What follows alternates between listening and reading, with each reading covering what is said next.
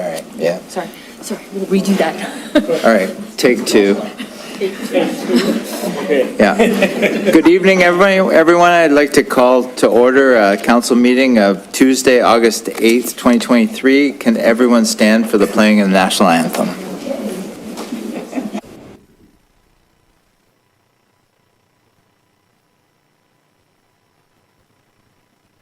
Oh, Canada, our home and native land, true patriot love in all of us command. Carton bras et porter le paix, il sait porter la croix. Ton histoire est une épopée des plus brillants exploits. God keep our land glorious and free. Oh, Canada, we stand on guard for thee. Oh, Canada, we stand on guard for thee.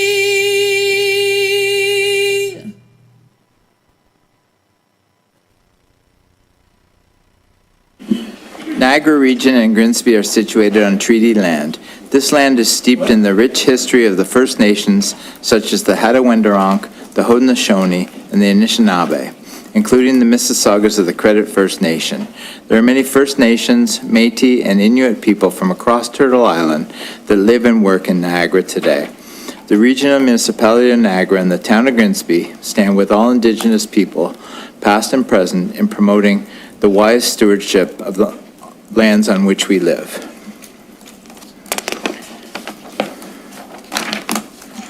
All right, are there any disclosures of pecuniary interest? Seeing none, need a mover and seconder for the approval of the agenda, but just before we get the mover and seconder, there are a few amendments to the published agenda. Regional Councilor update has been moved to follow the first closed session. We have 4 additional delegations, memorandum to council regarding standing committees, closed session, the appendix to the memorandum regarding financial statements, a notice of motion from Councillor Bradzi regarding shared services opportunities, an additional closed session regarding senior staff hiring. Now, a mover and seconder for the agenda as amended. Moved by Councillor Frake, second by Councillor Bradzi. Moved by Councillor Frake, second by Councillor Bradzi. Resolved that the August 8th, 2023 council meeting agenda be approved as amended. All in favor? That's carried. Now we need a mover and seconder to go into closed session. Moved by Councillor DeVoldy, second by Councillor Howe.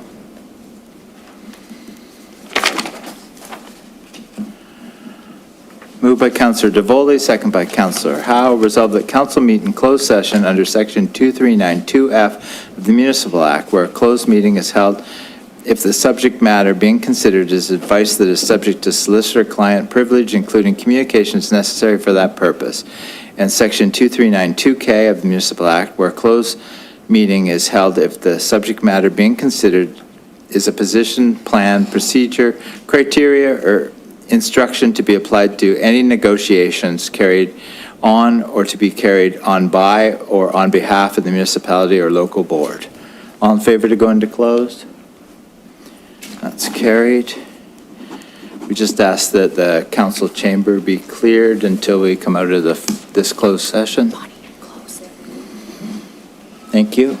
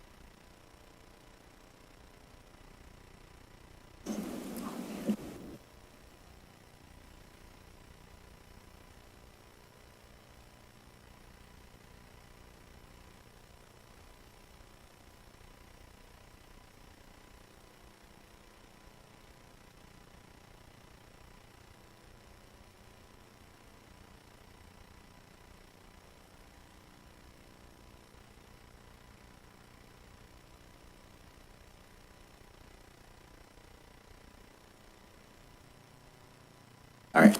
All right, welcome back. We're now in open session. Give us 2 minutes to let everyone in. Yeah, we're going to give a couple minutes just to get everyone back into the council chambers.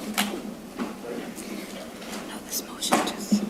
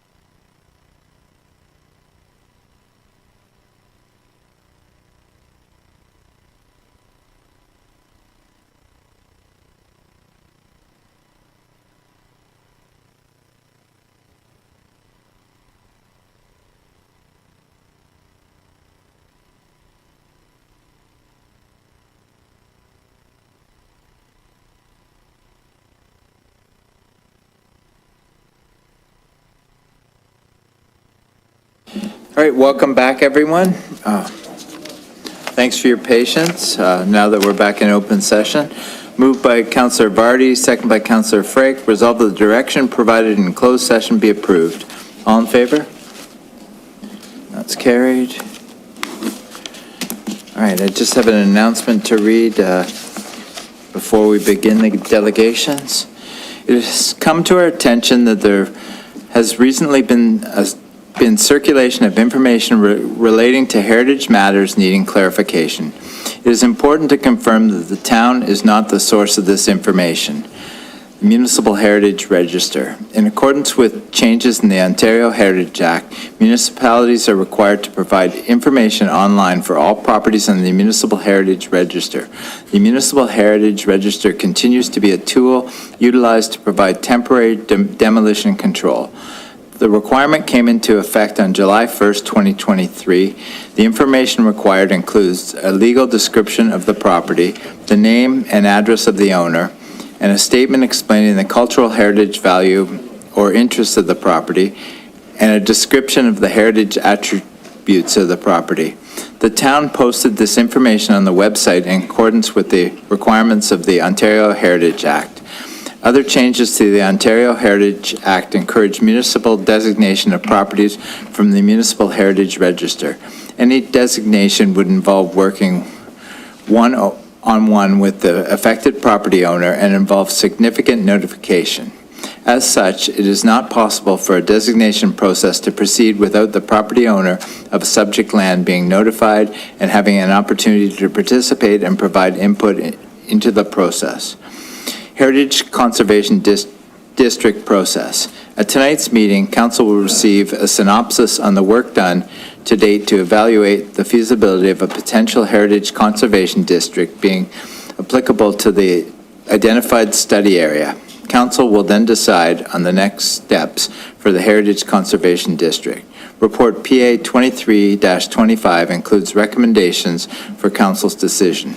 Should Council decide to proceed with the second phase of the Heritage Conservation District process, a plan will be developed involving the affected property owners who will all help determine what the potential district plan could include. At this point, no determination has been made.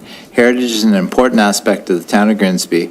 Staff, council, and community members alike all share a role in protecting and valuing our shared heritage. Now, due to the large number of presentations and delegations this evening, I'll begin with the consultants from Stantec, but everyone be reminded that your presentation length is 5 minutes. So welcome people from, Matt, go ahead, Matt.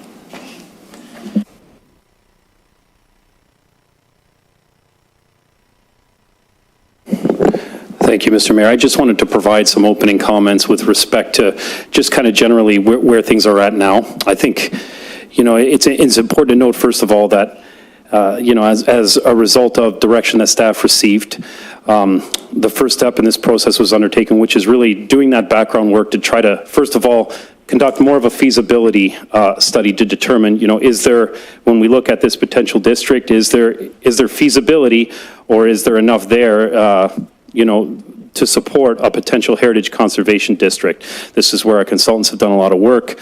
Our staff have done a lot of work. There's the criteria that this is weighed against in the Ontario Heritage Act. And really the result of that study is just to identify if there's merit for a heritage conservation district. So that's where we are now. That's the process to date has resulted in a lot of background work, a lot of field work to examine and conclude whether or not that is a potential route that council could go. Again, we're not even at the point yet where we'd be developing, the policy provisions, looking at protection measures, whether they're, stringent, not stringent. We haven't gotten to that point yet. That's the next point. Really, the intention today is to go over the findings, to kind of summarize where things are at in terms of that initial feasibility analysis. There's no designations being proposed on any of the properties as part of this Heritage Conservation District review at the moment. It's more outlining for council and for everybody that's here and listening the outcome of the study to date, and outlining what some of the next steps could be in terms of, should council wish to proceed with the next phase of the study, which would actually be to go into developing that Heritage Conservation District, including the policy framework, and undergoing additional consultation with every impacted property owner, members of the public, to make sure that it's properly scoped and addresses some of the input that we received, not only as part of this phase, but the future phase 2 as it unrolls. So I just wanted to provide that context. Now I'll invite our colleagues from Stantec to do their presentation. Thanks. Thank you, Matt.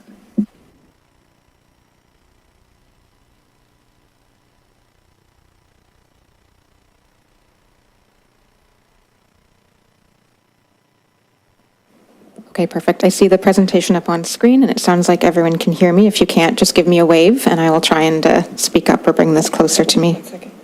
Oh, can everyone hear okay? Okay, perfect. So I'm Lasha Jones. I'm a Senior Cultural Heritage Specialist at Stantec, and with me is Megan Rivard, Senior Heritage Consultant. Our team who has done this study today has done more than 20 Heritage Conservation District studies and plans collectively. Tonight we're here to provide a brief presentation discussing the recommendations of the Main Street HCD study. Next slide, please. We're going to give a very quick overview of the HCD process and study area, a project recap, and then dive into some of the specifics of the HCD study updates, our recommendations before going over the final recommendations that we have here before you tonight. There's a lot of information to cover in this presentation. I'd like to be brief, knowing that there's a lot of other delegates and we don't have much time. But I am happy to answer any questions afterwards or to call up any slides as necessary.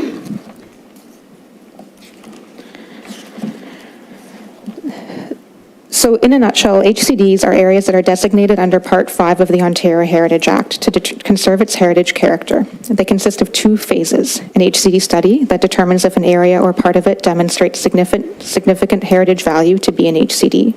And if so, an HCD plan may be prepared at the direction of council that puts in place policies, guidelines, and recommendations for managing change, including modifications to existing buildings, for new development and demolition. Community input is an important part of both phases, and we are currently at the end of the HCD study phase. Next slide. On this map, you will see the study area for the Grimsby HCD and the properties that are currently listed or designated by the town. Next slide. To complete the HCD study, our team completed historical research to understand how Grimsby developed and how this affected its existing character. As you will see here, the team identified a few key periods of historical development related to its history of fruit growing, the electric railway, and post-war development in the area. Next slide. The map on the screen here shows the ranges of construction periods for buildings within the study area, all the way from the mid-19th century through to recent development. Next slide.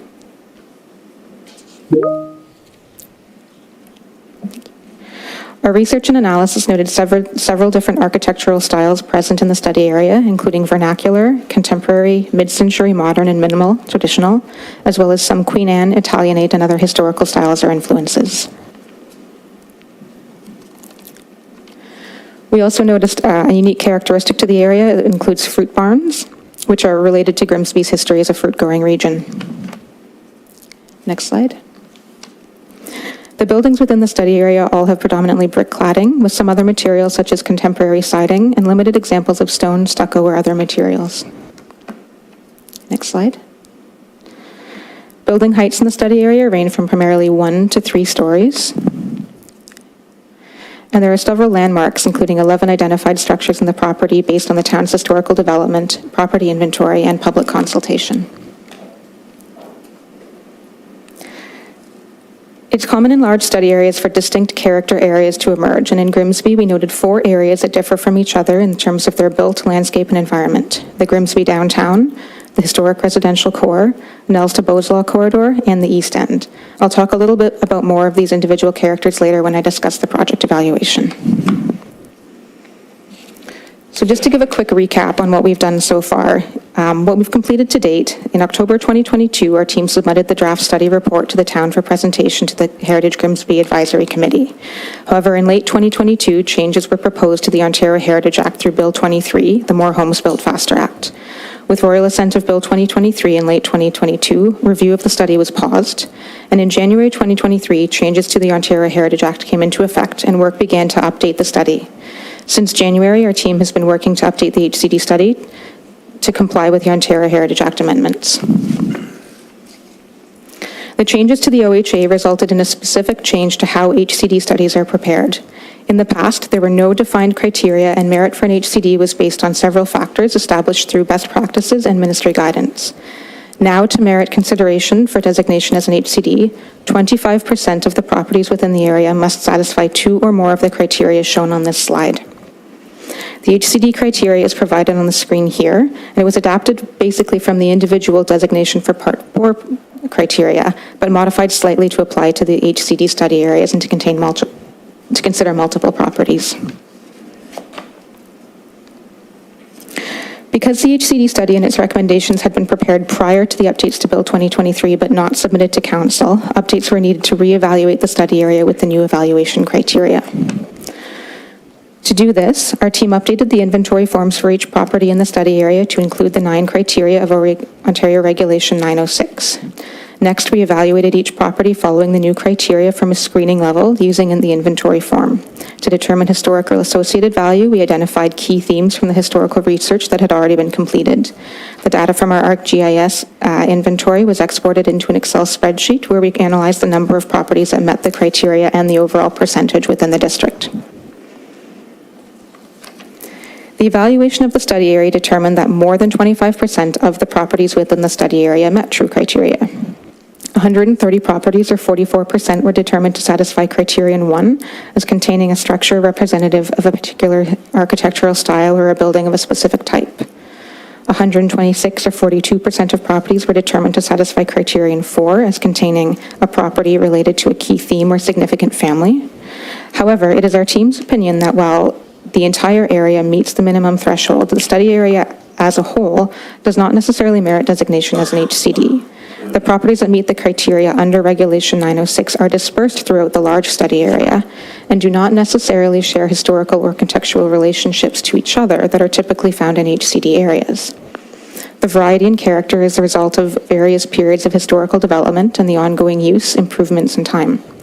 So to bridge this gap, the project team also evaluated the study area following the Ontario Heritage Kit toolkit characteristics. Next slide.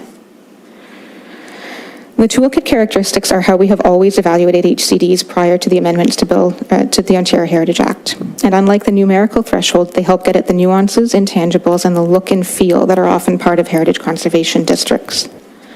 Following the evaluation of the study area against the HCD characteristics based on the toolkit, it was determined not to merit the recommendation for an HCD as a whole. While the study area as a whole does contain heritage resources, landmarks, and significant views, these are spread throughout the entire study area, with contemporary infill or open spaces or parking lots in between, which can break up the streetscape and results in a lack of overall visual cohesiveness. Next slide. So because the HCD study had identified distinct character areas within the larger study area, we also focused our evaluation on each individual character area to see if any of these met the 25% threshold. We applied the tool characteristics to this character area as well for a consistent approach.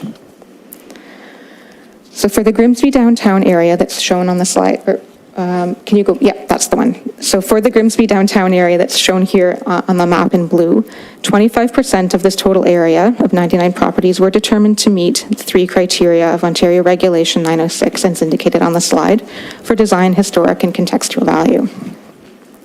Next slide, please. However, while the area does contain a concentration of heritage resources, at least the 25%, the infill that has occurred in this area does interrupt the sense of cohesiveness in the pedestrian realm. Varying heights, ages, and particularly architectural styles weakens the merit of the area as a district, as the streetscape is not a cohesive historic character. The area is representative of a typical rural Ontario commercial core and does not connect directly to the unique history of Grimsby as a fruit-growing region. So following evaluation of the Grimsby downtown against the characteristics provided in the toolkit, it was determined not to merit recommendation for consideration as an HCD. As such, other planning tools for this area of the study area are recommended.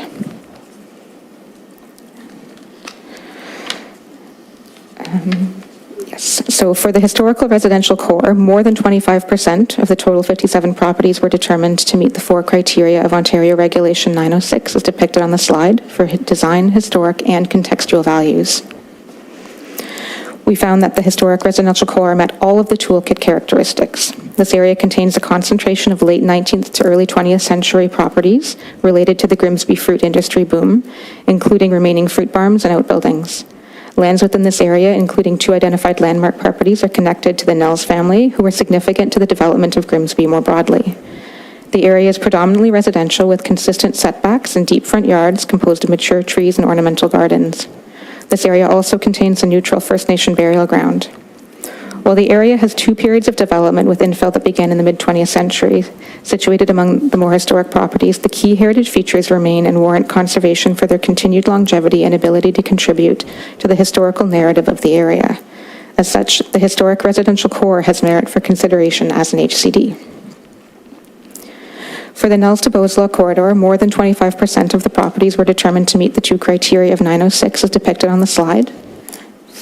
Oh, sorry. Thank you. For design and historic values. Good. However, while this area retains some 19th century landmarks, former fruit barns and outbuildings, and 3 landmark structures, the heritage value of these structures is focused on an individual scale. Most of the structure associated within the Nels to Boeslaw corridor are associated with the growth of Grimsby during the mid-20th century, and there has been significant infill identified in the heritage resources. Therefore, the Nels to Boeslaw corridor character subarea was not determined to merit consideration as an HCD. And finally, the East End only met one criteria for historic value. This means that it didn't reach the threshold for consideration as an HCD, therefore it did not merit consideration as an HCD. And again, following the evaluation of the East End character subarea, based on the toolkit, it was determined not to merit consideration based on its late development, largely post-1980s, contemporary structured, and lack of heritage integrity. While the area retains 4 late 19th century residences, these properties have value on an individual scale. So I know that's a lot of information to throw at you. So to sum up, one character area within the HCD, that is the historic residential core, merits consideration as an HCD because it meets both the 25% threshold of the Ontario Heritage Act, as well as the toolkit characteristics. What is important to note here is that the additional evaluation of the study area resulting from the OHA changes reinforce the conclusions that the study initially came to at the end of 2022. Next slide. So as mentioned, the updated analysis and evaluation in the HCD study identified that the historical residential core character subarea merits consideration as a heritage conservation district. Given this finding, the HCD study is recommending the preparation of an HCD plan and guidelines for this area. For areas outside of the recommended HCD, like outside of the residential core character area, we have recommended policy reviews and Part 4 designations of individual properties. The slide on your screen here shows the recommended boundary for the Main Street HCD plan. It consists of properties along both sides of Main Street East between Robinson Street and Nels Road. This boundary may be subject to change during the development of the HCD plan. However, it's determined that these boundaries capture the cultural heritage value or interest identified and represent a cohesive collection of heritage resources. So thank you very much. This concludes our presentation, and we're available to answer any questions you may have. Thank you very much for your presentation. We're going to reserve your questions and comments from council at the report section, all right, later. So we're going to continue with the delegations now. Up next is George Bodnar, Grimsby Tree Canopy. Welcome, George.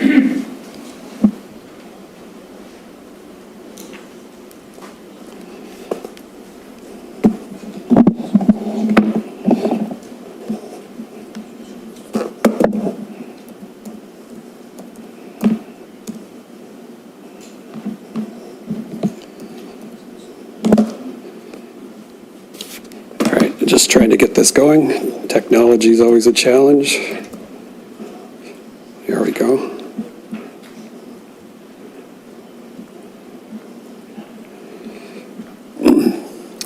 All right.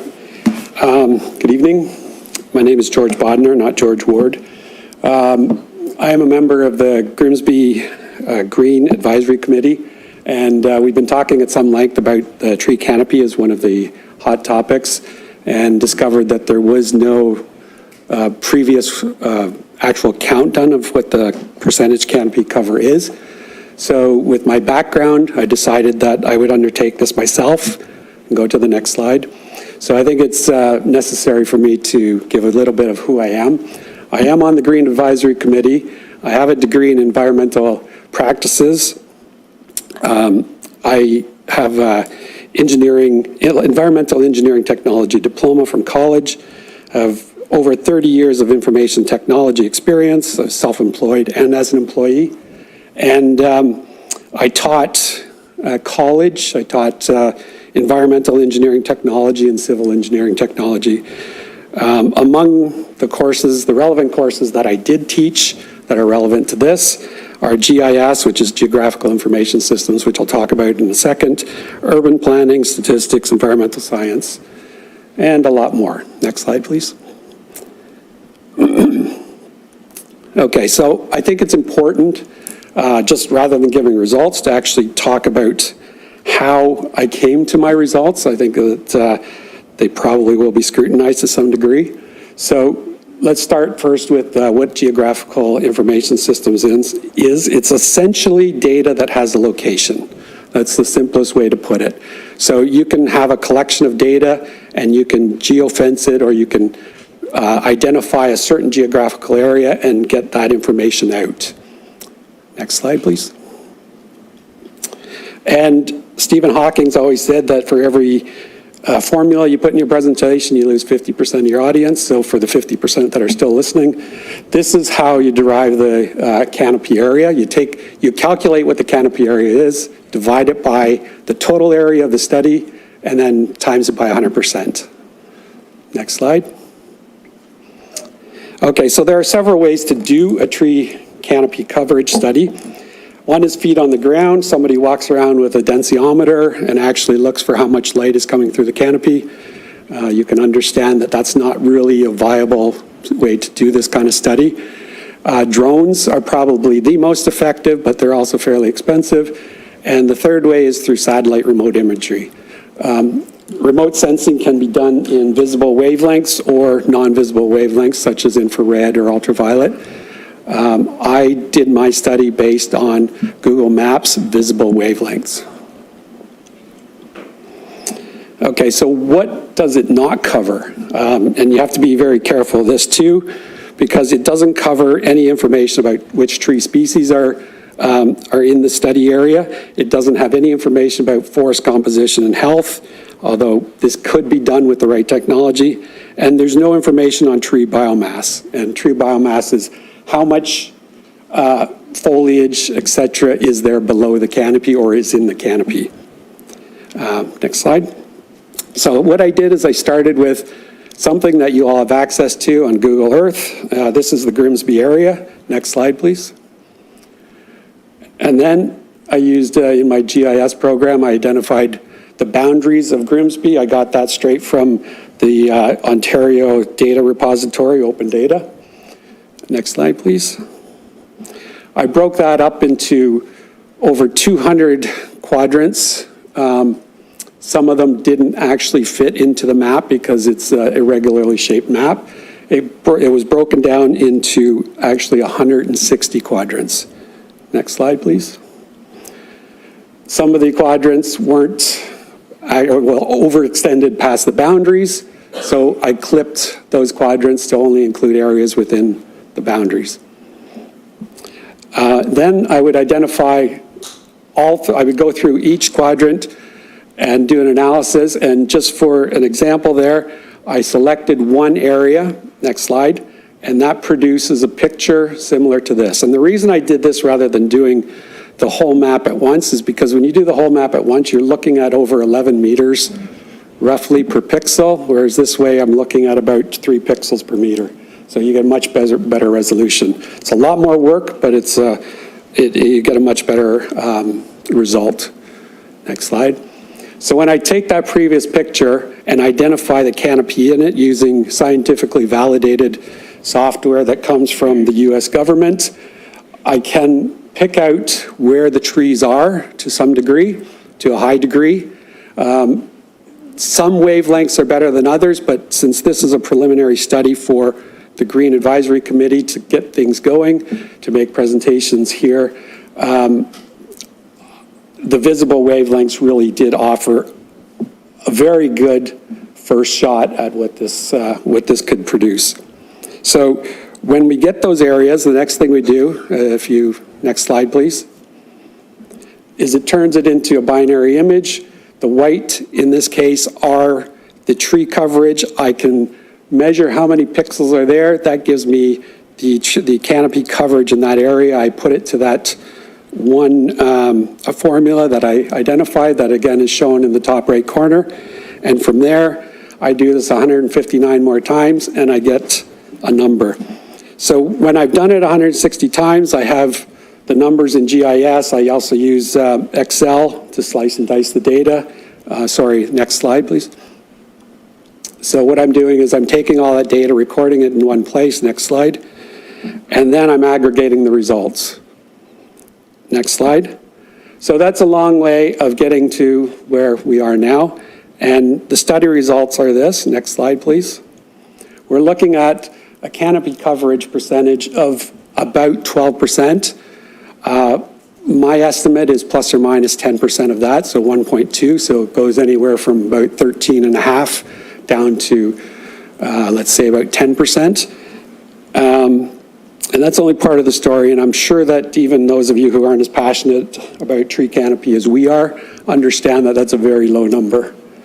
Okay, next slide, please. So the data is really uneven. The distribution is all over the place, and you can see that in the next slide. Whereas if you just look at the map again, the dark green areas are major treed areas. So you can see that there's a lot of non-treed areas and a lot of very heavily treed areas. So it really is not uniform. Next slide, please.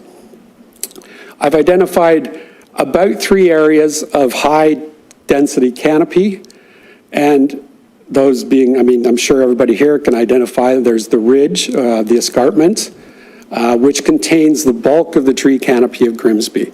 There are also 2 areas that I found interesting, and I don't know why they're there, but to the south of the escarpment, there's an area that runs along Mud Street that is significant, and then another area that in the middle of those 2 areas. Next slide, please. I just want to speak about some of the limitations of this kind of study. By using the grid, some of the grids overlap 2 areas. The grid are big enough, they're about 700 meters by 700 meters, roughly. And so one grid can actually be in the escarpment and not in the escarpment. So it's going to skew the numbers a little bit. The way to fix that is to make the grid smaller.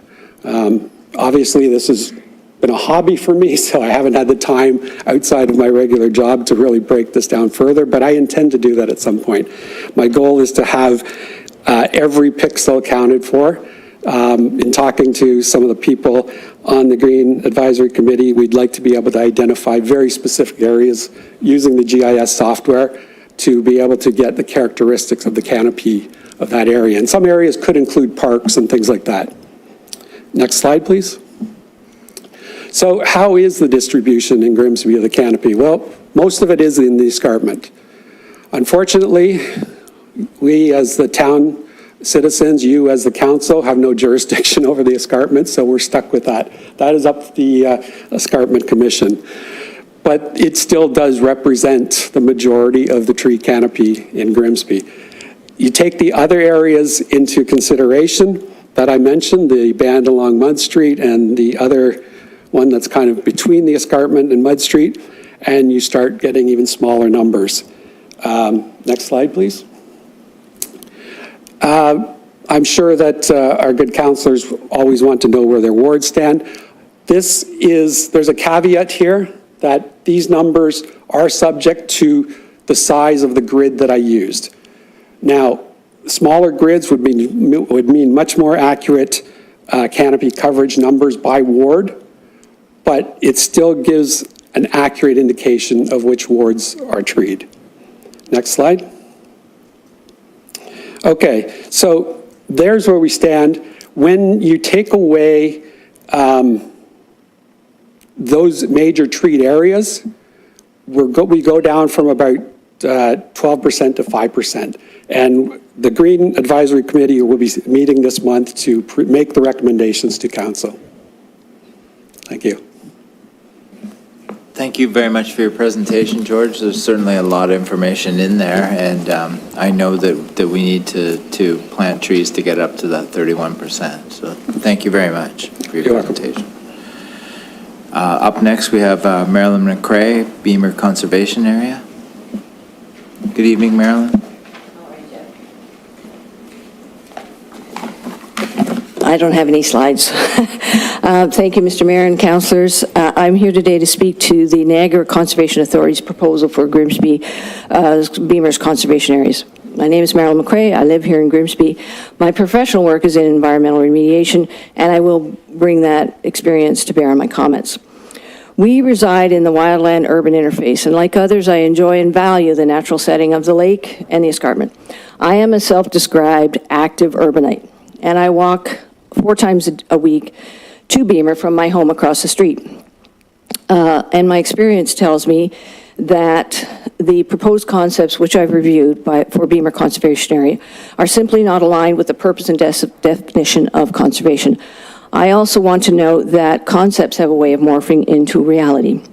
On July 27, I, along with 17 other individuals from Grimsby, attended the NCA's only in-person open house held at Balls Falls about the proposed changes to Beamer. My comments, in summary of what happened there, is straightforward. The message given was keep it, clean it, and mean it. Let me speak to each. Keep it. To elaborate, during the pandemic, Beamer was a living lab for the impacts and stresses of increased use of Beamer. Visitors came in noticeably higher numbers and were welcomed and encouraged to enjoy its natural state. Unfortunately, Beamer was very much impacted and stressed by the sheer number of visitors. And notably, the ground cover was trampled, protected flowers were picked, trees were scarred and wounded, and the pristine trails were littered. The impact of so many visitors also resulted in the existing parking being either empty or overlooked or poorly used. The shoulders of roads received impacts of erosion due to vehicle parking. Scouts Hut lacked any kind of appropriate wayfinding or identification, and this is relevant because of its proximity to the falls. Quarry Road Lot had vehicles parked in ways that did not use the space properly and damaged vegetation. Vehicles were parked on the roads and have soft shoulders. The falls, I have to mention it. For many of the visitors coming to Beamer, the question I was asked, and others were asked, was, how do I get to the falls? The question defines the purpose of the visit, which was to get to the waterfalls at Scouts Hut and take some photos. I would suggest that we need some better wayfinding to this popular site. It also demonstrates that there's a pattern of little expressed interest in connecting to the natural state of Beamer. There is an inherent opportunity in Beamer to calm the mind, experience its sanctuary of those spaces, and observe the wildlife habitat of the Carolina Forest, its biodiversity, and the woodland habitats, of which there are many. Mountain bike riders also showed up and discovered Beamer during the pandemic, and by its very nature, this type of aggressive bike riding is a safety hazard for both themselves and those others enjoying the trails. The damage to the trails and hillsides caused by aggressive mountain bike riding is not well suited to a conservation area. Vegetation was crushed, plants were ripped out of the ground, and the tree branches were broken. I've not seen evidence of these sports enthusiasts at Beamer more recently, and I suggest to you that that's a good thing. I also heard a lot about access to Beamer and parking, and I pondered this one because I think visitors are less well informed about what options they have to access Beamer Conservation Area. As mentioned, wayfinding to direct drivers to the Scouts Hut parking lot, which is a popular destination, certainly would contribute to fewer drivers heading straight to Quarry Road. I think there's an opportunity for creative considerations such as regular and special seasonal shuttle buses from the urban areas into the Beamer occasional events.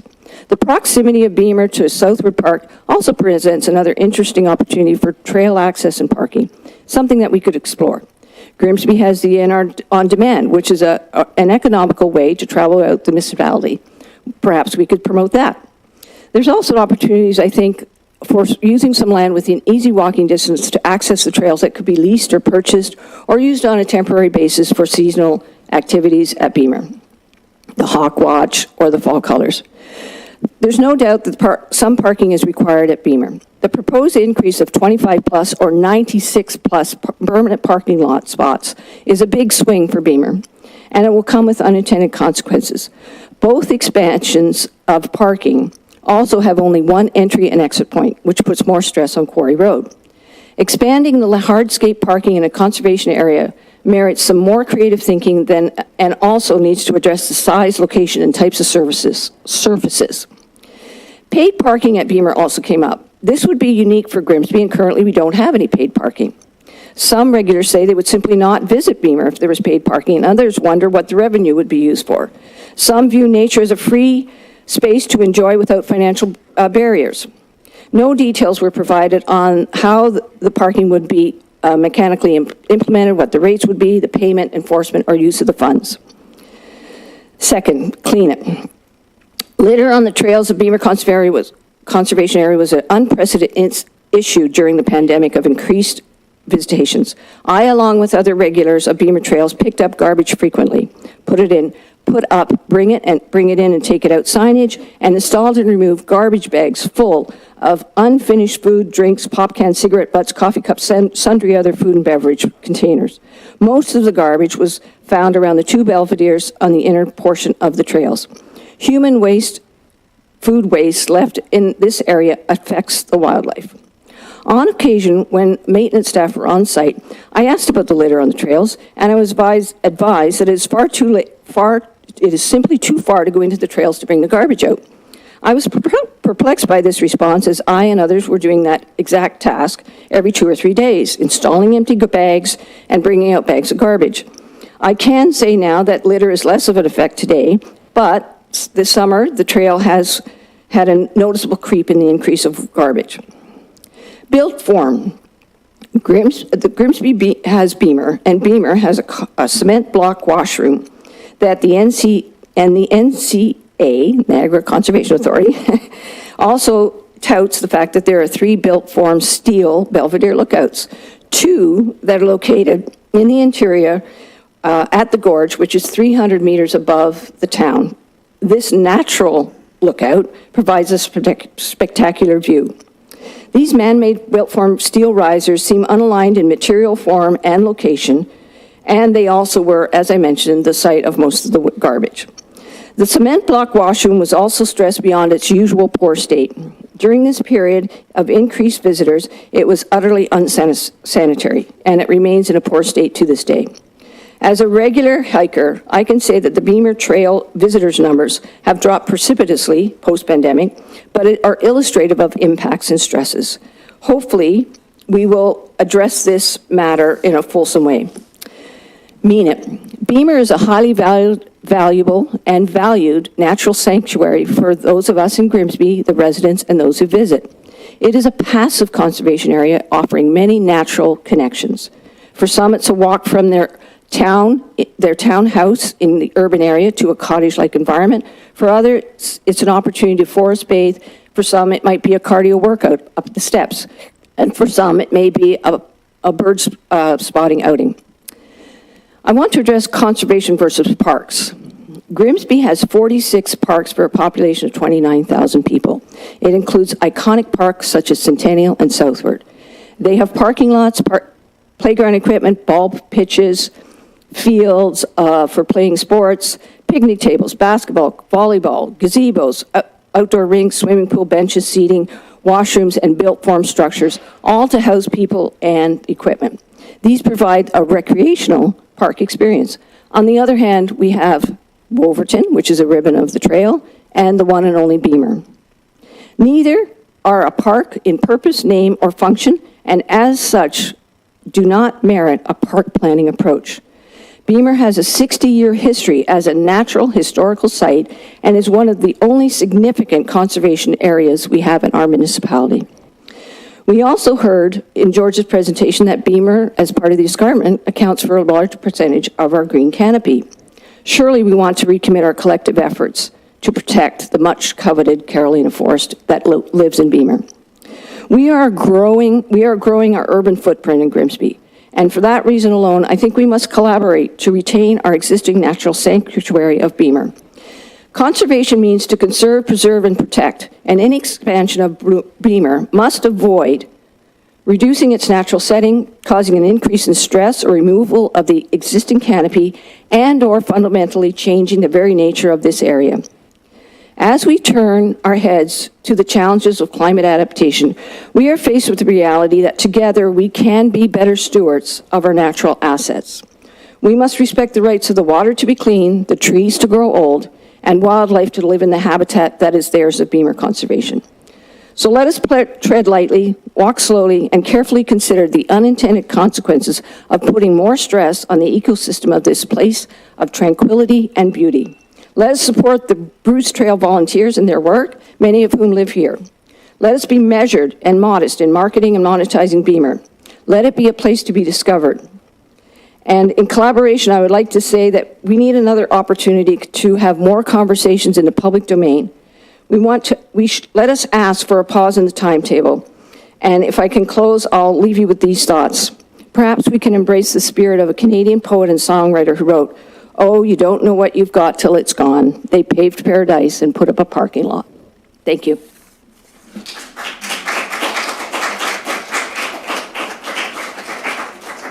Thank you for your presentation, Marilyn. Up next, we have Pamela Evans, Heritage Conservation District. Good evening, Pamela.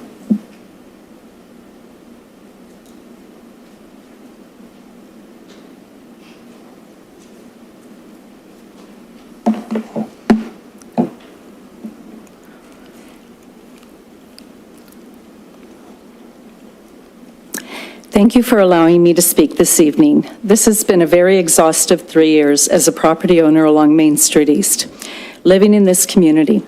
At no time should a small group of taxpayers be held to higher standard than other taxpayers based on an act that, in my opinion, discriminates and fails to acknowledge the basic human rights. This study has always been about stopping development, and to link this area to the relevance of the fruit industry is confusing. There is to this very day a roadside stand at the corner of Main Street West and Casablanca, the only roadside stand along Main Street in Grimsby. If this was about the heritage of the fruit industry, protecting that area would have been the priority. The staff report is supporting this study, and they state that it's due to impacts from Bill 23, stating that homes will be left unprotected that are currently protected under Section 27. I ask, who do they need protection from? The homeowners that pay the taxes on them, the homeowners that have renovated them, the homeowners that maintain them, the homeowners that maintain their properties. That is a misleading statement and disrespectful to the taxpayers that live in this area. My home isn't historic. The outside, other than the stone, has all been replaced, yet it says mostly original. I have maintained the stone fence that sits on the Region's property. If you're going to add unnecessary costs for me, I ask who will maintain the fence going forward. If I'm going to be held to someone's opinion of materials, I won't be in a position to incur these costs. Just like the town of Grimsby, I have a budget. When I had to cut down a tree 2 years ago due to it having a disease and it had killed off a couple of my fruit trees, I replaced that with 5 other trees. There's no evidence to support owners will demolish a street with homes. 2 of them are listed in around $2 million that are going to be demolished. There is no basis for that. As a taxpayer living in an old house, I feel we need protections for our privacy, protections for attainable and affordable insurance, the ability to continue having full rights over our property. I had 2 properties in the U.S. built in the late 1800s. Policy was in place. Taxes were grandfathered, grants were plenty and accessible. Material replacement took into consideration cost and environment. The owner wasn't bound to someone choosing colors for them. What existed in the U.S. was a partnership. The government understood the cost of old properties and stood behind the owner. My insurance for the entire year was equivalent to 1 month's insurance here. I wasn't challenged with insurance because policy had been put in place to protect the homeowner. Until this community has the same policies and assurance, I ask you, show some respect to these homeowners that have preserved without financial support. Someone needs to acknowledge a 93% retention rate of pre-1930s didn't happen without vested interest from owners. If these owners can't obtain insurance due to designating them, you have just made them unlivable. They will be demolished.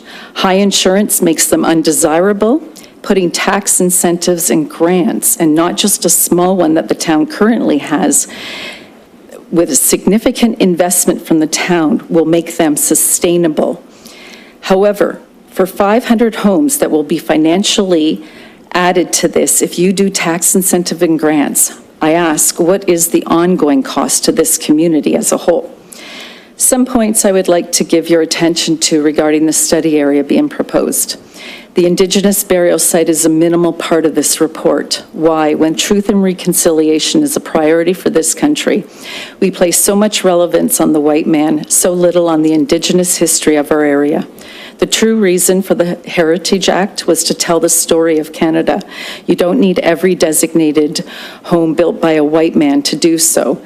This town has committed to inclusivity, yet I don't see the designations, I don't see the inclusiveness of Black history in our community, Indigenous history, rural, farms, properties. It's focused on stopping developers. The original burial site for the Indigenous is omitted from this study. When it was dug up, I was there. The original site is now a development and hasn't been included in the study area. The flaw here is recognizing where the burial site was moved to in the study instead of where the Indigenous people chose to be buried, or those homes in that area would have been included, which would offset the required numbers. The original boundary of Grimsby went to Orchard Parkway until 1970. The homes west of Orchard Parkway paid taxes to a different town than the Nels Groot House, and homes east of the Orchard Parkway. There's two townhome developments in the proposed study area. Each are considered to be one property. There should be 29 more properties considered in this study, as I'm sure you collect tax from all of those homeowners. Barns are considered fruit barns. That is a blanket statement that may lend to fruit farming when the reality is farms weren't that narrow or closely built together. Many of these houses, were built as houses and farms were secondary, or they may have already been existing with fruit there. It wasn't their source of income. Many of these outbuildings are actually carriage houses, and some would have housed animals. Animals and fruit don't get placed together. I think some of this information is leading. In terms of insurance, I was told by my agent that deemed designation will likely deem me uninsurable. Please do your due diligence to ensure homeowners aren't faced with insurance issues.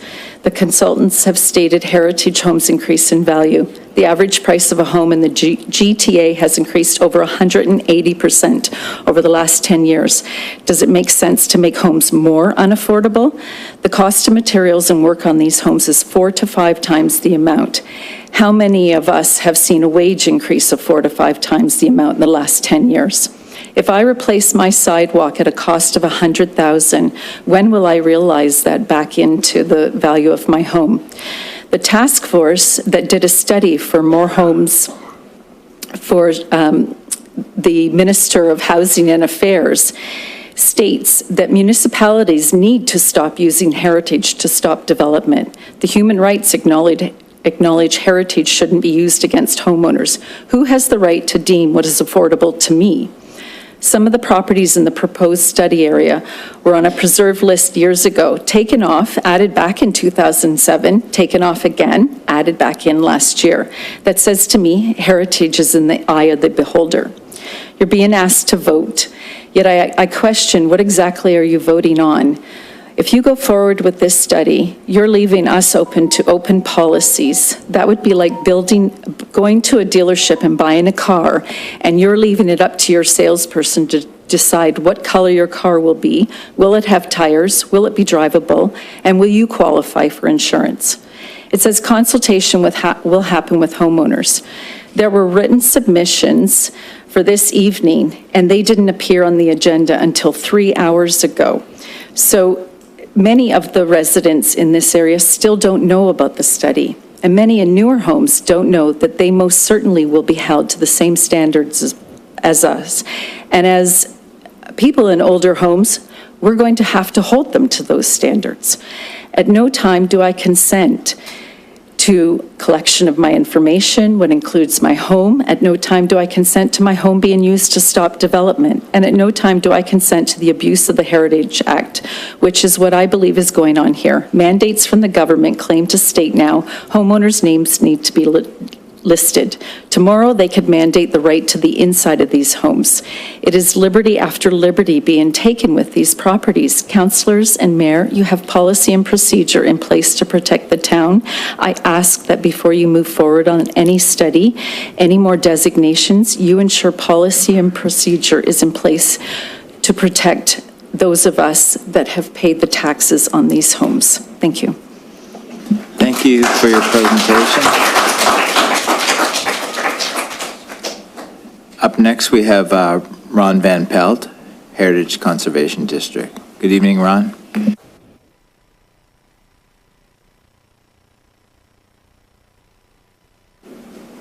Thank you for the opportunity. First of all, I want to let you know on the tree canopy, by the amount of leaves I rake every year, I'm doing my part. First of all, look, I'm looking at it from a different angle. I am a designated home.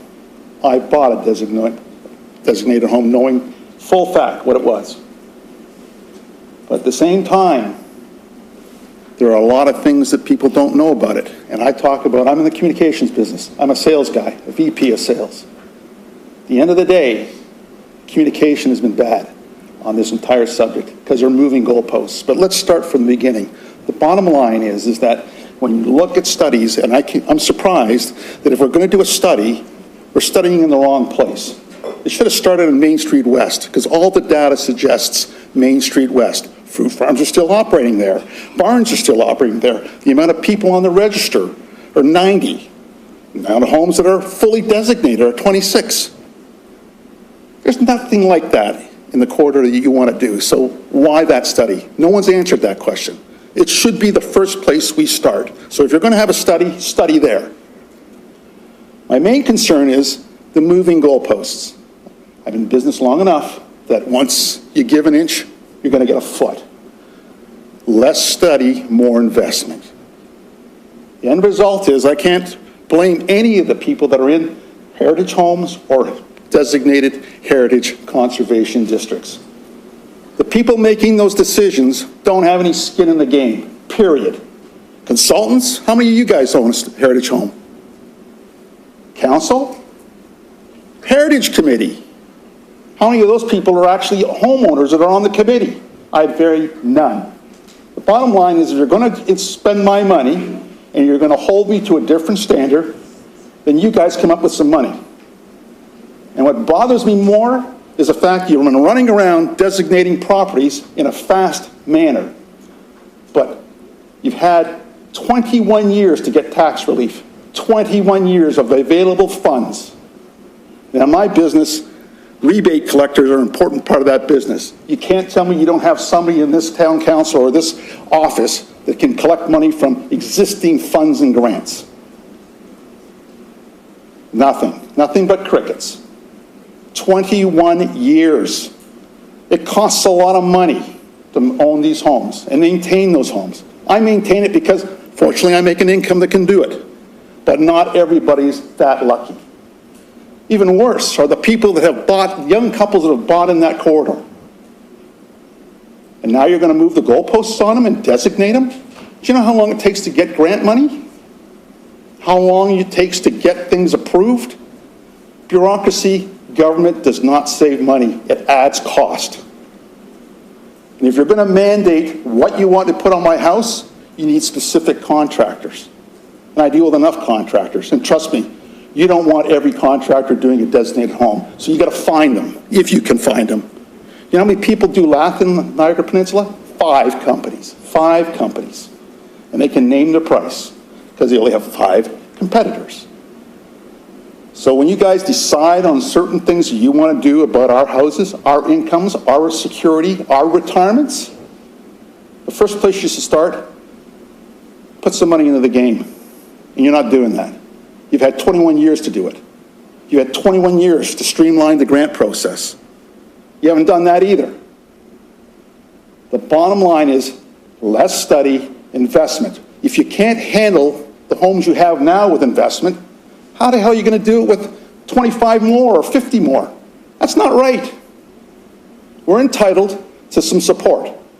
When I look at all the things, and trust me, I got better things to do with my time than grow a file this big in 2 months. The end result is, when you look at it, there's study after study after study. If you're going to do an HCD district, homeowners beware, developers beware. I'm not too worried about the developers. They got deep pockets. But homeowners don't. We have budgets. At the end of the day, if you're going to get something in my face, you guys come up with some money. And I'm tired of waiting and waiting and waiting. It needs to start now. And not one of you guys would invest in a bad investment. I know that. So don't make us pay for it. I'm not asking for a free ride. I'm just asking what's entitled to the homeowners that are already in the game and who you want to put into the game. The final thing is, when you look at the heritage contracts, you look at the heritage bylaws, the government public input. It amazes me that we're having a major conversation like this in the dog days of summer, when most people aren't even around. Most people don't even understand the impact. I don't think 80 people, I've talked to a couple of councillors, we haven't had that much problem with it. You know why? Because most people don't know the impact. They're affected by it, even though their house is 20 years old. That's not right. At the end of the day, look, stop the study. If you're going to study on Main Street West first. Let's see how that goes. That's where it should start. Stop the study altogether would be my choice, and use those dollars and invest it for the people that are already invested in the stakeholder business, which are the designated homeowners now and those about to be affected. Improved communication. I believe that we should have people on the Heritage Committee that actually have skin in the game, because they know the impact of what decisions are being made. Because at the end of the day, if you don't play, if you don't have any money in it, you don't care. The final thing I look at is, when you look at the way the town of Grimsby is, and my wife ran a business for 20 years as bed and breakfast. People came to this town and said, what a beautiful town. Beautiful properties. Nice balanced development. We did that without a heritage district. You know why? Because people take pride in their properties. But I can mark this, that if you keep making them more affordable, you're going to have a whole bunch of monstrosities like you see at the Denwick House in the corner of Nell's and whatever else, DeSantis' property. That's what you'll end up with. Because the older people are going to retire, they can't afford to get the money out of the house, they're going to get run down, period. You want to own them? Then you'll know exactly what's going to cost. So at the end of the day, stop the study, invest in what you have, and improve your public consultation process and communication. If you're going to follow those three, I think you'll get some buy-in. Because right now, I said it in my little interview, 100% of the committee stakeholders don't know what's going on in it. And that's wrong, especially with a major decision like this on their bottom line. And now's the time to stop, rethink, reflect, and reinvest in what you have. Thank you very much. Thank you for your presentation, Ron. We have a couple of written delegations from Wood Bull LLP and from Peter and Sandy Zuloff. Thank you, everyone, for coming out and presenting tonight. Can I please get a mover and seconder for the resolution? Moved by Councillor Frank, second by Councillor Baradzi.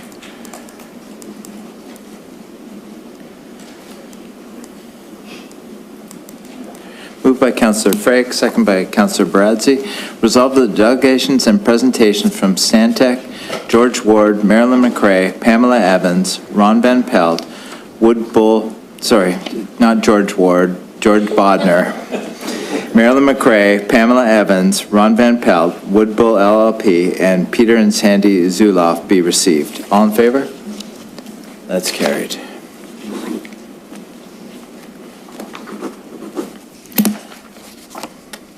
All right, now we have, we're moving to verbal updates from our committee chairs. Councillor DeVoley with Finance Committee, you're first. Thank you, Mayor Jordan. The Finance Committee met on Thursday, July 13th, 2023. And basically, I will say there were three main topics. One was to review previous minutes. Let them clear. If anybody wants to leave, you can clear, you can.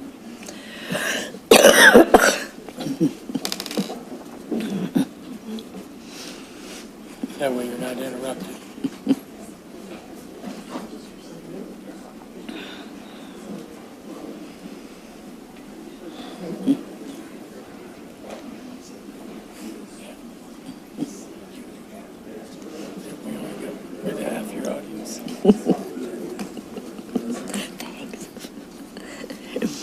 So a couple things just to highlight. Niagara Power, which is the holding company of Grimsby Power, held its annual general meeting, and those minutes came to Finance Committee for an update, as did GDAC and a number of other ones. But the two main topics of this particular meeting had to do with the presentation from staff on our biannual procurement report, which basically we reviewed and accepted. And the second report was the review of the consolidated financial statements and the trust funds for fiscal 2022. Drafts came to us. Staff walked us through, the key components of it, the balance sheet, the statement of revenue and expense, and certain notes to the financial statements. There were some adjustments proposed by the committee to the particular financial statements, which were discussed with the auditor in attendance as well and with staff, and they agreed to make those adjustments. And so although I don't have it as this part of the presentation, later in our meeting tonight, we do have an item on the agenda. Sorry, I cannot remember the exact item name, but the audited financial statements are coming to council for this approval, and it is certainly the recommendation of the Finance Committee that those financial statements, the audited financial statements for 2022, be approved. And that concludes, one last thing, pardon me. One last thing, the third thing that the committee dealt with was the terms of reference. There were a number of items we either wanted expanded upon or just made a little more explicit in the terms of reference. The committee discussed all of these changes, and it is the unanimous recommendation to council that the terms of reference be changed. That too is also an additional report that's coming to council later, written by staff also endorsing this, and you will see it attached later in the minutes where it is listed there and where the changes from the original are even highlighted for everyone to note. And that concludes the meeting of that night. Thank you, Councillor DeVoley. I'm up next with the planning meeting of, when was it? July 9th, or July 19th, 2023. We had Heritage talk about the HCD study, and talking much about what Stantec spoke tonight in their delegation. And we also had Ron Van Pelt, who gave his presentation to our planning and development, and Peter and Sandy Zuloff were there as well. So it was a relatively short meeting, and now I'll move on to who's up next? You? Oh, Councillor DeFlavio. Thank you, Mayor. Through you. So the Public Works meeting for July 24th started off with the Public Works Department update. You might recall from in the past, we asked that our Public Works staff provide an ongoing document that will be renewed throughout the year that gives updates for council and for the public about where certain projects stand. It was really well done by staff, I think, in putting together all of the projects. You really get an idea of the scope and how many projects are going on throughout the town in Public Works at the same time. From my perspective, and I would encourage everybody to look at all those details, one of the important things that was part of that update was the Transportation Master Plan study, which is supposed to be coming forward this year. It includes some of the discussions that were had that evening. So the Transportation Plan Master Plan is a strategic planning document that establishes policies, programs, and infrastructure improvements to improve the entire community.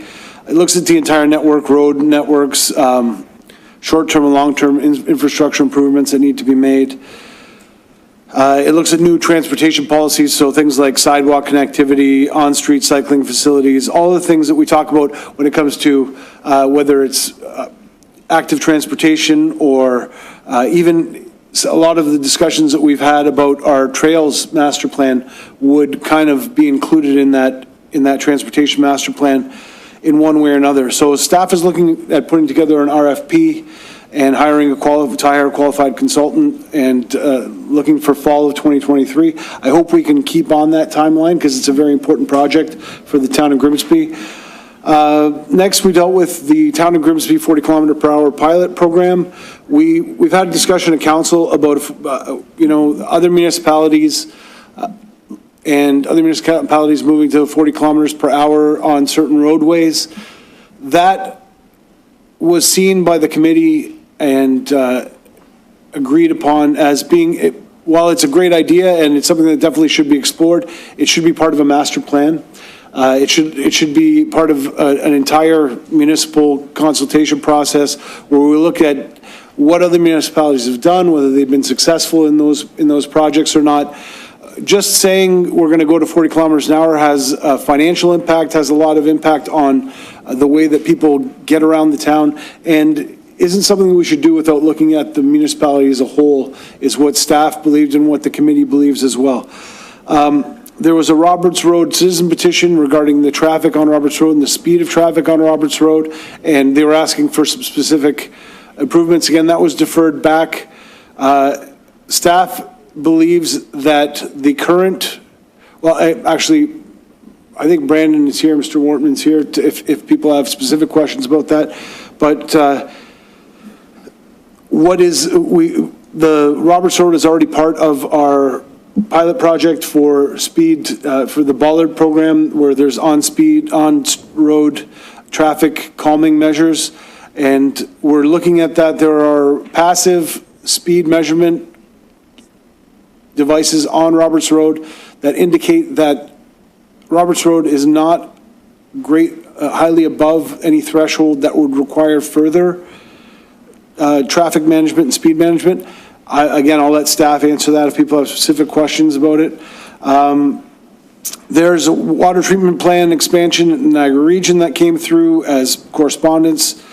And there was an update as well about the parking restrictions. You might recall we had a pretty thorough discussion about parking restrictions near the hospital on Governor's Road, Redwood Drive, McNabb Drive, and Nassau Drive. And the committee agreed that despite the fact the council sent back a suggestion that it be limited to, business hours and on weekdays, the committee felt, because staff felt that because we consulted with the residents in that neighborhood the first time around, it was important to distribute that information to the residents again, because all of the information residents in that neighborhood had was based on what we distributed earlier. So for a council to make a change to that really should involve consultation on our behalf with the residents in that neighborhood, so that when they are responding back to us and responding back to our staff, they're doing so based on current information and what's actually going to happen, not on a previous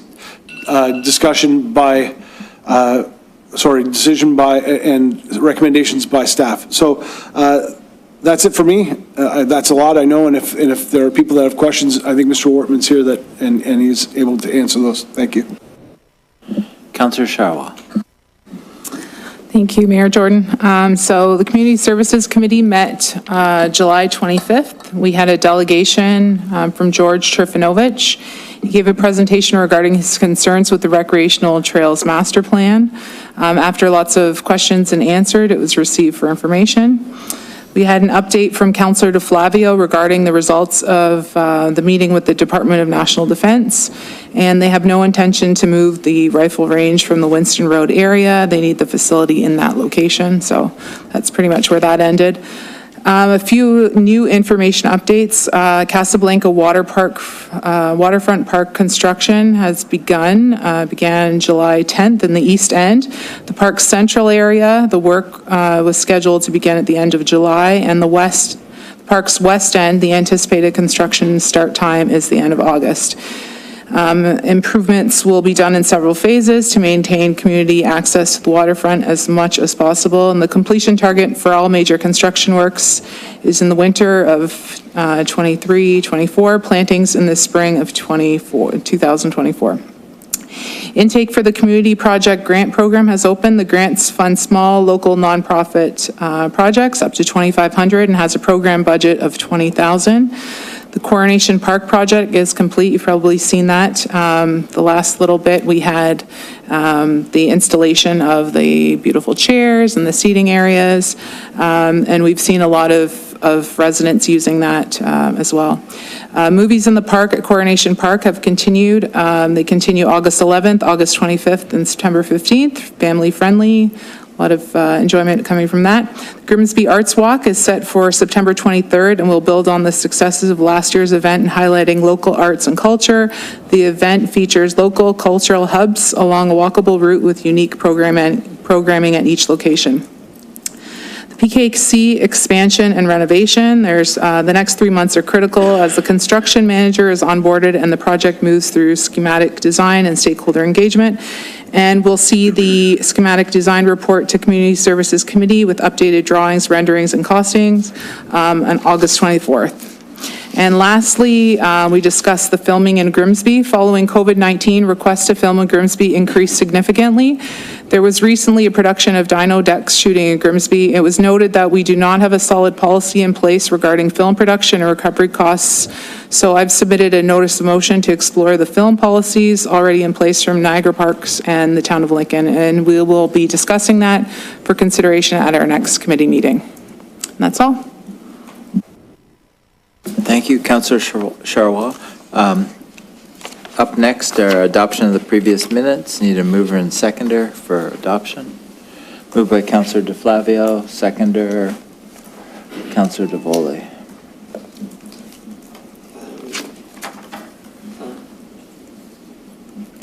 Moved by Councillor DeFlavio, second by Councillor DeVoley. Resolved that the following minutes be approved. Council for July 4th, 2023. Finance Committee for July 13th, 2023.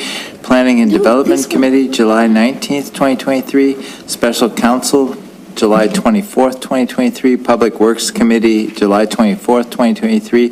Community Services Committee, July 25th, 2023. And Special Council, July 26th, 2023. All in favor? Yes. I'd like to lift something from the minutes, please. Okay. I'd like to lift 10.5 from Public Works, and I'd like to lift, when we get there, the 11.1 from Heritage. Or, yeah. Sorry. 11.5? Yeah, 11.5, Public Works, and then the Heritage Committee minutes. Okay.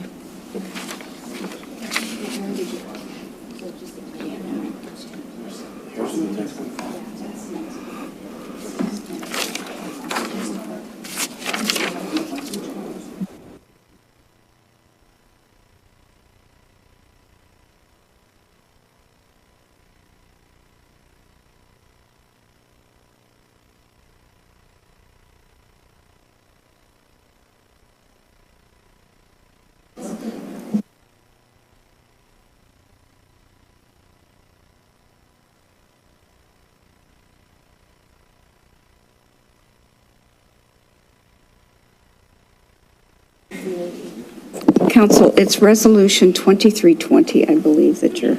And 2319.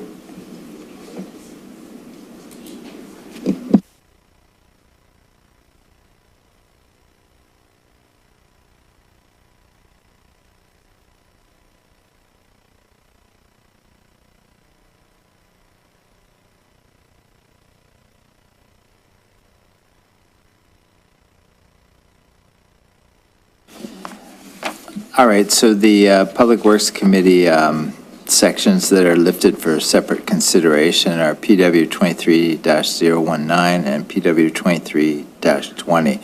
So we need a mover and seconder. And 10.1 under other business. Okay. All right, so we'll start with PW 23-019. Need a mover is Vardy. Need a seconder to lift them. First, Councillor Frake. Moved by Councillor Vardy, second by Councillor Frake. Resolved that PW 23-019 Public Works Committee minutes of July 24th, 2023 be lifted for separate consideration. All in favor?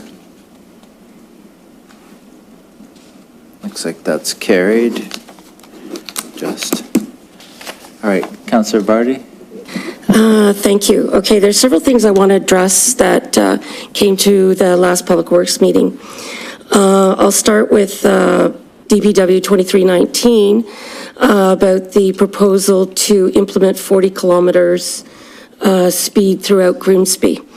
I have to say I was completely disheartened when I read that this is going to wait for the Transportation Master Plan, which was supposed to kick off in 2023, according to the presentation that we were given as councillors at the beginning of our term. I'll refer to this one here. I would just like to say that even though there's a cost involved, this is a safety concern, and you don't wait a year because we want it to fit more neatly into a process. And I don't know that we don't need a study when all other communities are moving to 40K and 30K. Why is it that we need to do a study and make this as part of the master transportation plan and the official plan to take some action? Residents want to see action from us. You know, they don't want to just see us constantly deferring decisions, more studies. We're just delaying action when it's quite logical to do something about the problem. And, you know, I'll go back to my own experience when I set up the federal government's hepatitis C program.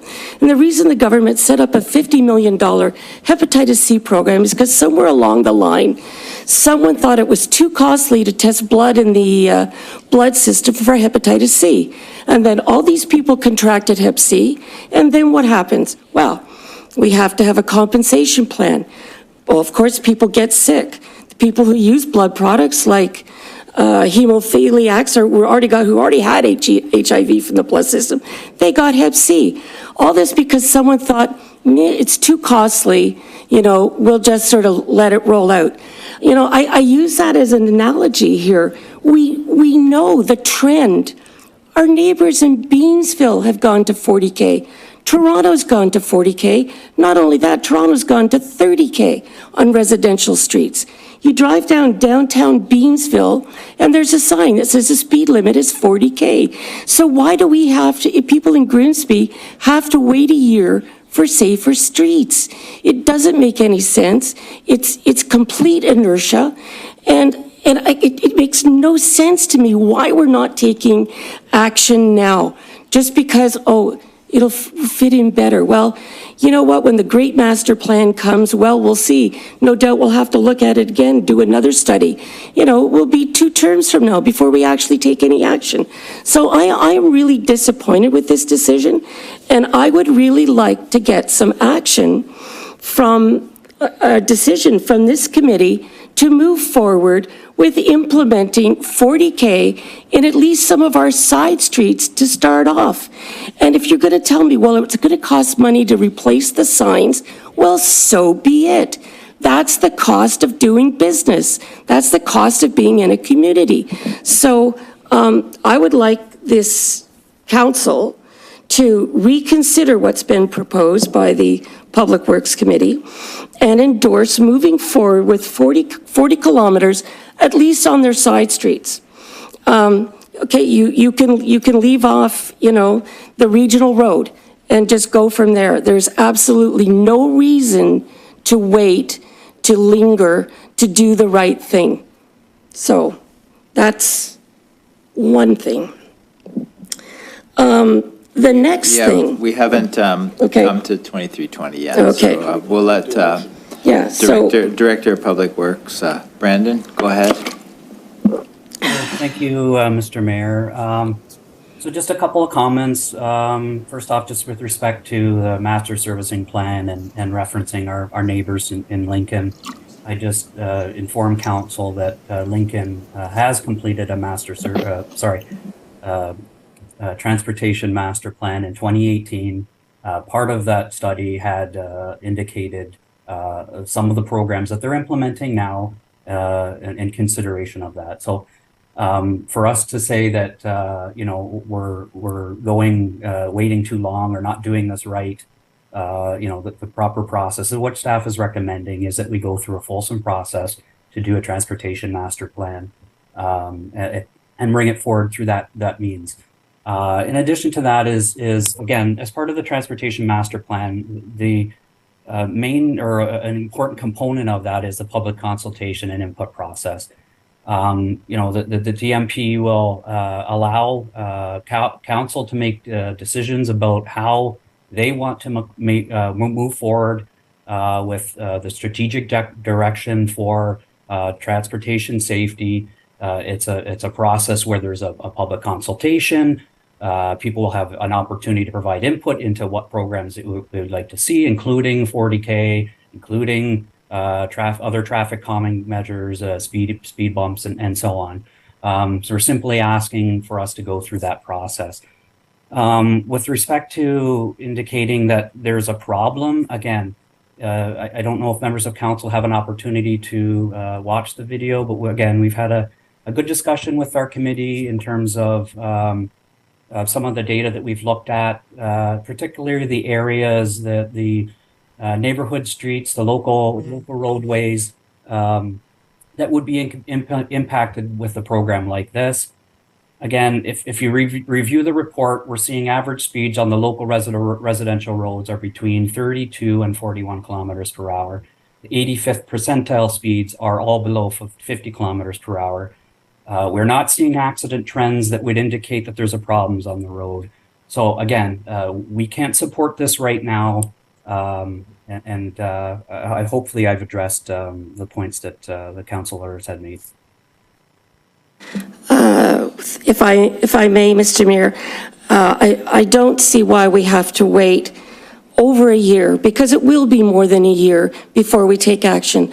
I don't see why we have to recreate the wheel here to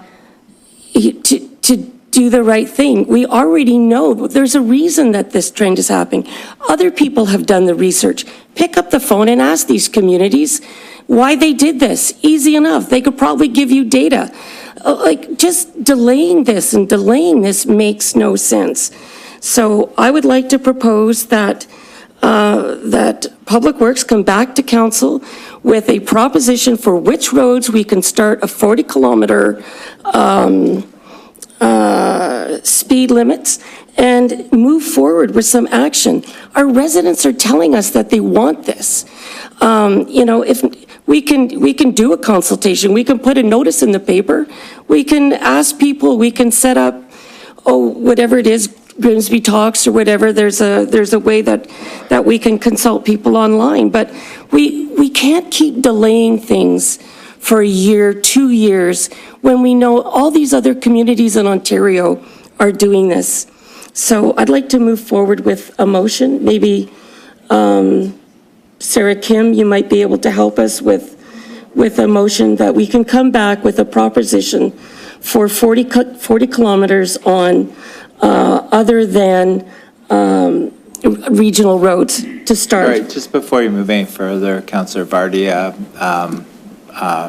Brandon has his hand up, so he'd like to add further comments. Brandon, go ahead. Unmute myself. Sorry. Through you, Mr. Mayor. The only other thing I wanted to add is, again, I know there's commentary about every other municipality in Ontario was doing this. That is factually not the case.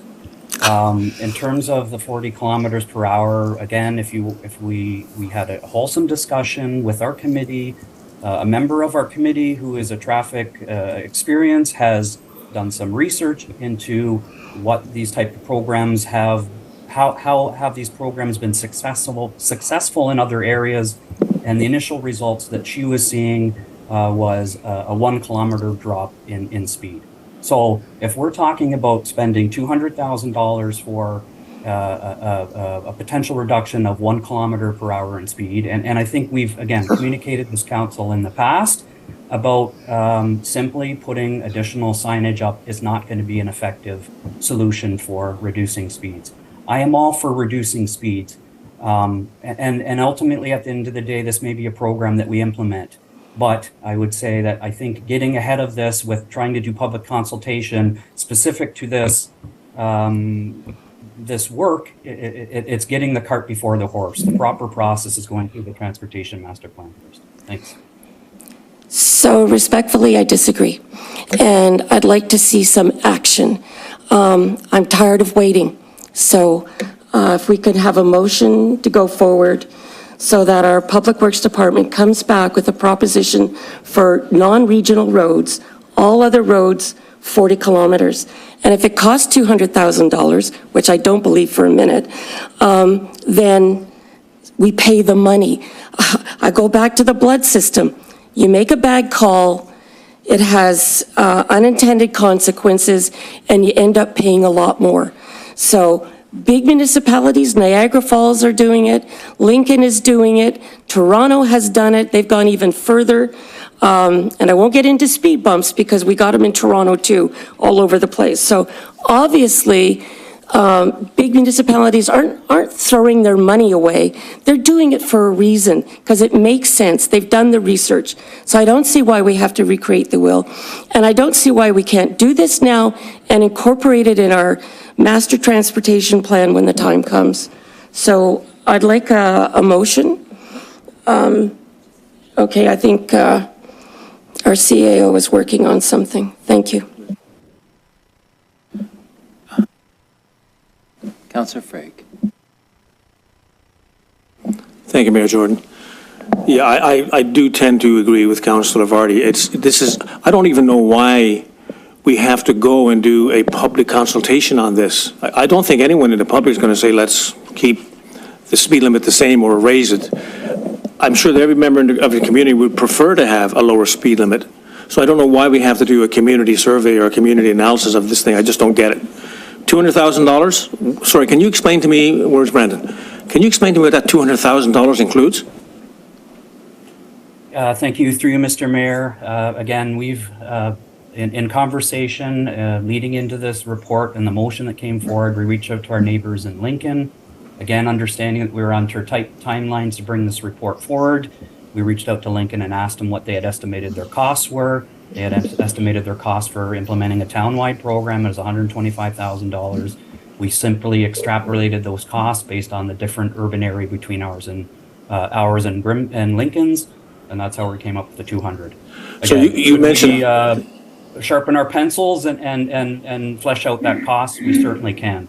I would also caution council that, again, we have a heavy workload as staff.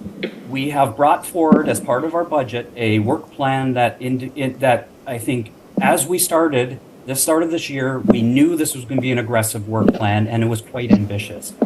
For us to add to the work plan with additional work that wasn't included as part of our budget is simply it's other items that we're working on are going to be run at risk of not being completed on time.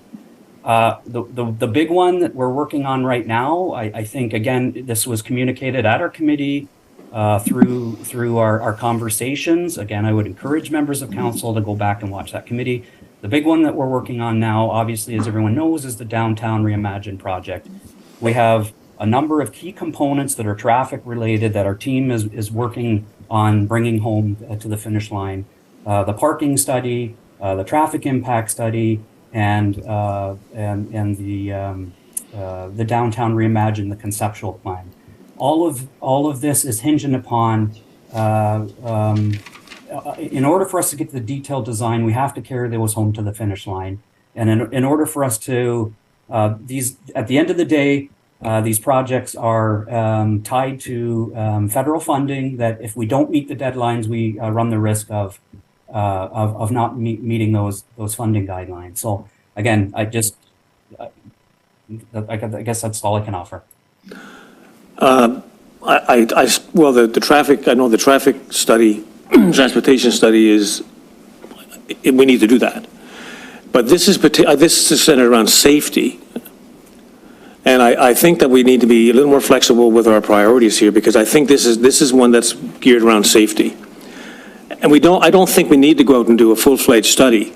We only need to check with a few other municipalities and ask them what what information they have from the studies they've done already. And I can't imagine them saying that they dropped the speed limit because, I mean, it just doesn't make any sense. I mean, I don't see why we have to do a study to drop speed limits when we know that speed kills. I mean, it's as simple as that. Drop the speed, and so does the accidents, and the safety factor goes up. So maybe we need to prioritize a little bit here. Maybe we need to pick some of the roads in town, maybe the longer ones. But we need to do something. There's no question about that. So I have to agree with Councillor Vardy, and I certainly would endorse her motion on this. Thank you, Mr. Mayor. Brandon? Sorry, just again to add, to reaffirm that, again, the studies, that the results that we're seeing initially for these type of programs is a 1 kilometer speed reduction.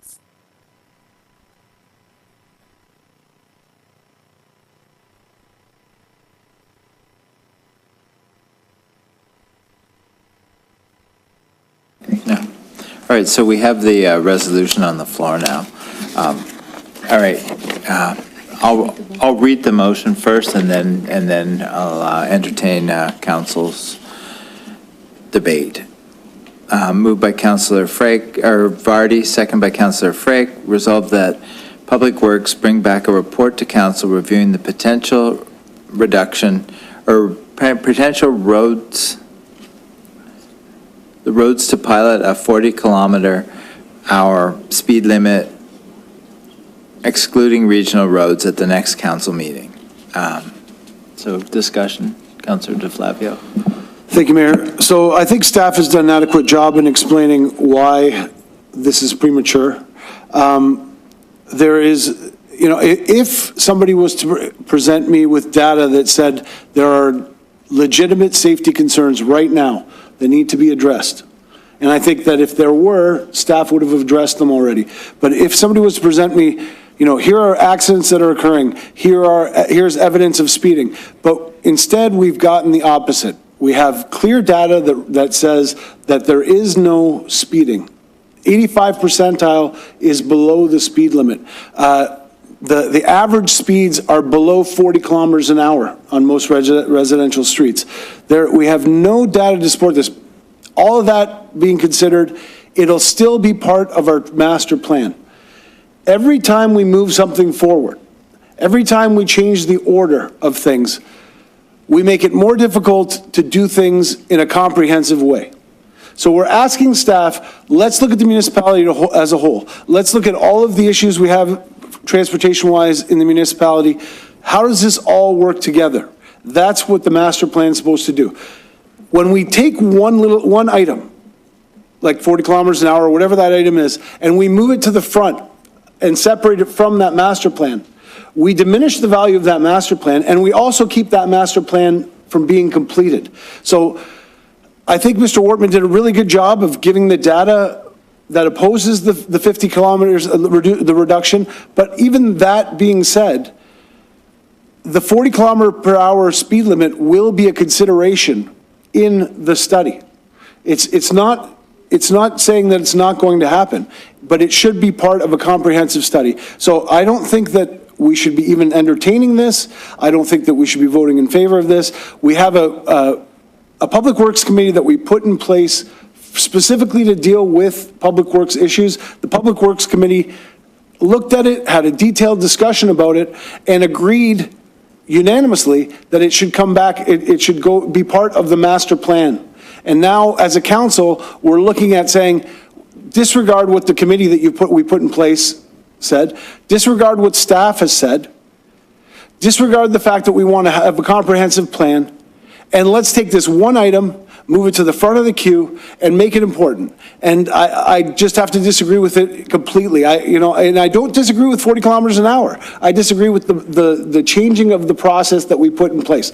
And furthermore, Your Worship, we have a budget that was approved, and whether it's $50 or $200,000, any changes that we make should be made through the budgetary process. We shouldn't be making decisions here that affect our budget that aren't budgeted for in 2023 well in advance. So if this is something we want to do, it should be on the 2024 budget, and it should be budgeted for.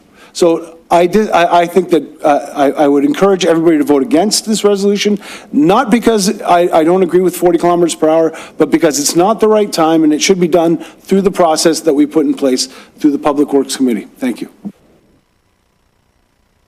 Councillor Sharwa. Through your Mayor Jordan, thank you. I'm going to be voting this no to this as well, mainly because 1 kilometer an hour is not enough for me to take on this cost again. We do have a budget. We do have the committee that came up with this decision. There are 4, I'm not on that committee. There are 4 others that did. So I can't support it. But I do understand your concern. However, I can't justify 1 kilometer difference for this price. Councillor Korstanji. Thank you. Through Mayor, I'm on that committee and actually voted in favor of the 40-kilometer speed limit because of the time frame. Another year to wait for the safety of the residents. I know that perhaps most people aren't speeding at the 50-kilometer, but our residents feel like it's too fast on our streets. That's not whether you're driving 50 or 45, they still feel it's too fast. Many of our neighborhoods don't have sidewalks. They have parking along the street. It is not safe. And almost every email I get is traffic safety all the time. It's speeding, it's negligence on the road. And we just saw this weekend with the highways and stuff. And so we don't have the data of how many people get hit by cars in our town, how many accidents there are in the town. I don't think that's data that we're really collecting to see the effects of what's going on in our neighborhoods. So yeah, I'm in favor of it. I'd like to see what it actually would cost, but I'm in favor of the 40 kilometers. I don't want to wait another year for the safety of our residents. Any further questions or comments? All right, I'll read the resolution. Moved by Councillor Vardy, second by Councillor Frey. Resolved that Public Works bring back a report to council reviewing potential roads to pilot a 40-kilometer-an-hour speed limit, excluding regional roads at the next council meeting. Recorded vote.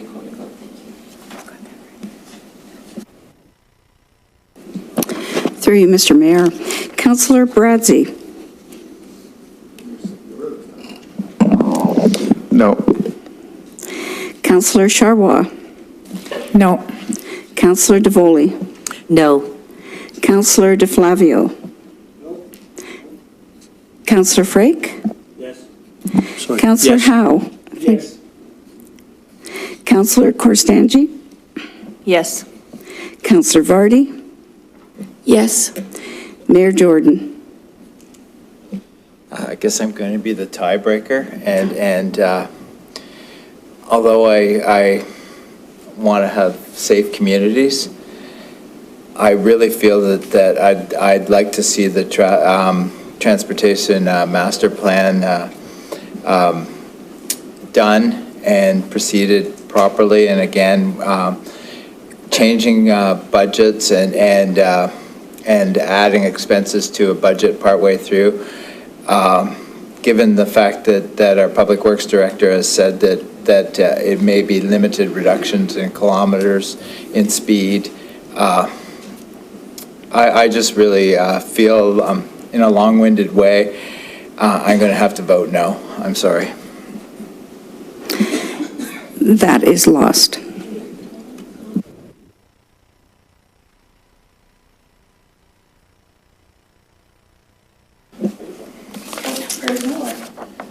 All right, now we have moved to 2320? Yeah, moved by Councillor Vardy, second by Councillor Frey. Resolved that Public Works 23-20, Public Works Committee minutes of June 24th be lifted, which one? Or July 24th, 2023 be lifted for separate consideration. All in favor to lift? That's carried. All right, Councillor Vardy. So as I understand it, and perhaps Councillor DeFlavio, who chairs this committee, could just sort of tell us, with respect to Roberts Road, why it was decided not to take any action despite everyone on the street filing a petition, complaining to Public Works, complaining to councillors, why we're not taking action. And I'd heard that speed bumps hampered emergency vehicles. However, there are speed bumps everywhere, and I'm not hearing about how much of a problem they're causing. So I think to be responsive to the residents on Rogers Road who've been complaining for years about people speeding, and you know what? It's not the average speed that gets you. It's the guy that's going really, really fast that's going to kill you, you know?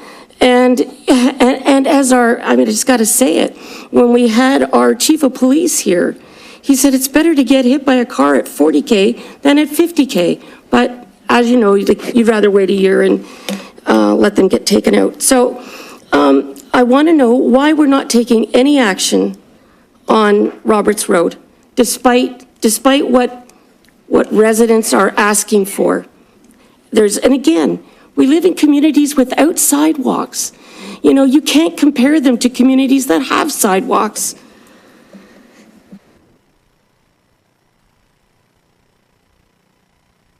Councillor DeFlavio. Thank you, Worship. I'm going to let Mr. Wortman respond, but I do want to say that there are significant sidewalks on Roberts Road that are set back several feet from the roadway. Again, if I was aware of even one incident of a pedestrian being hurt by on one of these roads that we're talking about, you know, like, it's hyperbole is one thing, but it's important that we make our decisions based on facts. And there is accident data. It's not, the police keep accident data. Mr. Wortman probably has access to that accident data, maybe not on hand, but definitely our traffic staff has access to accident data. Every time there's an accident, that location is recorded, and it's kept, and there's a record of it kept. And I don't know of any, and I don't have access to that accident data, but anecdotally, I don't know of any significant pedestrian other than the Livingston Road going near Grimsby Secondary School or West Niagara Secondary School last year, which is, again, a regional road, wouldn't be impacted in this case anyway, where there has been a pedestrian that was harmed by a car. So I'm going to let Mr. Wortman respond, but I think that we need to make sure that when we make statements, that they're based on facts, that we're not just pulling ideas out, because there aren't people out there running people down. There's nobody being run down on Grimsby roads. And when we say things like that, it makes it sound like we live in this dangerous community, and we're dealing specifically with Roberts Road, which is a very safe road, and where staff has put 2 bollards in place to slow down the traffic even more. So anyway, I'm going to let Mr. Wortman respond, but I didn't want to let those statements go unresponded to, Your Worship. I apologize. Brandon? Through you, Mr. Go ahead. Mayor. So understanding that the question is, how did we come to this decision? So understanding that that this will take some time, but I'll walk you through some of our decision making. If I think it will be helpful. So in analyzing, anytime we get a complaint on a road, we run it through a screening tool. A screening tool evaluates, it's a traffic calming measures that identify a number of items that have to, if a certain amount of those items are triggered, then it warrants the next level of study. We've run this street through that traffic calming measure, that traffic calming analysis on a number of occasions going back to 2018 and probably earlier than that. These warrants are based on industry standards and were approved by council. The traffic calming warrants on this street have not been met. The average speed we're seeing, we have a regular monitor on there that sits on top of a street light. It monitors speeds 24 hours a day, 7 days a week. The average speed is 41 kilometers per hour. The road is a local collector road, so it does have a higher volume of traffic. So you'd anticipate that you are going to see more vehicles on that road than you would a typical residential road, a local road. There was 3 requests that came through as part of this motion and as part of the residents' petition. Speed bumps, again, I'm not going to get you into all the details, but I'll understand maybe just kind of where we're coming from. Again, the speed bumps, they're not advisable here. There's a series of cons with putting in speed bumps on this road. Of those is what you're going to see is vehicles avoiding Roberts Road, and they're going to be diverted to other roads. You're going to see them on Garden Drive, and you're going to see them on Kerman Avenue. So looking at this road in isolation, saying we're going to put speed bumps on this road, you can't just look at Roberts and say, let's do it here, because it's going to have implications on the other roads. Always drop control.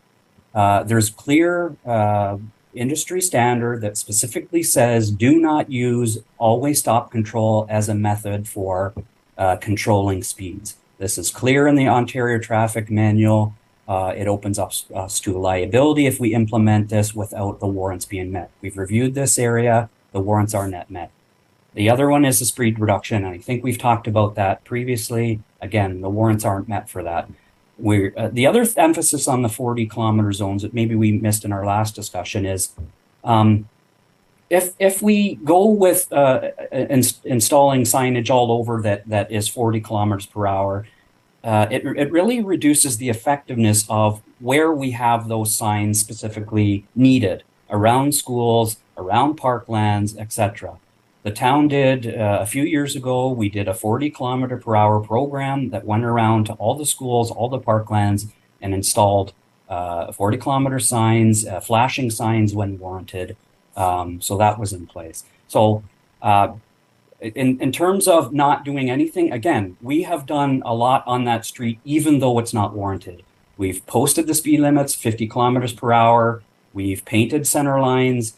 We have regular speed monitoring devices, regular rotation of the warning devices that flash to the drivers. We included this as part of our in-road flexible bollard program, year 1 and 2. So again, for us to say that we're not doing anything, it's just not true. We are doing something. So, again, just we validated the traffic comments, warrants have been met. It's fair to say that staff have spent proportionally more time on the street than many others in town. I think some of the residents may not be happy that they don't see that we're doing anything, but I think we are putting necessary efforts, even though not warranted. We are trying to improve the situations there. So for this reason, again, that's why I'm saying that we're asking council to support the staff's decision and staff's recommendation and the decision of the Public Works Committee. Thanks. Councillor Vardy. Thank you, through you, Mr. Mayor. If someone goes 30 and someone goes 70, the average is 50. So averages to me don't mean a whole heck of a lot. Because if you're saying everybody's, the average speed is fine, well, the problem is the person going 70, not the person going 30. And the problem is not the average. And I'd like to know what your warrants would say. If the speed limit on that street were 40, then what's the percentage of people going above the speed limit, above 40? And so from 40 to 70, that's 30K over the limit. So I think we need to really look at this and look what happens when we change the speed limit. Look what happens to these average speeds, and look what happens to the outcome of when we apply these screening tools. So that is just something that I want to put out there. We need to do something, and the bollards aren't working. The bollards just aren't working, and I don't know how. We've got to be responsive to residents, and why we couldn't even just on one street, one little street, make it 40K, and then let's check and see how it does. Let's check to see if it reduces speed. Why would that be such a difficult thing to do? I don't know. I'm really just at a loss. We have speed bumps on Lake Street, and they work. People slow down. So why aren't we putting speed bumps on some of these streets? So I'm very disappointed with the outcome, and I would like to see, and I'll put forward a motion, that we reduce the speed on Roberts Road to 40 kilometers. Thank you. Brandon? Yeah, thank you, through you, Mr. Mayor. Just again to speak, answer Councillor Vardy's inquiry just about the warrants. Changing the warrants is a completely valid discussion that we can have. Again, I think that is something that, as part of our transportation master plan, when we look at our traffic safety policies comprehensively across the town with public input, that may be one of the things that we look at is benchmarking our warrants that we're using against other municipalities, what are others are doing, and do these warrants, do they make sense or do they need to be adjusted? So I think that's certainly something that we can look at in the future. Understanding that the comments about the bollards aren't working, I guess I would ask what justification, what data is being used to make that statement. But what we have been seeing with the bollards, and again, it's not a perfect science, but we've done this as a pilot study. We've looked at how these measures, again, we're evaluating as a pilot, is this a device that we can use in our toolbox? And we've seen a 20% reduction in the high overspeeders on Kerman Avenue and similar areas. So, to say that it's not working, I think that's a difficult statement. Again, in terms of, I think I'll leave it there. Thank you. Councillor Sharwa. Through your Mayor Jordan, thank you. So I really appreciate the fact that you're trying to draw attention to the safety. I do appreciate that, and I don't want you to get the idea that I don't support you in that. I do. I know the street very well. I have friends with a young family that live on this street. I drive on this street to pick up my daughter all the time. The bollards are working. They're working. They drop and I see in other areas of town, even near me, I don't know that they're working as well because they're a lot wider. These ones, you have to slow down or else you're going to scrape your vehicle. So I found it working. I went to see this family today, didn't hear anything about this dropping the speed limit. Saw them before, they've never mentioned it to me. Obviously, they know I'm a counselor. It's never come up. If somebody came to my door asking to sign a petition that, they're passionate about and, it's I guess, a safety issue, you're probably going to sign it. Is it necessary? Probably not. Not always, not all the time, right? So I don't think it's necessary. So I'm going to have to disagree with this one. But just know where I'm coming from. I appreciate it, but I just don't agree.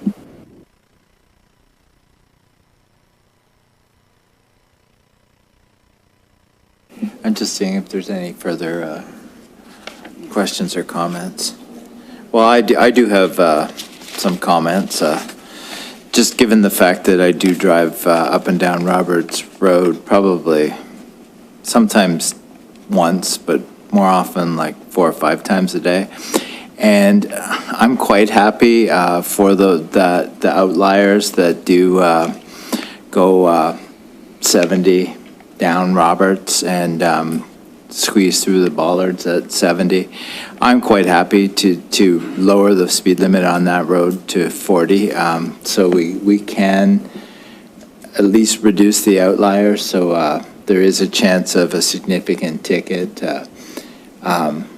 and they will at least lower it down a bit, so I'm prepared to vote in favor on this one. So we have the resolution that's on the floor now, moved by Councillor Vardy, second by Councillor Frake.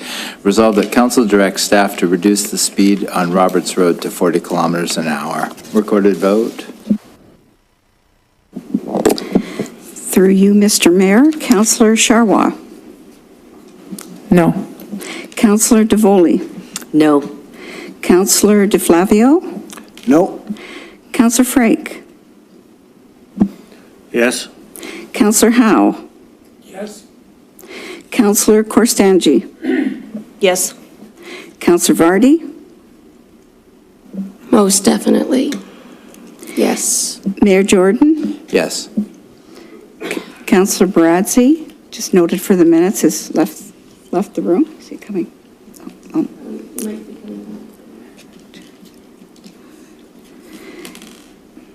Recorded vote.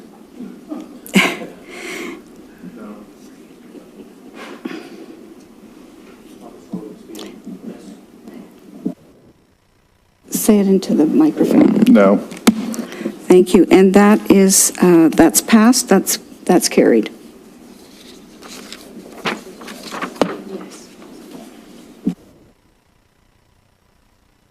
All right, now we move back to the previous minutes.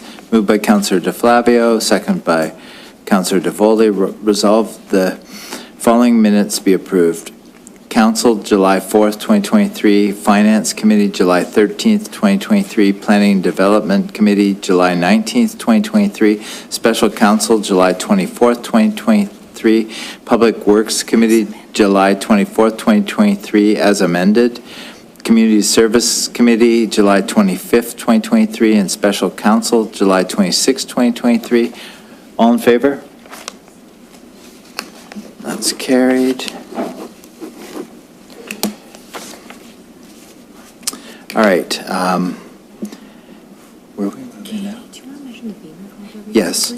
Yeah, I just wanted to, at this time, mention the Beamer Conservation Area, because it's a very short time frame that, is it Niagara, is it the Escarpment Commission? It is, okay. The Niagara Escarpment Commission is moving forward with the improvements without a real lot of public consultation. I think someone who wanted to. Yeah, I mean, I think Councillor Vardy? Ms. McCray, through you, Mr. Mayor, was here, and that was the point of her coming and being added on the agenda at this time. So if we could, I guess, make a resolution that we ask them to pause moving forward until they've been able to consult with this council. Yeah, I certainly agree with that. I know I had a number of calls on the issue, and I know I've done a lot of hiking up there and been up there a lot, and I know during the pandemic it was an area that became basically overrun, and it's just something that I was quite alarmed by the quick time frame that the NEC was moving on this, and just given the fact that the changes to Beamers are significant, and that conservation area hasn't really seen any changes whatsoever for probably the last 30 years, ever since the Hawkwatch platform was built. And I just think that the residents of Grimsby need to offer their views and opinions, and certainly make the NEC aware of our feelings about the location.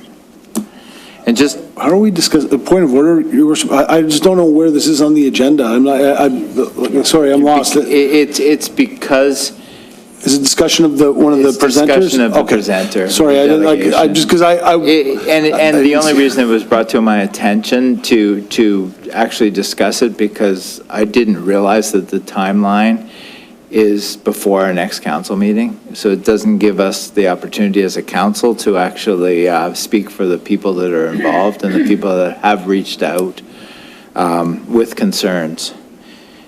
And maybe just while Bonnie's writing this, I can give an announcement that is pertinent to Beamer Memorial Conservation Area, that on Thursday, August 10th, from 6:30 to 8 p.m., there's the Grimsby Environmental Network is inviting everyone to a free hike at Beamer's from 6:30 to 8 p.m. And Bruce McKenzie will be leading the hike. and Bruce is in the audience tonight.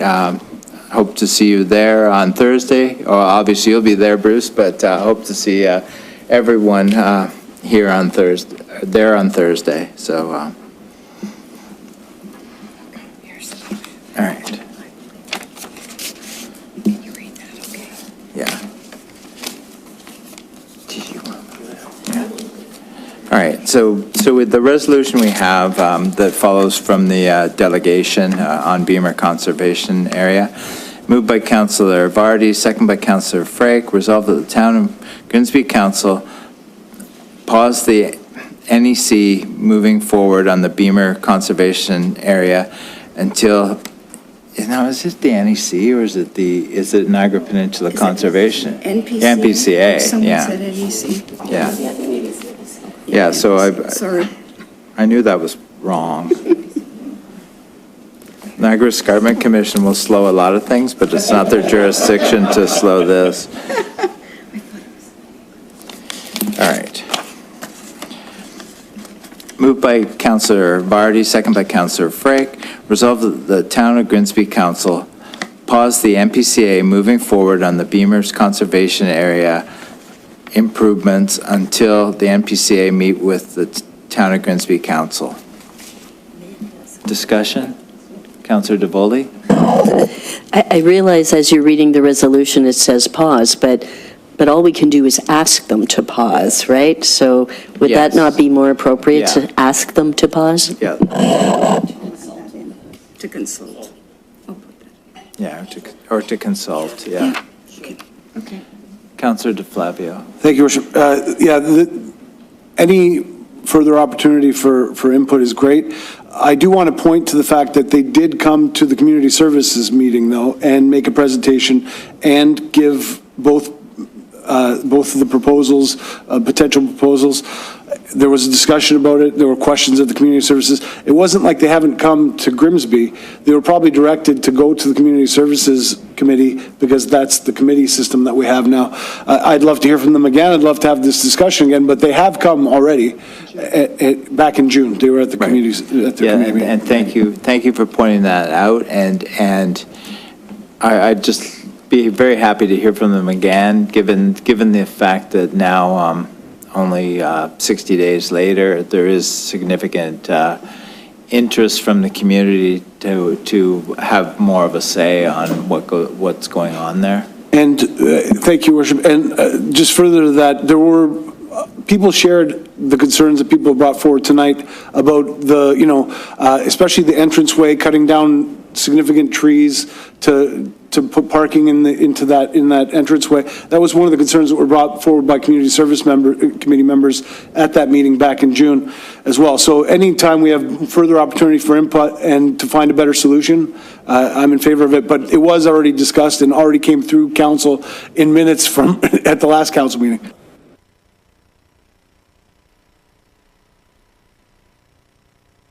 Yeah, our acting CAO has some more information. Yes, through you, Mr. Mayor. In regards to this specific enhancement project, there is a virtual meeting to provide more information regarding this matter on August 17th from 7 to 8 p.m.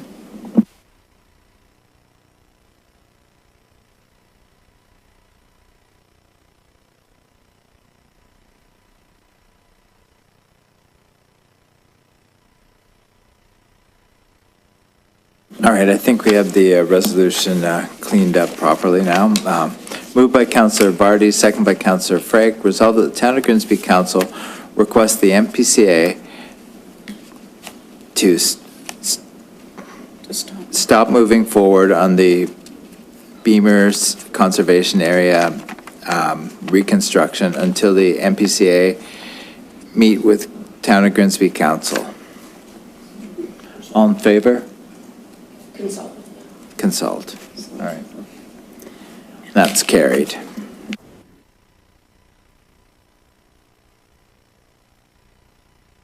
All right, now we're moving to council endorsement package. All right, Katie, you have. Thank you. Just through you, I just want to advise that the council endorsement package for the Grimsby Heritage Advisory Committee contains a recommendation, a resolution, recommending the commencement of the second phase of the HCD. So in order to avoid approval prior to deliberation of the report, I just want to mention that this endorsement package should be considered at the time the report is.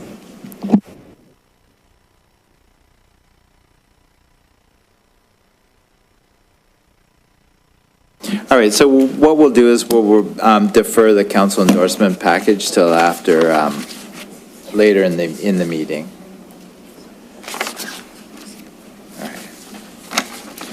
All right, now we move to section 13, receipt of board minutes. Need a mover and seconder for the Heritage Committee, Committee of Adjustment, and Grimsby Green Advisory Committee. Councillor DeFlavio, mover. Seconder, Councillor Bradzi.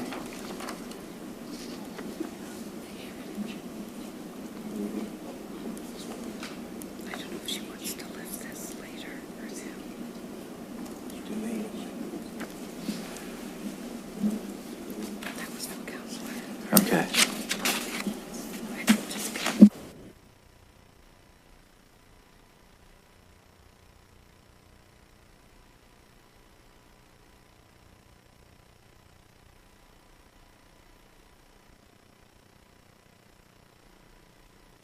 Right.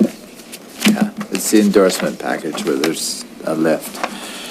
Moved by Councillor DeFlavio, second by Councillor Bradzi. Resolved that the following minutes be received. Grimsby Heritage Advisory Committee, July 11th, 2023. Committee of Adjustment, July 18th, 2023. Grimsby Green Advisory Committee, July 19th, 2023. All in favor? That's carried.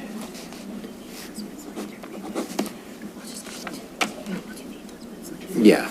All right, so normally this is the announcement portion of our meeting, but we're going to do them later because we have the discussion report, PA 2325, recommendation report, Main Street East, Heritage Conservation District Study. Bianca, welcome. Good evening, Council. I do have a PowerPoint, so I'll just wait for Katie to put it on.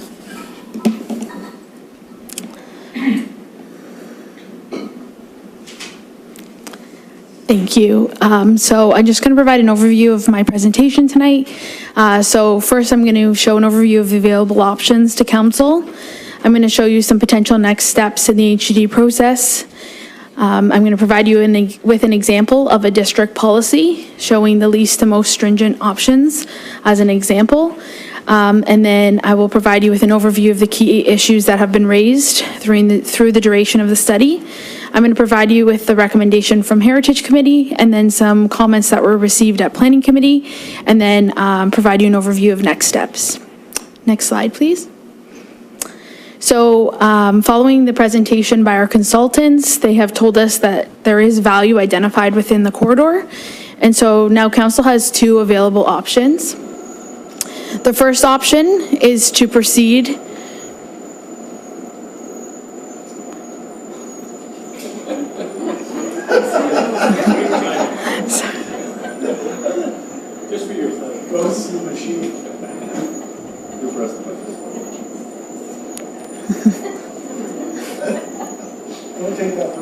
Yes, sir. Okay, that's okay. Yeah.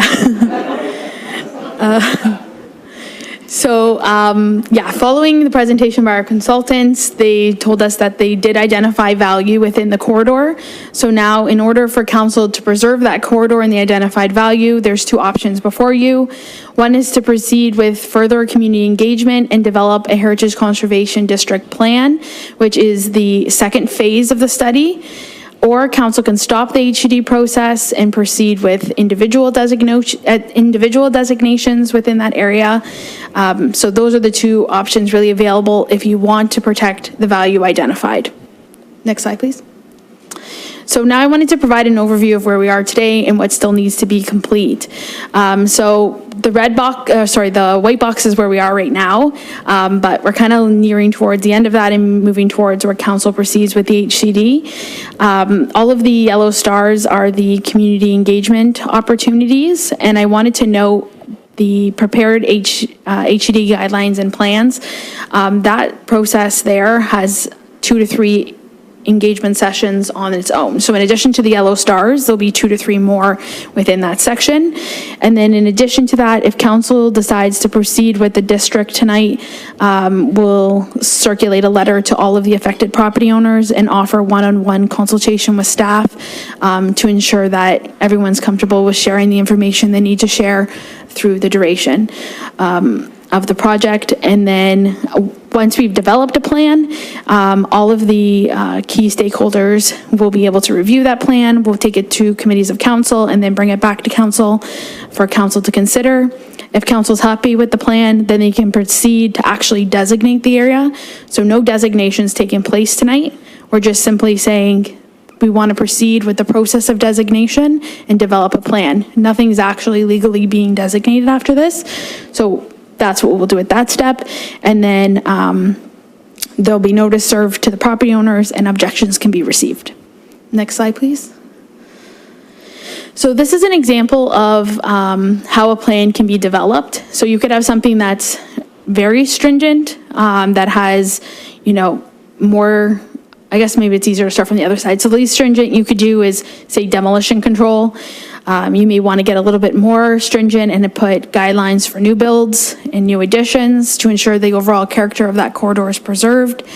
You could take it a step further and provide protection to the character defining elements of the site and be more detailed. Maybe there's distinct architectural features that we'd like to preserve in that corridor.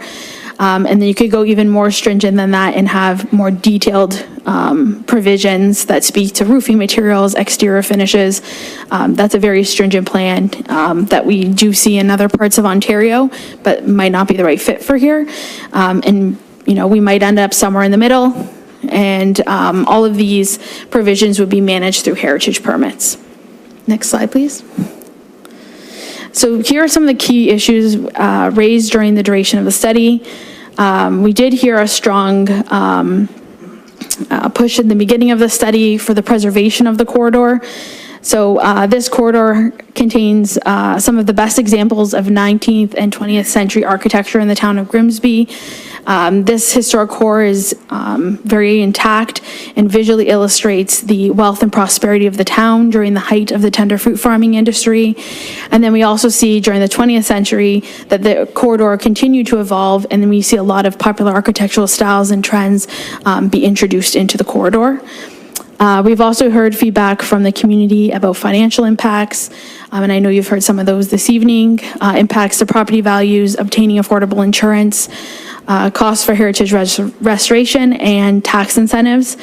Staff are here to support the homeowners in their restoration projects to make sure that they're getting the best out of their restoration projects. We work to make sure that they're all in conformity with best practices, and that the homeowners feel supported through the processes. As for property insurance and property value, we have been making resources for property owners to support them through that, and we do encourage them to reach out as they face these growing concerns. And then in addition to that, the Heritage Committee and staff have noted the importance of the additional incentives, and so we are currently looking at grant incentives and the possibility of a tax incentive for the community. All of those are being reviewed by staff. And then the other issue raised, as I kind of noted above, were impacts on the property. So what will that look like? And, will it affect properties in more modern homes? Will it only affect the heritage homeowners? We really don't know yet at this point. The developed plan will help us better gauge the impacts, and all of the affected property owners will take part in the development of this plan to make sure that their concerns are being addressed. Next slide, please. So I wanted to provide you an overview of the Heritage Committee recommendation. So the Heritage Committee recommended that the sub-character area known as the Historic Residential Core be designated under Part 5 of the Ontario Heritage Act. We also received a delegation similar to the one council received tonight from 133 Main Street East. And the committee recommended that the designated boundary be established after review of the property's options. So this is something currently being reviewed with our town's legal counsel and something we'll bring to council when we actually go to protect a designated boundary. But this is currently being reviewed. Staff, and that staff work with the consultants to commence the second phase of the study and develop the associated district planning guidelines, and that the properties in the Appendix B, I can't remember exactly what appendix they were in yours, I think they were C, be considered for designation following the recent passing of Bill 23. So the properties in Appendix B were properties throughout the entire corridor that were better suited for individual designation rather than a district. So that's what those properties are. And then that prioritization for Part 4 designations be within the downtown core. Next slide, please. And then this is some of the feedback we heard at the planning committee. So during the meeting, we had 3 members of the public delegate about the study and share their concerns with the proposed HCD. Both delegations expressed their desire for the HCD to stop. They wanted additional consultation, expressed concerns about funding for heritage property owners, grants and tax incentives, and shared their overall support for the preservation of heritage resources. The planning committee also discussed the opportunity to pursue individual designation within the core instead of the HCD. The committee also spoke to the success of the individual designations being undertaken by staff on Main Street West. And during the meeting, the committee discussed the flexibility of the plan and how property owners would be affected by the HCD. Next slide, please. So here are the next steps for council. So again, the purpose of tonight is for council to decide if they want to proceed with the community engagement and the development of a district plan. I wanted to note again that the corridor will not be designated until the district plan is developed and reviewed by the affected property owners, committees of council, and council. And there is still the option to not proceed with the HCD during the development of the district plan. So if we end up moving forward tonight, we start developing the plan, and council decides they don't want to proceed with the district, they can still do that. And then ultimately, the study has concluded that there is important value on the stretch of Main Street East, and so now council must decide how they want to proceed to protect this area. Thank you.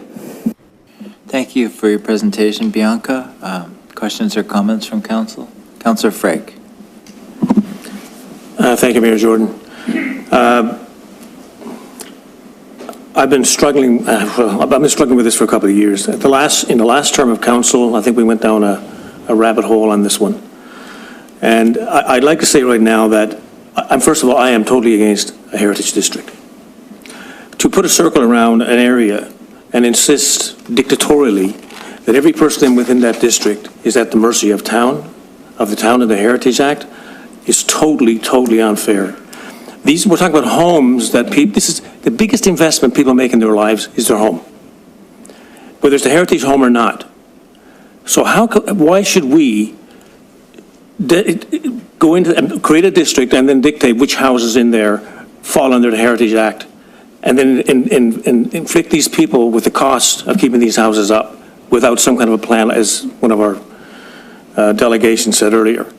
So I don't think it's fair at all. So I think we should go down the road of approaching all the houses we think that which haven't been designated already, but ones that have not, contact each one of these houses and these owners individually and ask them if they want to participate in this. If they don't want to participate, they shouldn't be in it. They may not have the money or the wherewithal to do it. And I otherwise think it's very unfair for us to go to a heritage district and just draw a circle around an area and create that type of grief and financial burden for our community. Plus, it's going to cost us, I don't know, $30,000, $40,000 to do another study, more taxpayers' money, which could go into houses which are designated as part of the grants or part of the aid system that we want to give back to our citizens. So I just can't fathom this. I just can't agree with it. I just can't. It's just too unfair. So I'll say something else later, but I'll leave it at that. Thank you, Mr. Mayor. Bianca? Thank you. Through you, the mayor. I just wanted to add, there's no additional expense to proceed to the second phase. This is a part of the original RFP, so we are within budget. We're just proceeding to the next step. There's no additional price to move forward. Either way, it's no for me. Councillor DeFlavia. Thanks, Your Worship. Through you, first of all, thanks, Bianca, for the presentation and for always responding thoroughly and quickly to questions that you get from me or other members of council. I've got a question about procedure. First of all, are we going to bring forward a resolution that chooses one of these paths? Is that what the next step is? Before I have another question. There is a resolution in our, I'll read it. Sorry, Your Worship, if I'm out of line, because if we're discussing a resolution, then we're going to be talking about whether we're in favor or against it. Yeah, so why don't we get a mover and seconder to get the resolution on the floor? So moved by Councillor DeFlavio, second by Councillor Howe.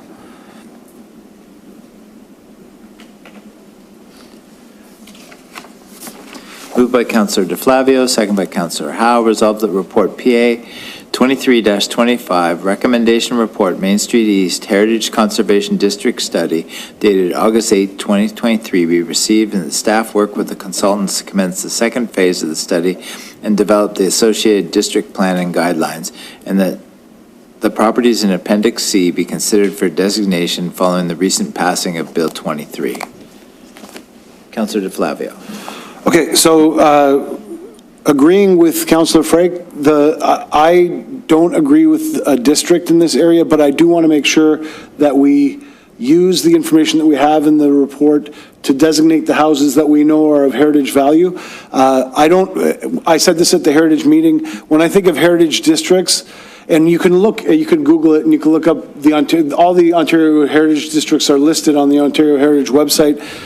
There are places like Cabbagetown and, like things that the name, downtown Goderich, like things that when you see them, you could picture them. And this, for me, is not one of those. And I said it at the Heritage meeting, if we were talking about Grimsby Beach, I would say, yes, that is a heritage district. It's something that I look at as something that has existed in the town of Grimsby for a long period of time. It's something that I envision. Like I could picture it in my head when somebody says Grimsby Beach. Even though it's not really, my picture's not accurate, and it's probably different than somebody else's, but it's gingerbread houses and waterfront and Victoria Terrace. There are things that come to mind with that. With this district, there's not one unified thing that comes to mind, and that's why I don't think it's a district. I just honestly don't believe that it is a heritage district, so I'm not going to vote in favor of it. I do think, though, that within this proposed district, there are many houses that need to be designated, and that have been identified in this report. And we should, on a one-by-one basis, work to designate those properties. So my suggestion, my modification to that would be to remove the Heritage District and proceeding with the Heritage District, but to use the report to outline so that staff can look at the houses in that area, which ones are important and which ones should be preserved from a heritage perspective, something along those lines. So.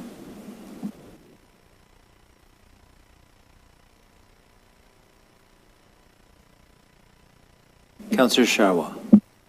Through you, Mayor Jordan, thank you.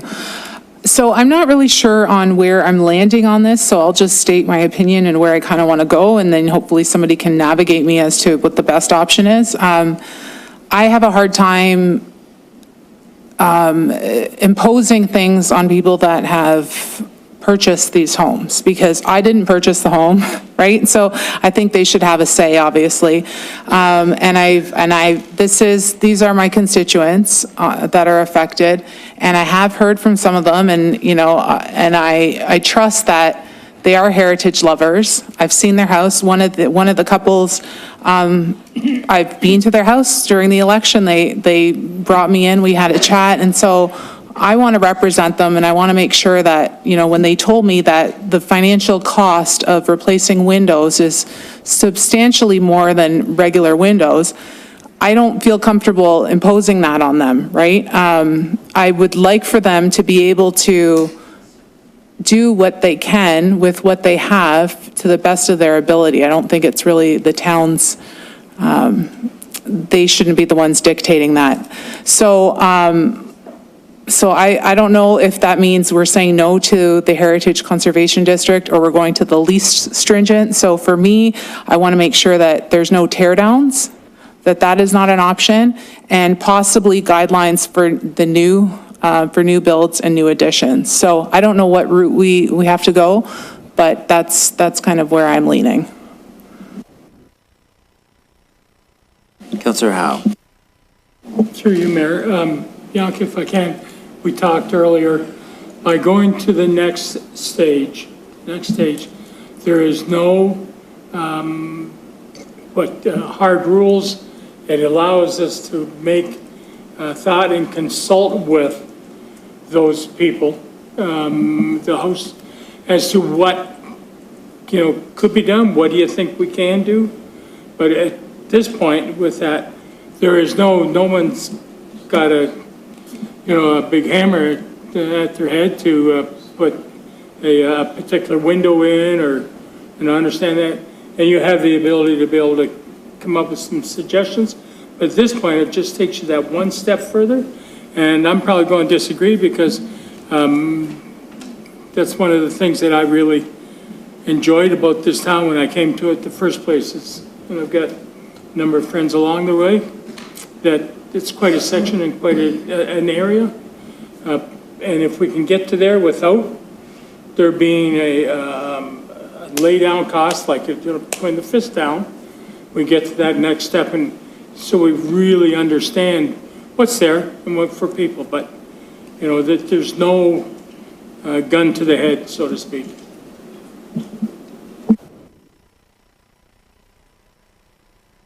Councillor Vardy. Thank you, through you, Mr. Mayor. I have to say, I feel really ambivalent about this. Sort of on the one side, I feel like it's private property. Who are we to tell you to do anything? You own it, so we should butt out. But on the other hand, I do want to see preservation of these really beautiful, significant, and unique properties. But I guess where I land on that is that I want to see them preserved from a look and feel perspective. I don't want to have to impose, well, if you had wood windows in the 1800s, you got to have wood windows now, because that doesn't make sense, with the climates that we're dealing with and whatever. But I want to see the look and feel preserved. And at this point, with where we are in our sort of evolution in the province, with the new rules that have come in, I'm not sure that that a heritage district is what we need. And I find myself in the curious position of agreeing with Councillor DeFlavio that I do want to see homes designated. I don't think we should be so stringent in what people can and can't do. I want to see them preserved from a look and feel, but not necessarily, you got to keep your knob and tube, electricity, because, and I know you're shaking your head and that's not what it is, but I'm just using it as an example, that people want to have a home that's functional, and not that you got to pay 10 times the amount to make it functional, so that your windows conform with what they did in 1800. So I guess I'm landing in that I think I want to see houses designated. I want to see some of our rules around designation being far less stringent, so that there's more flexibility for homeowners, so they're not bearing these exorbitant costs. I also want to see work done to reward and support heritage homeowners, because they are more expensive to keep, and they're contributing to the community in the way that, say, perhaps I'm not. So, yeah, I guess in that reason, I'm not sure that we need the HCD. I want to continue to see designations, but I want us to be more helpful to the people who have these homes. And I want us to be a little less stringent in our demands of what we're asking people in these homes to do. Councillor Korstanji. Thank you, through you, Mayor. Yeah, I have to echo many of the things my fellow colleagues have said. One of the things that concerns me the most, though, is a resident had told me to look over the Ontario Heritage Act as it specifically pertains to HCDs. And one of the things I read that really concerns me was a municipality may decide to purchase or expropriate any property within an HCD to ensure that the property is protected. The municipality can keep the property indefinitely, or it can lease or sell it. And it says it's a rarely used provision of the Ontario Act, but it's in there.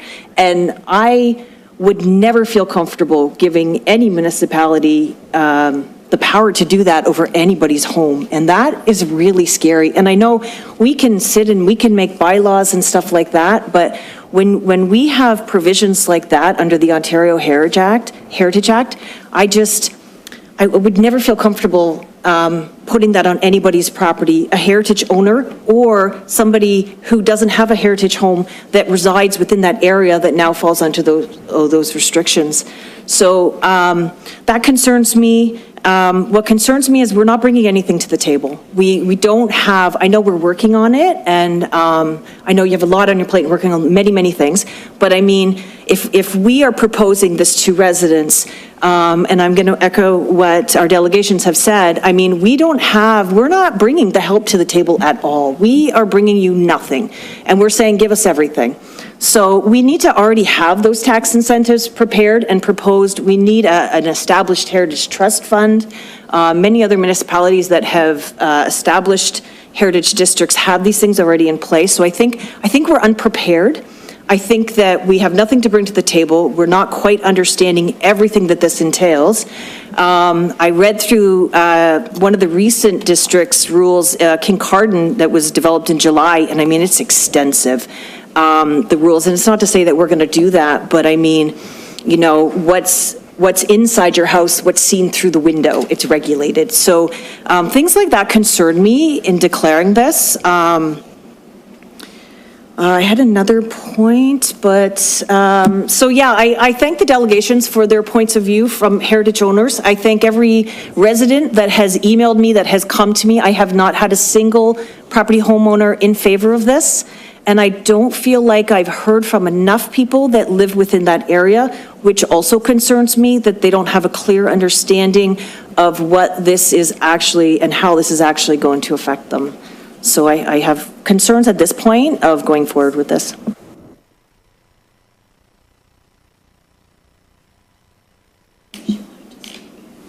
Bianca, go ahead. Thank you. Through the chair, I just have a couple notes on a few things. I was just going to speak to, first of all, the flexibility, as Councillor Howe had mentioned. This can be completely customized in consultation with the residents, and further to that, no protections will be put in place if you decide to proceed to the next step. So I just wanted to clarify that.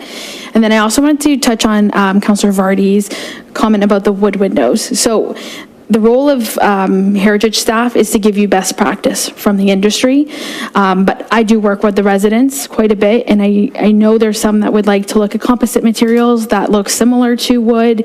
There's many different options out there, and I'm more than happy to work with them on that. Ultimately, it's council's decision to say, yeah, that's okay.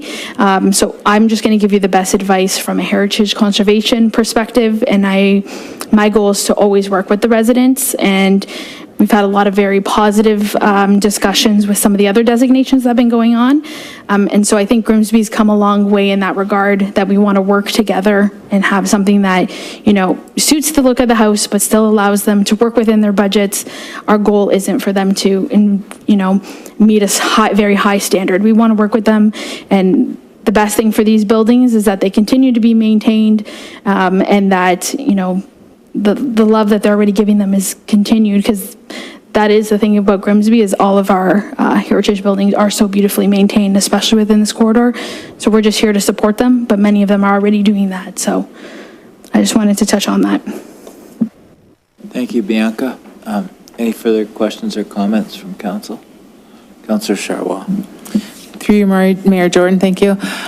So for me, like I said, I would like to see that there's no tear downs and that there's guidelines for new additions and new builds. So what are my options there? Through the mayor. I don't know if the consultants maybe can speak a little more in depth. So my understanding is we'll get some feedback from the community about what they would like to see. We'll obviously consult with council and the Heritage Committee, and then the role of the consultants and Heritage staff is to, speak for the heritage best practices of the industry, and hopefully we get something that works for everyone. But I'll invite them up in case they want to talk to you more about the process of it. Thank you. So to speak to your specific question or desire to see restrictions on demolitions and specifically policies or guidelines for new builds, that's something that a district does. Individual designation protects only the property that is designated. It does not really factor into things outside of it or around it, except for developments that would occur beside it. To conform with the provincial policy statement, things adjacent to protected properties have to demonstrate that a new development is not impacting it, but that doesn't mean that new development of many styles couldn't necessarily occur beside an existing designated property. If you're looking to have guidelines in place for additions or new development, a district plan would provide that type of flexibility and that type of option. And again, as staff have said, it can be ranging from very specific and very stringent to something that is much more based on just general urban design guidelines or best practices or things like that. So there's a lot of room for that. But individual designation protects only the building and only regulates things around it as to whether that impacts something adjacent to it. So I still don't know. So is it basically I would have to vote in favor of the conservation district to ensure that it's not being teared down? So individual designation would prevent, or the point of individual designation is that usually individually designated properties are not demolished. Under the Heritage Act, council is not supposed to allow the demolition of protected properties. Obviously, they can make that decision should it occur, but the intention is that if an individual's property is designated, that individual property would be protected from demolition.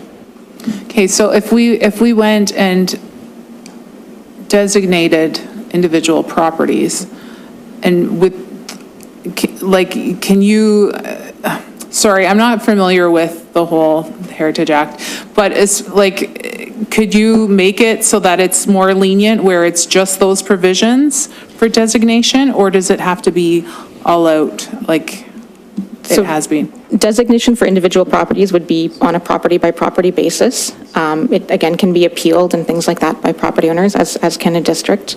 But the way designation for individual properties works is that it's required to have a statement of significance about why the property is of value and a list of heritage attributes.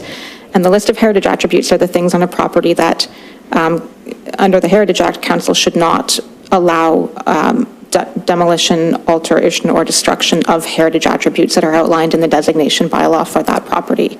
Heritage attributes are typically things like the features that contribute to the style of a building, so your windows, your trim, your door, your barge board, roof types or shapes or cladding materials, brick, stone, things like that. The features that make the house kind of what it is significant, or if there's any particular sometimes landscape elements or contextual features. It's the list of things that would be included in a designating bylaw that would be protected. That's great, thank you. Do you have something to add? Just really quickly, if you're looking for guidelines, I feel like that might be your question, something that speaks to what should be there, what can be there, what ought to be allowed there. That's what you get in a district plan.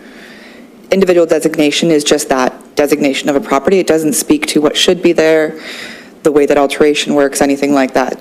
The Heritage Conservation District Plan outlines the process and provides the specificity related to whatever the property is and kind of those larger guidelines that speak to what is appropriate, what is not appropriate, and it's all done under the lens of the community feedback, right? So we've identified, you'll see in the report, the statement of cultural heritage value or interest, and that includes the places that we find of value in accordance with the regulations. But if you want something to guide change, that's what a plan does. Councillor Frake. Thank you, Mayor Jordan. Okay, just to clarify a few things. It's probably in your report, but there's a lot of things in there. So if you identify a house that we figure should be designated, you just go up and knock on the door and say, hey, your house is designated. If we go down the individual designation road, is that how it works? And then whoever owns that house is then locked into this designation, and they have to abide by the guidelines of the legislation? I mean, talk to me a little bit about that, would you? Through the mayor. So this is the process we have in place right now. So because of Bill 23, we put this more focused preservation lens on for the community. So the process that's in place right now is 2 months before this report would come to Heritage Committee, the property owner is notified that research is being conducted on the site and that a report will be provided. And then a month out, a report is provided with all of the history of the site and the recommendation from Heritage Committee, from Heritage staff. And then in each letter, we encourage the resident to reach out. So hopefully by this stage, we've met with them. And then we'd like to get an idea of what their concerns are. We talk about all of that. Then we go to Heritage Committee with a recommendation. Heritage Committee makes a recommendation based on the property's technical merit for protection. So if it meets the criteria under the Heritage Act, then the Heritage Committee can make a recommendation to council on if the building should be protected or not. Then a notice is formally, then it goes to Committee of Council, and then it goes to council. And council decides, yes, we want to designate this building, and so they initiate their notice of intention to designate. So the property owner will receive a letter by registered mail saying council intends to designate your property. And at that stage, we again offer the opportunity to meet with the property owners. They have an opportunity to appeal to council. So they can send a letter to council saying, I do not wish for my building to be designated and list the reasons why. At that point, council can decide to either proceed with the designation of the building or decide not to proceed with the designation of the building. For majority of the homes on Main Street West right now, most homeowners are coming in and we're meeting and discussing bylaws. So they're actually seeing what's being protected on the site and providing feedback on things they're uncomfortable with or they're comfortable with. If it's something that's in accordance with best practices, then we can make a recommendation to council in the bylaw. If it's something like wood windows, I would say to council, from a heritage perspective, this should be preserved, but you can remove it. So then a bylaw comes before you, you see all the attributes, and you'll have any appeals that were given. Then council will pass the bylaw, and then there's an objection period for another 30 days that a homeowner can object to the designation. So there's 2 appeal periods, and then at which point it will either be held by the OLT or it will be designated. So that's a long process. And I suppose that being a homeowner, while you're going through that process, they sit there biting their fingernails, hoping that they'll have more of a say into what happens to their property. So at the end of it all, if the homeowner doesn't get past council, they go to OLT, and then they have this big cost hanging over their head. So that's the next step for them. So we're forcing them to go down that road. That would be like the final step for them, is it? Through the mayor, ultimately council's deciding to designate it or not. So you would be deciding to, yes, we still want to designate this building. And so if they do appeal it, then that decision would be made by the Ontario Land Tribunal. And that's a technical decision on the merit for preservation. So it's a pretty scary process for a homeowner. So going back to what one of the delegates said, if we decide we're going to designate a property and we sit with the owners of the property and they agree to go along with it, I think it's only fair, again, that we, as Councillor Costangi mentioned, that if we're going to go down that road, and as Mr. Von Pelt said, we need to put skin in the game. We need to have some kind of pot of money there to help them through that process. And if they don't want to have their homes designated, then that's a whole other problem they have to deal with which is pretty damn scary when it's your home. So for the homeowner, they get caught up in the web, and could be no way out for them, except a lot of money. That's scary. I'll jump in now, just a point of clarification, because I think that the fact that hostile designations, I think, are more the rarity than reality. And quite honestly, most homeowners are proud of their homes, and they choose to live in heritage homes because they like them. Given our first house that was built in 1922 on Main Street West, we completely restored it and took layers and layers of paint off the baseboards, restored the oak floors, rebuilt a porch that had long fallen down, and built it with heritage characteristics. We took off our aluminum siding and put it back down to the cedar siding, which was underneath. The addition we put on the house, we clad it in cedar siding. We built a fireplace that had a replica brick that was from 1922, the year our house was built. So we did this all before we were designated, and it was a labor of love, and we put all these expenses into a house to, in our opinion, make it better, make it more functional, looking more like how the house would have looked when it was built in 1922. And given the fact that we sold that house, and when we sold that house, we actually came to council. The first developer that had actually made an offer on our property had said that they wanted to preserve the house. And lo and behold, not that I don't trust any developer, but I didn't really trust him. And lo and behold, he'd gone down to town hall to put in a demolition permit on the house that we worked hard to preserve. And although it was only built in 1922, it still had attributes that are really important to the community. It was a Sears kit home, so it had that history. It was involved in fruit farming, nursery industry, and we actually ended up selling to a different developer, but we actually came to planning and asked for our house to be designated to preserve it prior to making the deal to sell the property.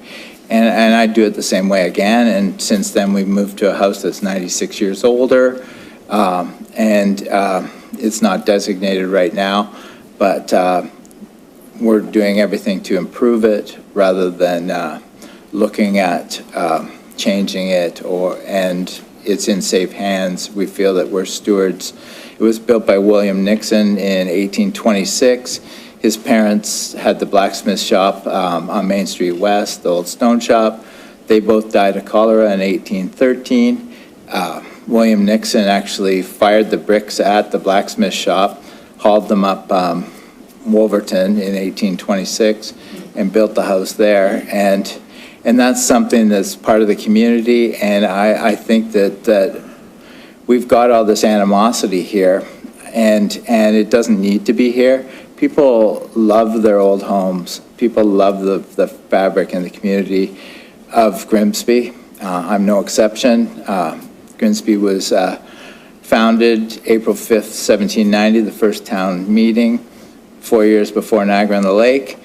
I think that this is all part of our community, and I think what we really need to do is move down the road of following this HCD study, not necessarily approving it. We don't have to approve it at the end, but what we're going to get over the next months of this study is consultation from all the homeowners involved, more information from the general public. We're going to have the opportunity for public to respond, comment, and without all the animosity, and move, at the end of the day, council can make that decision and make a much better informed decision whether we're going to designate individually or have a district. So I'll leave it at that. So, thank you.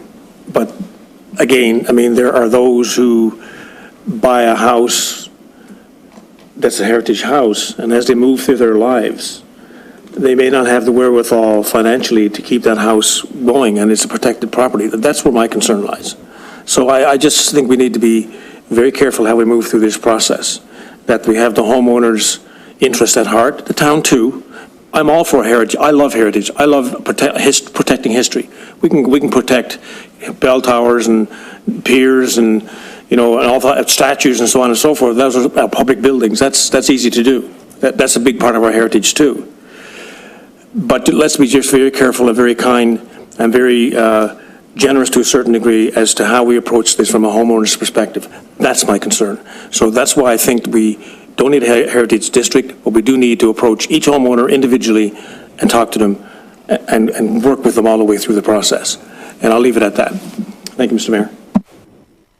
Councillor Vardy. So I think I'm kind of changing my mind here about an HCD, because for me, I'm thinking this, it's not so much the heritage houses, but the other houses that'll get put up around them. And the one that sort of stands out for me is I hate to single someone out, but the opticians building, that blue building. And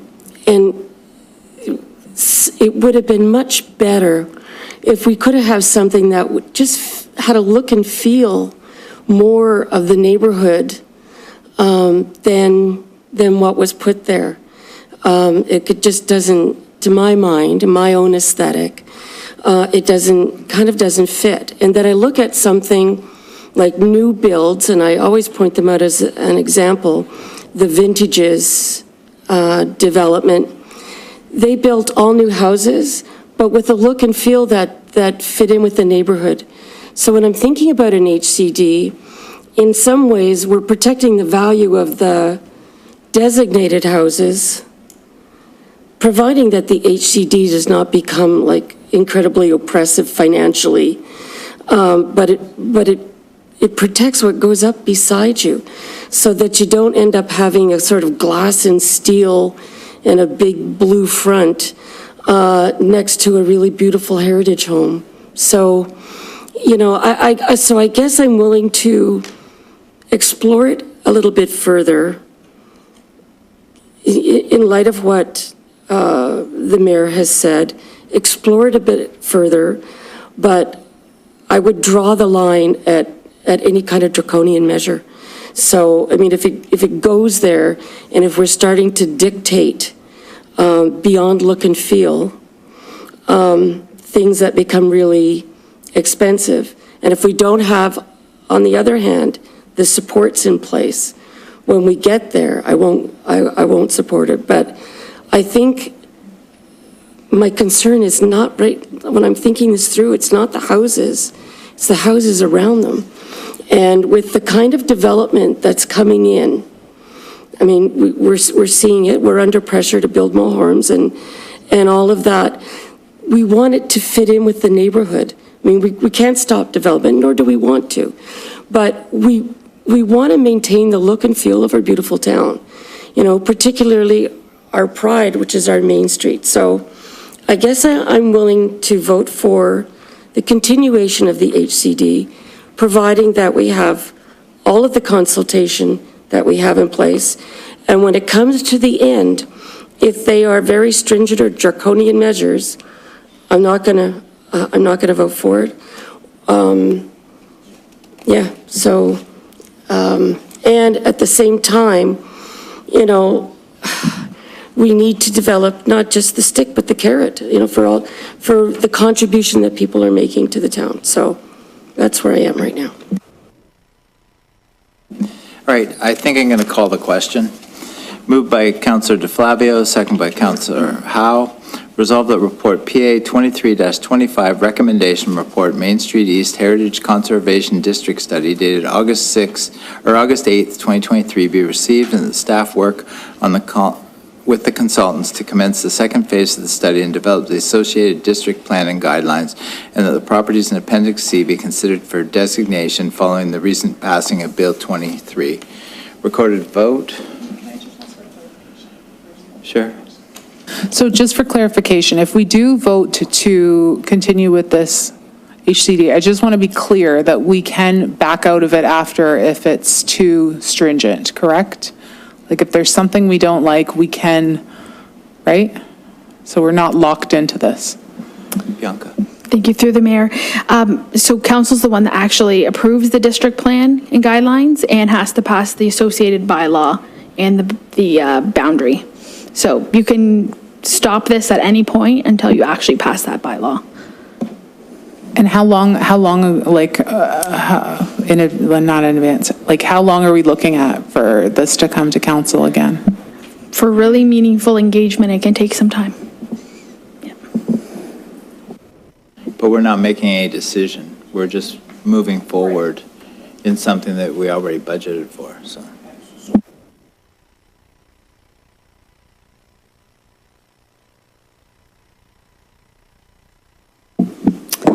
Through you, Mr. Mayor. Councillor Bradzi. No. Councillor Charwa. Yes. Councillor DeVoli. Yes. Councillor DeFlavio. No. Councillor Frake. No. Councillor Howe. Yes. Councillor Korstanji. No. Councillor Vardy. Yes. Mayor Jordan. Yes. And that's carried. All right, now we're moving to PA 2327, Council Direction Report, 129 Main Street West and 103 Mountain Road. Need a mover and seconder.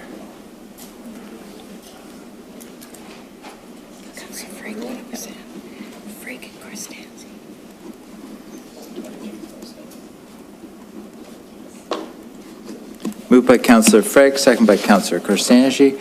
Resolved that report PA 23-27, Council Direction Report 129 Main Street West and 103 Mountain Road dated August 8, 2023 be received, and that council proceed with the passing of the designation bylaws for the properties at 129 Main Street West and 103 Mountain Road. All in favor? That's carried. Yes. Where's that? All right, we need to move back to council endorsement package. Where is that?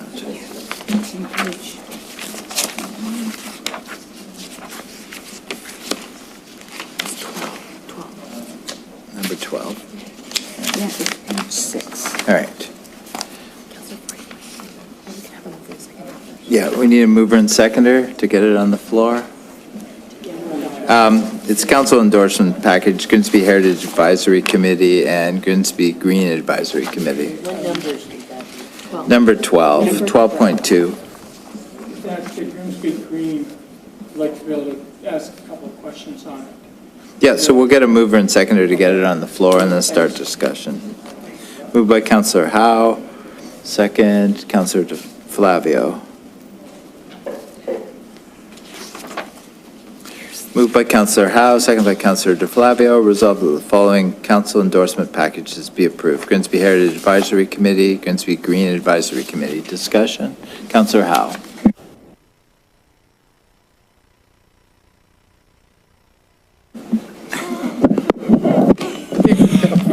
Yes, Mother. In there is a motion about the oak tree and the oak wilt disease. Now, but that's coming in here, and usually this should go into community services. I thought that was kind of the chain of events, but I don't think this has been into community services as yet. And it's too bad Bruce is gone, because Bruce is quite aware of it.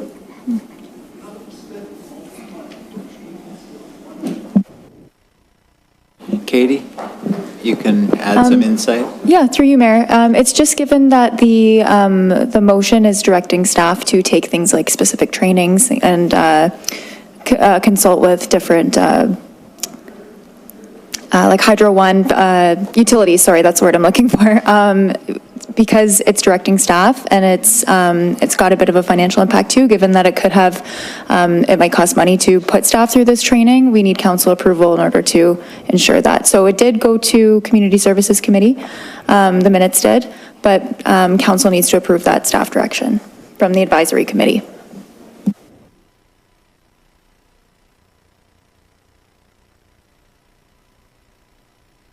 Councillor Vardy?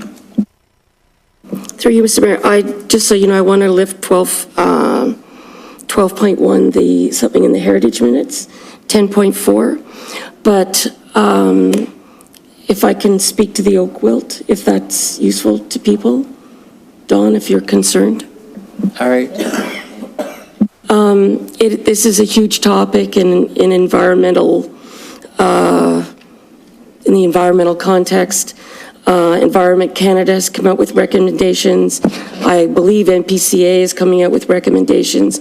And basically what it is there's a bug that's been found in Niagara, and I don't know if it's like some kind of worm or something, but it can kill an oak tree very, very quickly.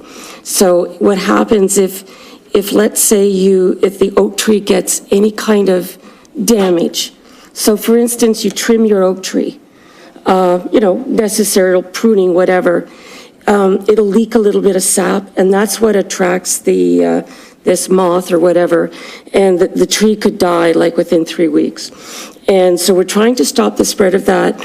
And basically, I'd probably say that most of the tree companies that, tree pruning, whatever, they're probably well aware of it.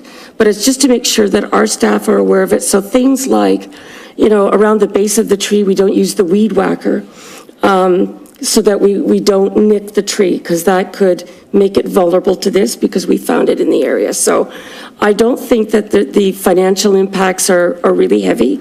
I think it's a matter of just probably reading the material. But this is quite an issue in the environment world, and we're trying to protect that the same way we trying to protect, I can't remember what is the other tree that we lost so many of. Emerald ash. Emerald, yeah, the ash borer. So same kind of thing. So it's just to do that. So just a point of clarification, the ones, emerald ash borer is an insect vector, and then the oak wilt is actually the insect just transfers the bacterial wilt, and then it transfers it to another tree, and I know that they've found them in Fort Erie right now, so. Just hopefully we don't get any ice storms can cause damage that end up transferring the disease, but it is a quick vascular wilt that will kill a 100-foot tree in days. So it's just a matter of not pruning these trees in certain periods of time, like from spring to fall. So you do it either late fall or very, very early or winter. So it's not like you can't manage these trees, but just trying to protect it during a critical period. Councillor DeVolder. My question, Mayor Jordan, doesn't have to do with the particular issue at hand here. I think my question goes back to Councillor DeFlavio's, or perhaps Councillor Howe's question. I guess how I envisioned our advisory committees working was that they would meet, their reports and recommendations and minutes would go to the standing committee that they report to, and then that standing committee would come with their recommendation to council. And so what I am confused about tonight is that I feel as though this recommendation from our Green Advisory Committee, although it went to the Community Services Committee, I feel like now it's kind of not explicitly a recommendation from them, but has sort of circumvented that and is coming directly here to council, and maybe it's just the interpretation of how we're getting these things to us, but I envisioned the process slightly different than how we're seeing it tonight. I envisioned it would go to community services. Community services would say, we hear you on this item, we're going to have a specific recommendation from all of us, and then they would make that recommendation to council. Perhaps someone could just speak to process and how we envision these things happening to clarify that. It went to community, as you know, through you, Mr. Mayor, it went to community services. Why they didn't make a recommendation, I can't really speak to. I don't sit on that committee. But this is sort of a time-sensitive issue, so that we want to make sure that people are aware of the issue now. Just to continue, if I could, I do support it, and I see in the community services minutes that they received the minutes from the Green Advisory Committee, and then they moved the minutes be received, but there's not a specific recommendation within that. Perhaps it's just something we need to note and clarify going forward. Councillor DeFlavio. Thanks, Your Worship. I am on the Community Services Committee. I asked the question because I was confused about that as well. I think Katie might have answered it because it was the Green Committee said that it be brought to council, not that it be brought to the committee. I think that was the justification behind it, but I did ask it. If you go back and watch in the video, it's not in the minutes, but it was a discussion that occurred there, and it didn't bypass the committee, but it wasn't discussed thoroughly because it was asked that it be brought forward to, because I asked about the procedural question there at the meeting. Katie? Yep.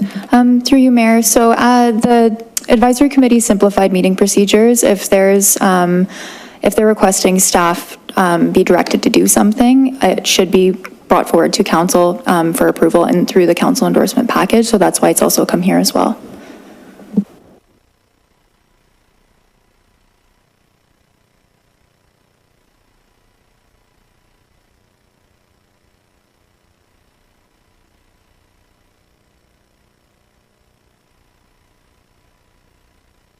Councillor Vardy, you... Yeah, I wanted to live from the heritage.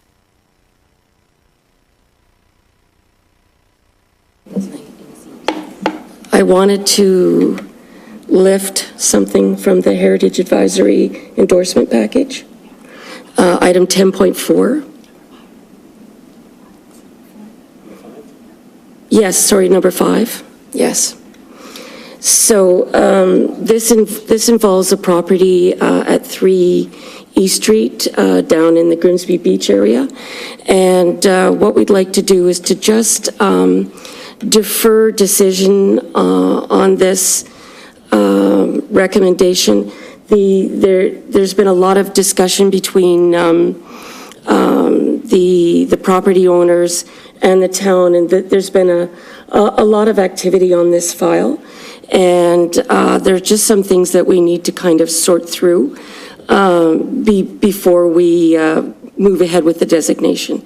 I think the residents are supportive of the designation, but they would like it to just wait a little bit until some of these other issues have been resolved. And it's been a kind of long, drawn-out process, and maybe some miscommunications and what have you. So I'd just like to lift this one designation and say defer it for perhaps, a month or two, so that we can come back and we can sort through these other issues and then move forward. All right, so procedurally, first we have the motion to lift, then we'll have a direction motion. So moved by Councillor Vardy, second by Councillor Frake. Resolved that Resolution 5, 3 East Street from the Grimsby Heritage Advisory Committee minutes of July 11th, 2023 be lifted for separate consideration. All in favor? That's carried. Now we need a resolution for direction.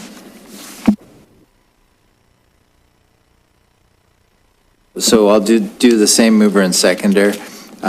Moved by Councillor Vardy, second by Councillor Frake. Resolved that Resolution 5 be deferred. Is that? Be deferred. All in favor? That's carried. All right, that was easy.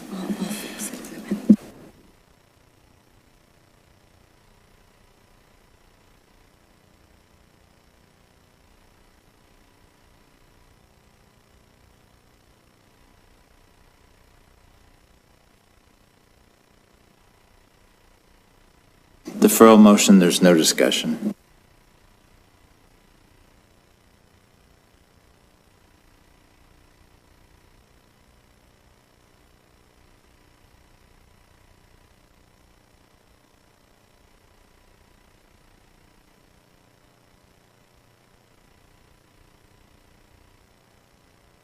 All right, we still have our council endorsement package to approve.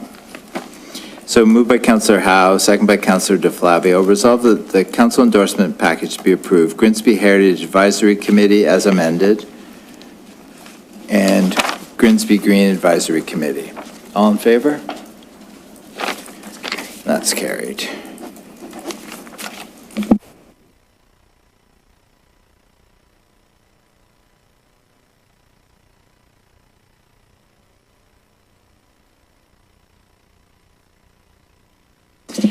Now we're moving to 16.3, TC 23-13, Finance Standing Committee Terms of Reference.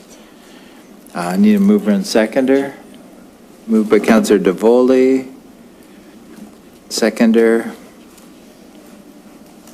Councillor Bradzi.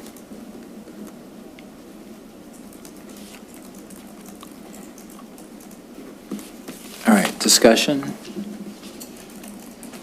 Councillor DeVoli? No? Okay. All right, moved by Councillor DeVoli, second by Councillor Bradzi. Resolved that report TC 2313 Finance Standing Committee Terms of Reference dated August 8th, 2023 be received and the amendments to the Finance Committee's Terms of Reference be approved. Any discussion? No? All in favor? That's carried.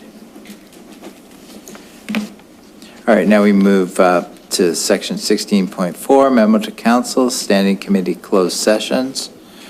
Mover and seconder to get it on the floor. Moved by Councillor DeFlavio. Seconder, Councillor Howe.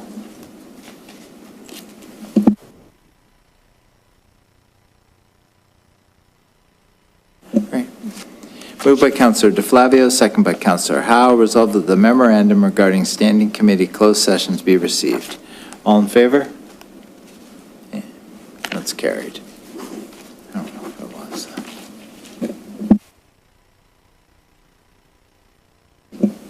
Section 16.5, memo to council, 2022 audited financial statements. Next, we have a memo to council on the 2022 audited financial statements. Can I get a mover and seconder? Moved by Councillor DeVoli. Seconder, Councillor Frake. Any discussion? No? Moved by Councillor DeVoli, second by Councillor Frake. Resolved that the amendments to the 2022 consolidated financial statements and trust fund statements be approved. All in favor? That's carried. All right, now. All right, I think now it's time for announcements. Any announcements from the floor?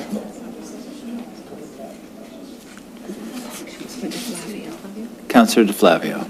Thank you, Worship.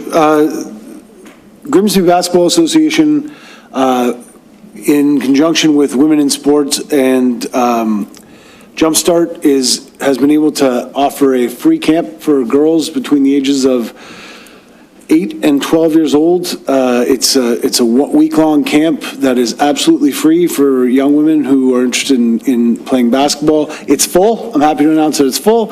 I'm also happy that it's being completely staffed by young women and run by women. It's just a phenomenal support from Canadian Tire Jumpstart and from Women in Sports Canada. And it's a great opportunity for young women in Grimsby. And I hope we can continue to offer these things. We've done them in the past as well in conjunction with Jumpstart. It's a great opportunity. The other thing that I wanted to bring up, Your Worship, was people might have noticed yesterday there was a spill on Park Road. I don't know how else to describe it. And a couple weeks ago, there was also an incident at the bottom of Wolverton Road. Both of these incidents were incidents where trucks were illegally using roads where truck access is restricted. So I think it's important that we continue to advocate with the Ministry of Transportation and with regional police that these truck accesses that restricted truck access be monitored, and because I can tell you that the businesses within the town of Grimsby, they're very respectful of those truck accesses. They know the roads and they know that they're not supposed to use them, so they don't. It's usually somebody with a GPS from out of town that is just following Waze or following Google Maps, and that tells them that's the fastest way to get there, and they take that road. They're not looking at the sign that says no truck access, but what happens is you have, a few weeks ago, a truck full of recycled material going down Wolverton Road, a dump truck that damaged the road, damaged people's private property, was unable to stop at the bottom of the road, spilled waste all over the road. And now it was clean, it was recyclable materials. It was not, but it could have been a dangerous spill. Yesterday, there was a similar incident on Park Road where a truck was using the road that shouldn't. So I think that we as a municipality need to continue to tell regional police and tell the Ministry of Transportation that these are roads where the truck access, putting restrictions on the signs on the roads is not good enough. We've done our part. Now it's up to those who have to enforce those things to come and do their job and enforce those things so we don't see these kinds of incidents. Now, that's not saying it wouldn't have happened, because what happened yesterday would have happened on Mountain Road if they were going up Mountain Road as well. It's just, it was clearly on Park Road illegally. And that's an additional thing that was not even mentioned in the news report. It was not, the fact that that truck shouldn't have even been on Park Road wasn't something that was even mentioned. And that's, for me, that's the first thing that should have been mentioned. That truck shouldn't have been on Park Road. And everything else that occurred was as a result of it being in a place that was illegally. So I don't know if that's an announcement, Your Worship, and I apologize if it's not, but the first one was a really positive one. Great story, all right? Thank you, Councillor DeFlavio. Councillor DeVoli.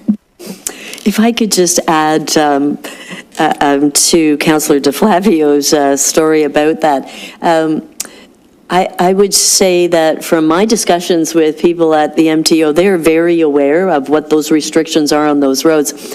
And I was really pleasantly surprised. I will say I was surprised, and I was pleasantly surprised. When I was campaigning, I spent a lot of time in that area, walking up and down. And a number of days, there actually were MTO officials who were literally stepping out into the middle of the road at Park, flagging down these trucks and stopping them. They park their vehicles in residence driveways that they ask permission to do so, and then they stand, and I say they take their life in their hand. They literally walk out into the middle of the road and flag down these trucks who are illegally on these roads and give them tickets right there. So the MTO, I can only share with you, is very aware of it because I ran into them, that's a bad phrase, isn't it? I saw them doing this last summer and fall extensively on a number of days. So we can certainly reach out to them again, but I will share with you that they seem to be absolutely aware of what these restrictions are and are trying to be proactive about stopping it. Thank you. I have one further announcement. The DIA is sponsoring again this year comedy nights on Wednesday nights at the new and revamped Coronation Park. And tomorrow night, I know none of us can go, but tomorrow night there will be another round of comics, and they were really good last week, I'll say. All right.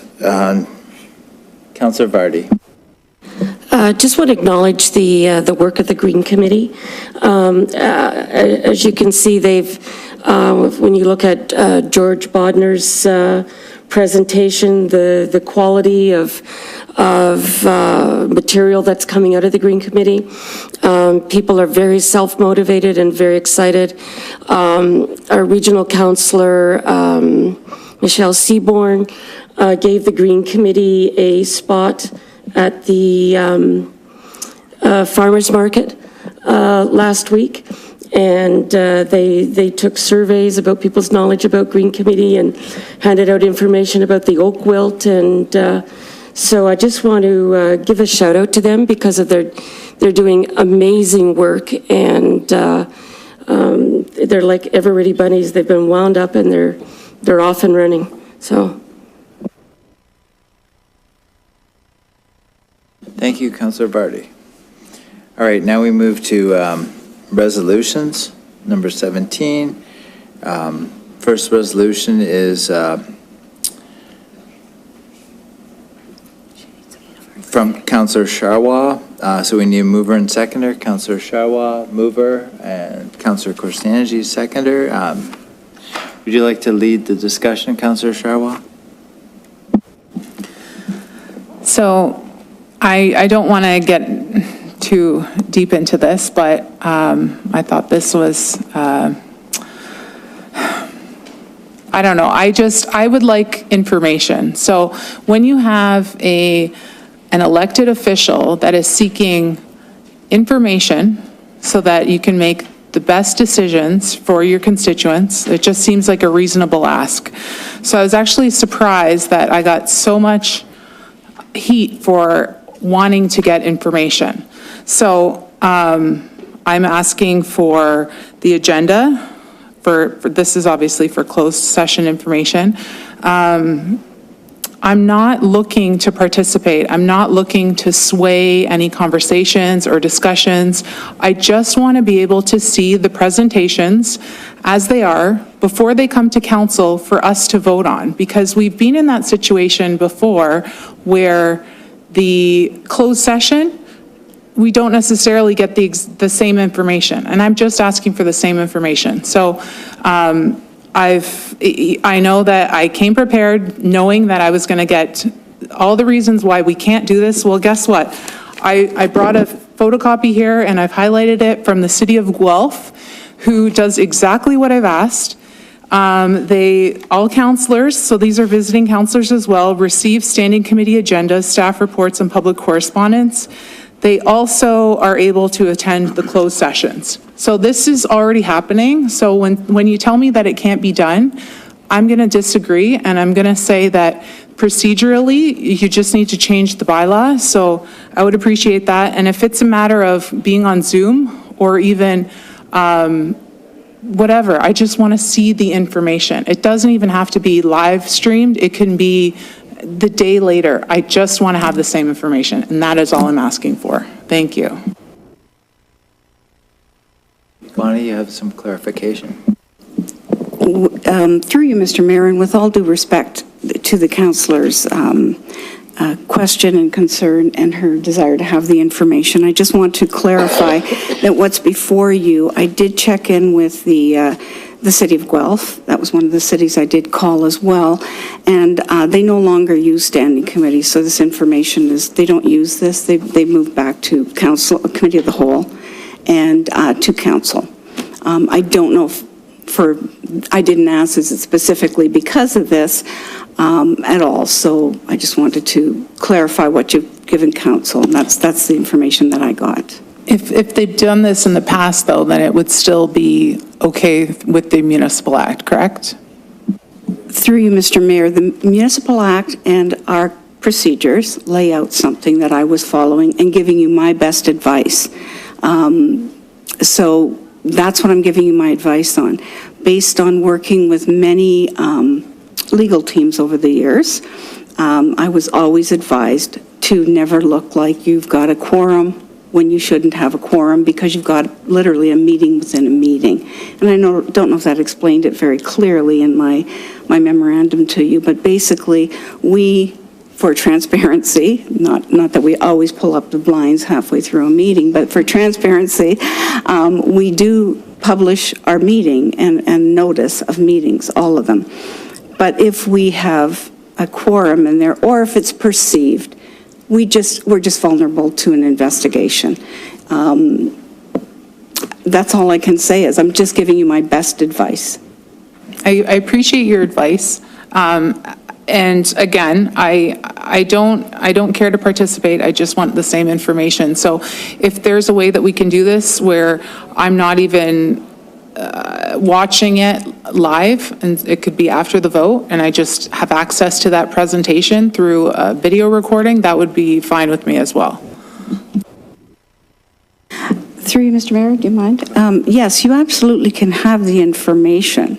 You can have the information. There's no, the presentation video, so I could see the debate, I could see the presentation.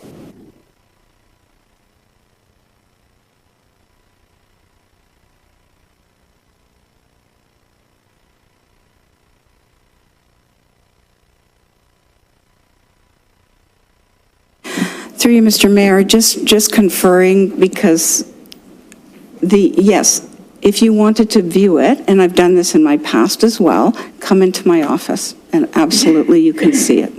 That would be great. So if that's what we need to do, then that's fine, but how do I initiate this every time? You would just, if there's something specific you want to hear and you're not getting it through the minutes or through, council or staff's answers from staff, absolutely, I would offer that to you. Councillor Vardy.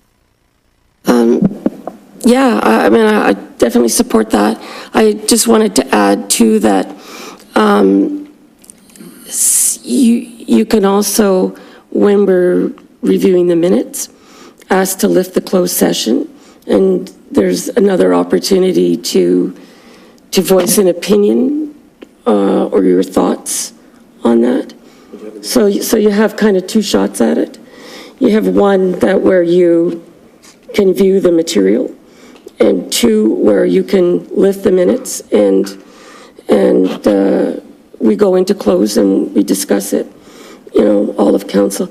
But I think there's not too many times that I think we've gone into closed. I can only think of one, actually, so. Councillor Davoli. Mayor Jordan, I will say I share Councillor Charrois' concern in that, we get minutes and we read them after the fact, or we see the agenda and we see the reports and attachments that come with the agenda, and then we see the minutes after. But it's always that closed session then that if you're not on that particular committee or whatever, that you then don't see, right? So it's about keeping the other councillors informed without infringing upon the Municipal Act and physically having us there and throwing you offside, right? So we're just trying to figure out what is the methodology that keeps us all informed, even on the closed issues, without throwing us offside of the Municipal Act.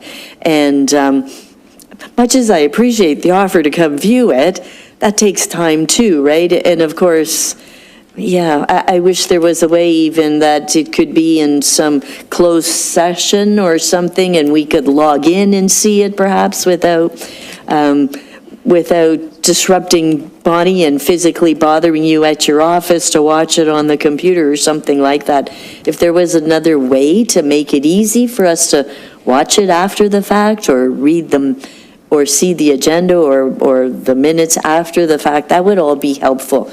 And so I don't know if there's any other ideas on how we could do that. Bonnie? Through you, Mr. Mayor, just one other thing that I just wanted to say. Where it got complicated for me, because I certainly don't want to withhold information from council, never did. That's not my goal here. Where it gets complicated is we have members of the public as well sitting on these committees, right? And so it became really difficult for me to find an example of where, and do we just allow council with the in-camera information, or what about the people that have now all the same rights as you folks? Because we're giving those folks that information, and I just put it out there because it... Yeah. Councillor DeFlavio. Thanks, Your Worship. For me, it seems pretty simple, and that is, closed sessions are recorded. There is a clerk or deputy clerk present in that closed session to ensure that procedure is being followed. We have procedures that say that members of council can't vote when visiting members of council can't vote when they are in these meetings. So there's no reason, I mean, and I could be completely misinterpreting this, but I don't see any reason why a visiting member of council can't be in that closed session. They still have to follow the procedure. They still can't speak to the issue. They still can't vote.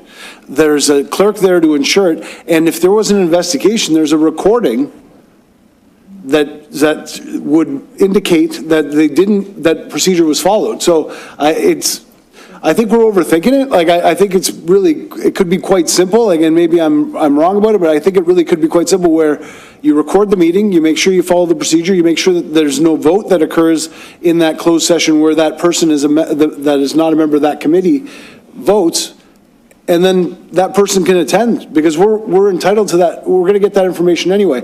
I think recording it and then having somebody come in and view it it's adding a step for staff. It's adding a step it's an unnecessary step, where if you go to the trouble of attending that meeting as a counselor, as a visiting counselor, and you're interested in getting that information that you're entitled to as a member of council, I don't see how sitting in that meeting, if you're following procedure, is any threat to anybody. So I think it's really easy. You follow procedure, you make sure that it's recorded, you make sure that everything's done procedurally correctly, which our clerk and deputy clerk are doing anyway, and then we don't have to worry about it. I think Councillor Charwa's resolution then makes sense. You can make it work really easily, and it's not difficult for anybody, but maybe I'm wrong. Councillor Howe. Thank you. Through you, Mayor. And Veronica and myself talked about this earlier. And for me, it kind of speaks to the idea of the committee system. And there's, 4 of each of us on a committee. As soon as we go to 5, then it's a quorum. If it's not treated real careful, as I understand it. I have been to a couple of standing committee meetings other than ones I'm on, but I just sit there dumber than usual, off to the side, and observe, just watch. I know I read someplace that you don't make facial expressions, you don't make, you just be that fly on the wall sort of an idea. But that's trust in the system as well. But there was one line that, and we talked about it, or I talked about it anyways.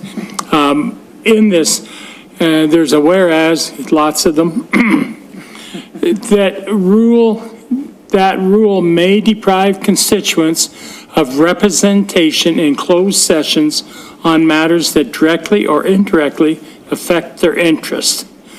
I take exception to that, because that's saying that, members of standing committees, of which we all are, that, we're not capable, and we take a paycheck, of taking care of business for everybody in this town. We're not specialists in the field.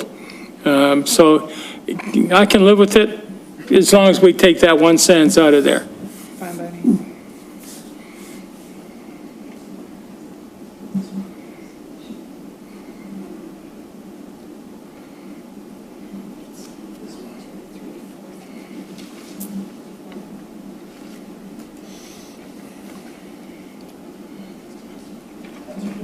Councillor DeVoli.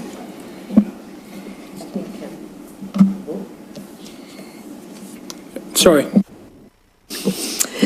Thank you. Can you, someone, or could our clerk perhaps just clarify for me, Mayor Jordan? So when councillors attend standing committees, just as a guest watching, that is not going to be considered meeting quorum. But if they stay on when we go into closed session, that is considered quorum then? No.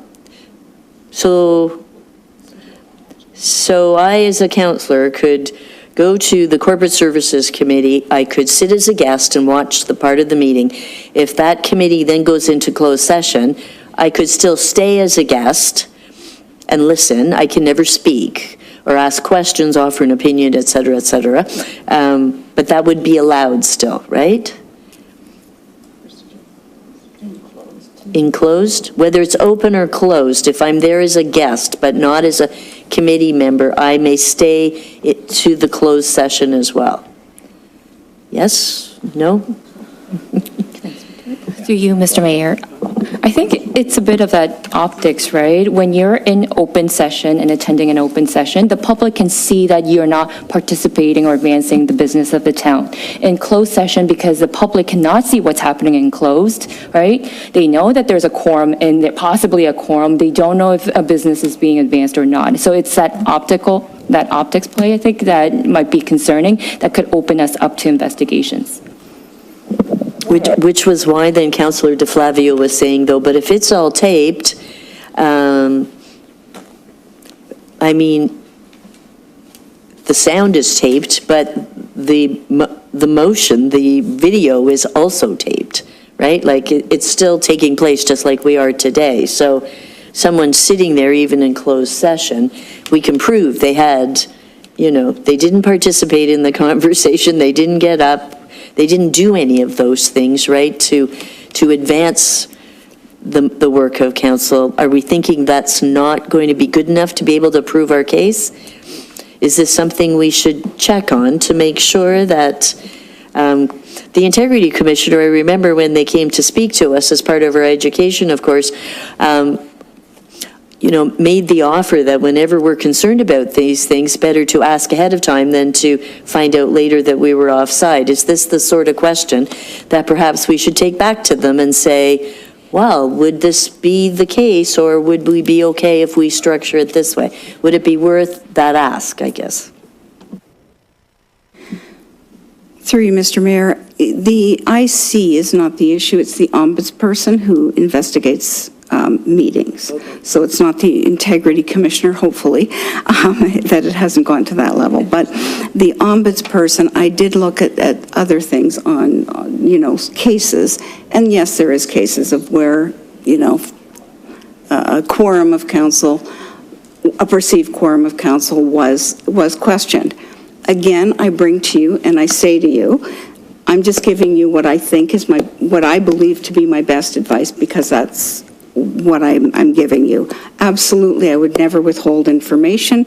There are ways for councillors to get it. I'm just saying and just to repeat what the acting CAO has said, it's the optics. It's really when you start to fill a room, because especially depending on the topic, sometimes you might have 3 more councillors in there, not just one. So, and I do realize we're at the 10:30 timeline for curfew, so we're going to have to pass this motion before we continue. Ask the mayor to do that. Thank you. Yeah, through you, Mr. Mayor. Just to add to that, just an example, when our IC did come, he said, if you declare a conflict of interest in open, you may still stay here because the public can see that you're not participating in that discussion. But if you declare a conflict of interest on a closed matter, you have to leave because the public cannot see that, right? So it's, again, the optics, right? All right, just before we move any further, moved by Councillor Vardy, second by Councillor Frake, resolved that the council extend past the 10:30 p.m. curfew. All in favor? That's carried. All right, Councillor Bradsey. Thank you, Mayor, through you. I think, to me, what makes the most sense here is that we allow councillors to come in via Zoom with their cameras off and their mics off so that they can't speak and can't influence any decision being made via nonverbal cues. And we all get access, and it's as many of us as that want to see it get access. To me, that makes the most sense. How we go about that municipal act, I don't know, but that's my two thoughts.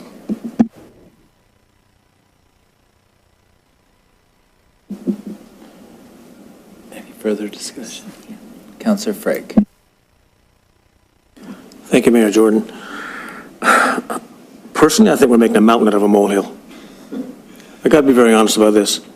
I have absolutely no problem whatsoever if some committee went into closed session, coming into the town hall the next day and speaking with Bonnie and having a look at that tape. The information can't be that time sensitive that we couldn't wait 24 hours to come in and see it here at the office. I don't get it. And you're right. I mean, it is like there's the perception that we have to worry about too. And then there's like not only one council, there's two councilors and there's three councils. All of a sudden we have a whole council meeting. We have everybody in it. So I think we're just making a mountain out of a molehill here because we can get the information. It's not hidden. Nobody's holding any information back. It's there for us to see. It's not a secret. No conspiracy theories, none of that stuff. And I think we're just getting down to a rat hole here, which I don't think we need to go. So the information is not being hidden by I would not think so. I never had experience since I've been on council. I'm sure other ones will agree with me as well. So if the information you wanted, come to the town hall the next day and look at it. Why are we getting so crazy about this? It just doesn't make any sense to me. And do we need to know it on the spot when it's actually happening? I don't think so. Anyways, I'm sorry, I can't agree with this. I just can't. I understand where you're coming from, and perception is really, really important here as well. And it's very clearly stated that conflict of interest is perceived or real. So if we go down that way, then I think we're going to get ourselves into a real situation, which I don't want to be in. I'm not interested in being in those meetings when they're closed. I'll find out the next day, or whichever way is legal to do it. Thank you, Mr. Mayor. Councillor Sharwa. Through Mayor Jordan, thank you. It's easy for you to say that because you're always the one that's in the closed meetings that I'm never a part of. So, well, it's true. I'm sorry.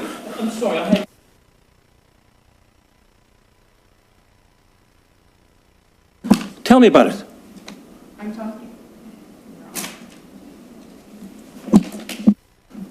All right, I don't think this discussion's going anywhere, so I'm just going to call the question. Moved by Councillor Sharwa, second by Councillor Korstanji. Whereas the province defines the roles of municipal councillor as a representative, policymaker, and steward for the municipality and its constituents, and whereas certain items before standing committees are required to be considered in a closed session in accordance with Section 2392 of the Municipal Act 2001, and whereas Section 3.713 of the town's procedural bylaw as amended prohibits members of councils not on the standing committee from attending those closed sessions, and whereas other municipalities recognize the importance and added value of permitting all councillors to participate in all standing committee meetings, including any closed sessions, therefore be it resolved that Section 3.713 of the procedural bylaw 2065 be amended to permit members of council to attend standing committee closed sessions, and be it further resolved that all members of council be circulated full agendas of every standing committee meeting, including information to be considered in any closed session. Be it further resolved that clerk's office be directed to develop a standalone closed session meeting protocol policy and implementing best practices of other municipalities and technology measures to ensure the security of closed sessions and any related information. Recorded vote. Through you, Mr. Mayor, Councillor Bradzi. No. Councillor Sharwa. Yes. Councillor DeVoli. No. Councillor DeFlavio. Yes. Councillor Frake. No. Councillor Howe. No. Councillor Korstanji. No. Councillor Vardy. No. Mayor Jordan. No. And that's lost.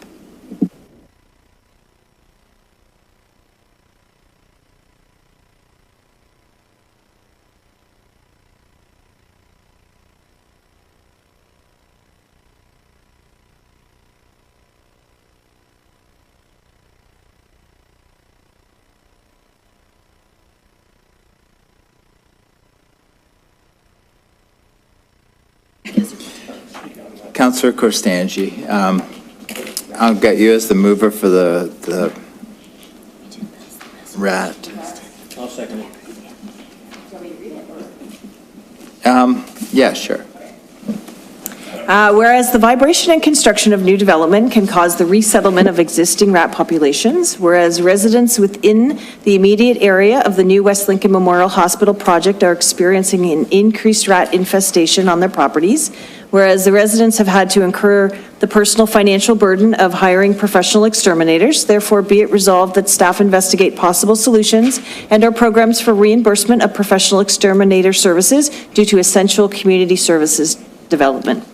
So essentially, what is happening is the residents within the area of the new hospital build, the vibration from the development and the restructuring of the hospital has caused rat infestations within the neighboring neighborhoods, and some residents have had to hire professionals to come and deal with it.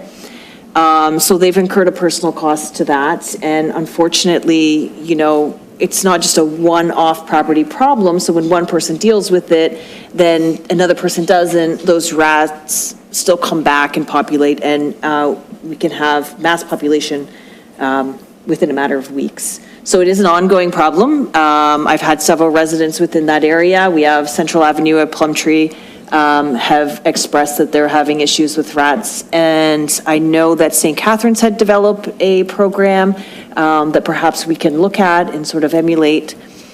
And that's the gist of it. So I did add that essential community services development so that we can look at that within, staff can look at that as well. So it's not just any particular development. We can sort of put some guidelines onto how that would ensue.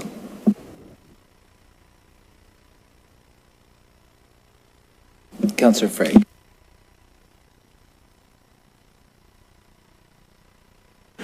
Thank you, Mayor Jordan. Totally endorse your motion here, Councillor Costangi. I remember when they tore down the Corneef property, which is 2 miles on the road from me. When they tore that down, every single home within probably a mile radius had rats. It was horrible. I don't know who becomes responsible for that, whether it's the folks that are doing the building. In this case, it would have been Corneef.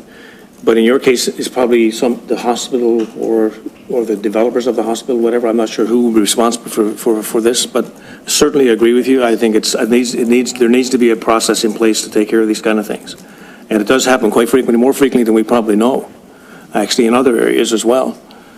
Other developments would probably, maybe we need something in place to address this for all the developments that are going on in town. And there's quite a few of them. Where the same problem is going to exist. So totally agree with you on this. And thank you for bringing it forward. Thank you, Mr. Mayor. Councillor DeBoli. Yes, Mayor Jordan, I certainly see this as a real concern by the residents around there, and would like to help them in some way, shape, and form. I mean, they're trying to solve the problem themselves right now. My concern is that whether it's the hospital or another development, as Councillor Frake says, these organizations come in, do this work, and this is one of the ripple effects of their construction. And I struggle with why it should be our municipality that needs to reimburse the homeowner.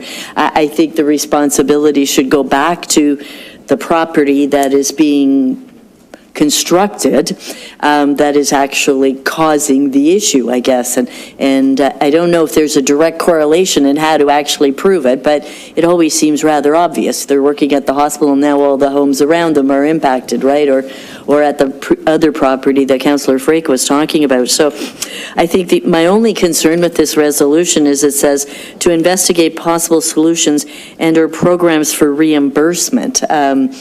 If somehow that could be tied back for reimbursement by the property under development, or do you know what I mean? I don't really want us to take on the role and cost of rat extermination throughout our town. So if there's some way to fine tune this so that we don't take on that overarching role, that would be fine by me. Absolutely. And that's why I put in essential community services development, because, I mean, we're going to have a lot of development, and especially in areas that have never been developed, where you have existing wildlife populations that have been there for quite a while. So it can be fine-tuned in any way. I'm just thinking development like the hospital, you know, it's a much-needed infrastructure. It's not just like it's a condo going up where we can go, the developer could be responsible. So it's identifying what we would actually be able to do and what we could build into many different developments, because, you know, we may have the same thing as the Peach King expands, or we may have, you know, as other areas are developed, and what is a developer responsibility, and then what is a community responsibility. But yeah, I'm absolutely open to finding out as much as possible of what we can do.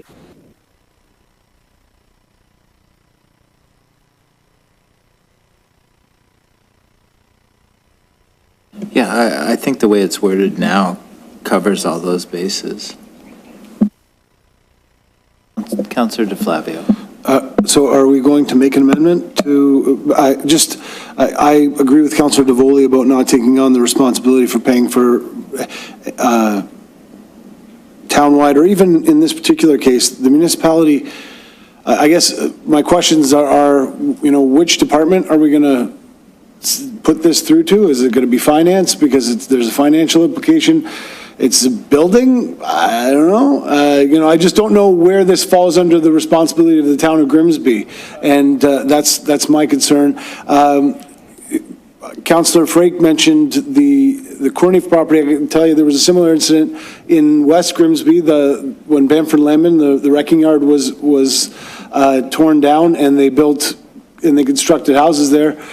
Every time you take out a big open thing where rats can live and redevelop it, they're going to move, and that's just the reality of it. Never before, in my experience, has the town of Grimsby ever taken responsibility for this. I don't think it's a good idea for us to do it going forward. I'm fine with saying that the developer should do it. In this case, I don't know how we would get them to do it. I don't know how you can provide evidence that says that it's a result of the construction, or it's a result of an increase in the rat population, or it's an increase. So like I have concerns about, you know, how you prove it, how we direct staff to look into it, which department would be looking into it, and the fact that we've never done it before as well. So, you know, I want to support the homeowners. I just don't know that it's town of Grimsby's responsibility when there's a developer, the hospital that's doing the construction, how Grimsby is the one responsible for paying for rat removal as a result of that development. Other than the fact that it's in Grimsby. Sarah? Through you, Mr. Mayor, I think because Bonnie has some experience in St. Catharines and bylaw department falls under her, I think it would kind of land in the bylaw department. And the motion does state that it's directing staff to investigate possible solutions, so we'll come back to council with further information.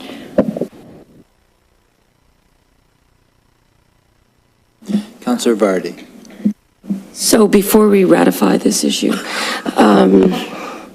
I'd like, geez, a little slow, okay? Okay, so I'm sure that developers, builders, whatever, whenever they're on a site, this is a common phenomena. So I think that we can require that anyone sort of building or doing developments or whatever also have a deratting component to their work. So, and I think we can do that through our planning regulations.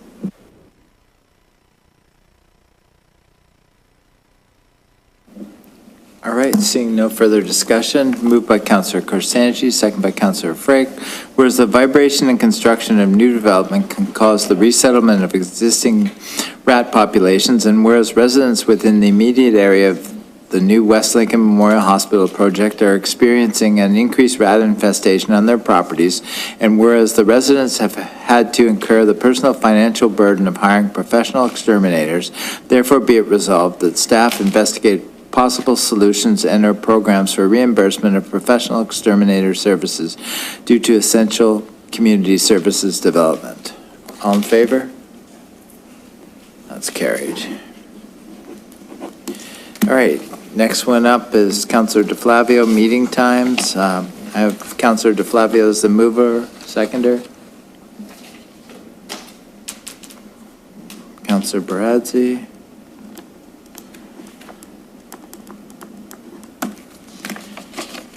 All right, who wants to lead the discussion? Councillor DeFlavio. Thank you, Worship. So, a few points about this. When I first ran for council, which was a long time ago, one of the things that I took into consideration was when the council meetings would occur. It's a part-time council, it's a part-time job.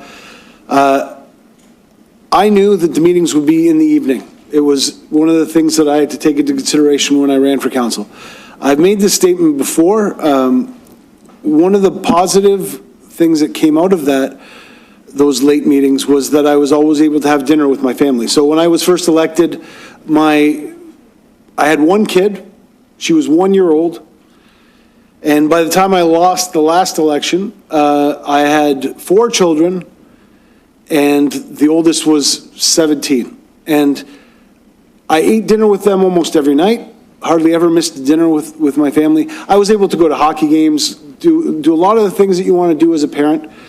I was able to go to work and never miss work as a result because of meetings. And that was all because our meetings, we knew were in the evening. There was never, ever even a discussion of having a meeting during business hours. The earliest meeting that ever occurred prior to 2023 or 2022, whenever we changed our procedures, was Public Works that would occur at 4:30 in the afternoon when Town Hall closed, and Finance that occurred at 4:30 in the afternoon when Town Hall closed. Those are the earliest meetings that I ever recall, and Your Worship, you were on council for a long time as well. You might recall otherwise. Obviously, like a DIA, those meetings would occur at different times, and I was never able to be a member of the DIA because I recognized that the DIA was meeting sometimes for breakfast at 8 o'clock in the morning when I was on my way to work.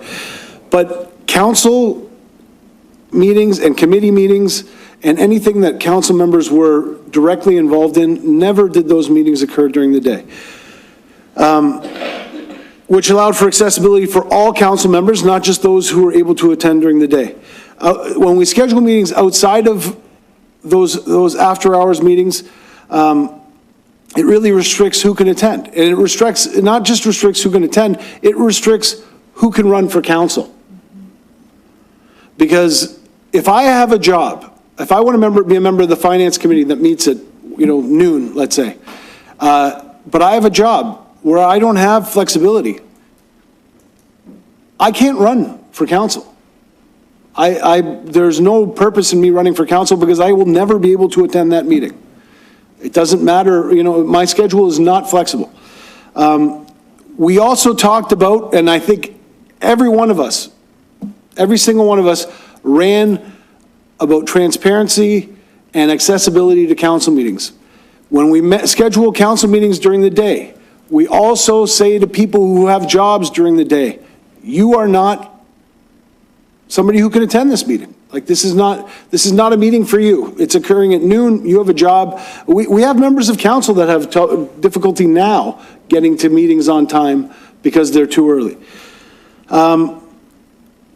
We want to, as a council, increase the tent, make the tent bigger, bring more people here, have more people. We had a delegation on this very topic a few months ago. If I had known that we were going to get to the point that we've gotten to, I would have made a bigger deal about it earlier. I never for a moment thought that we'd ever have council meetings or any meetings of committees that would be happening during regular business hours, or else I would have made a fuss about it earlier in the process. So I think for transparency, for accessibility, to ensure that the people who are able to run for council are a wide variety of people from all walks of life. It's important that we say council meetings are not going to occur before 5 o'clock. 5 o'clock, I think, is a reasonable time. I think it allows for somebody who works until 4 or 4:30 to get here in time. It allows for a variety of people from all walks of life to be a member. That's all I have to say. If other people want to speak to the topic, or if they want to, criticize my comments, that's fine. I'm happy to return, to respond. Councillor Frake. Thank you, Mayor Jordan. I thought we all agreed in the early stages of this council that we would allow the committees to make those choices based on their lifestyle and their thing. Anyway, before I even get into any of this, I just question that this is a reconsideration, because we're looking at something we've already decided, we've already put into place, is written into our bylaws, and now we want to change them. So is this a reconsideration for something we've already debated and decided on? Can I ask Bonnie that? Through you, Mr. Mayor, having read this, yes, it is a reconsideration. So under reconsideration, we can't put this on the floor until what we get? 2/3 vote? If I might pull that trigger, if that's okay.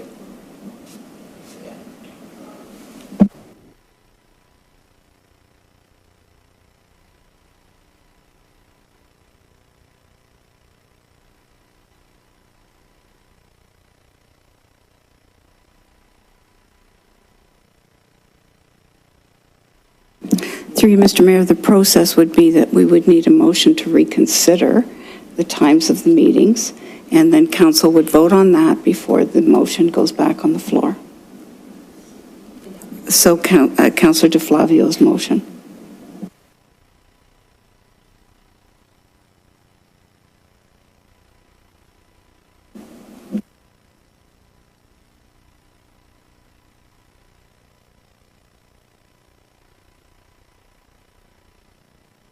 Since the clerk has determined that it's a reconsideration, we need 2/3 to get it onto the floor.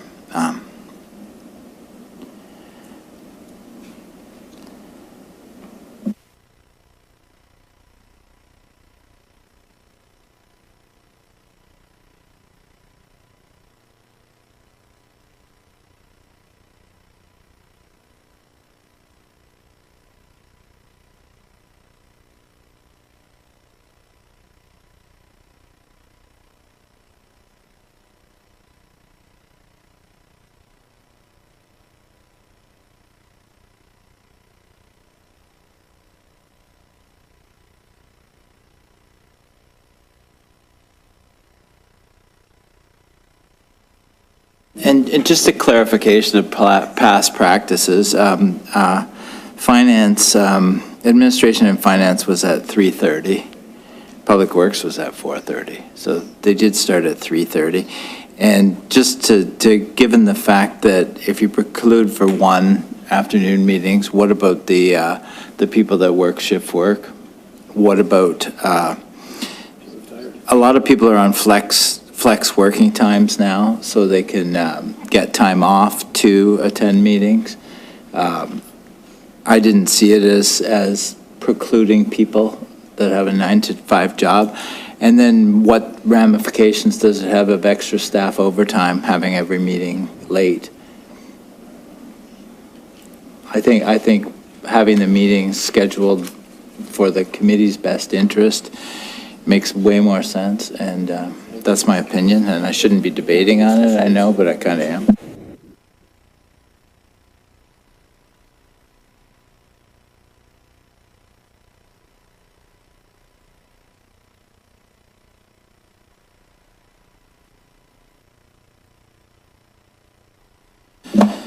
So the clarification from the clerk is as follows. That Councillor DeFlavio's motion regarding meeting times is considered a reconsideration, which triggers a reconsideration vote.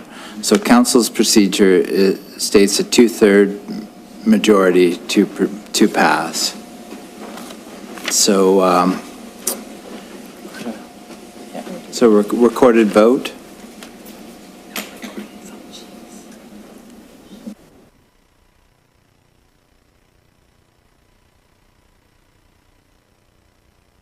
so the resolution reads as follows. Is council going to reconsider Councilor DeFlavio's resolution?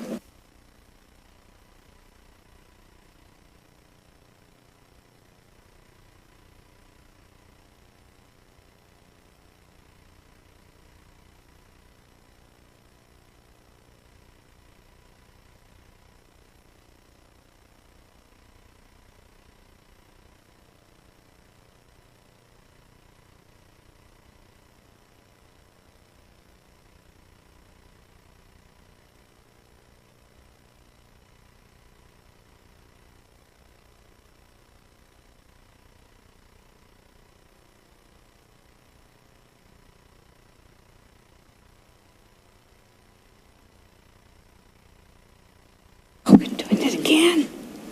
My God, I'm such an idiot. Okay. Okay, on the reconsideration motion, Councillor DeFlavio. Yes. Councillor Bradzi. Yes.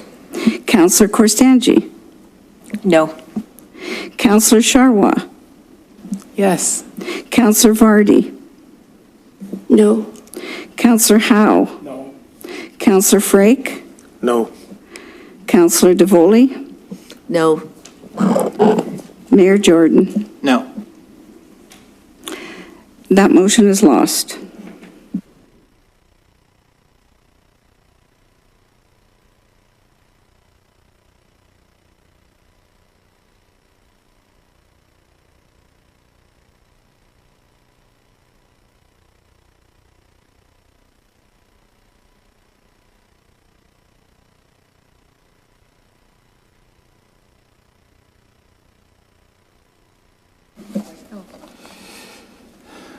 All right, now we move to notice of motions. Councilor Bradzi, shared services opportunities.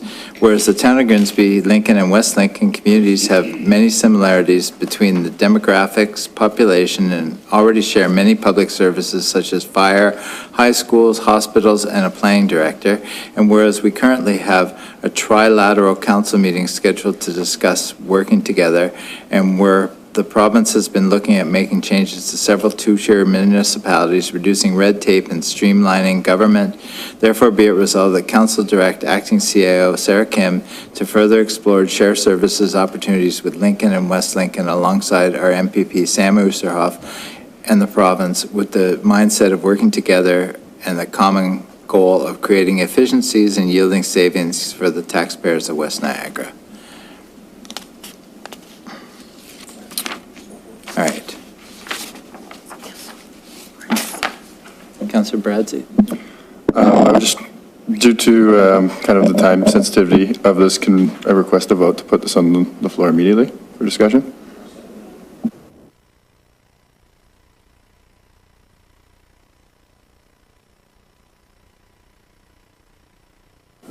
Through you, Mr. Mayor, it would need a two-thirds a vote of council to waive the rules. All right, so I have the rules of procedure moved by Councilor Bradzi, second by Councilor Frake. Resolved that the rules of procedure be temporarily suspended by an affirmative vote of two-thirds to discuss Councilor Bradzi's notice of motion. Recorded vote. Through you, Mr. Mayor. Councillor DeVoley.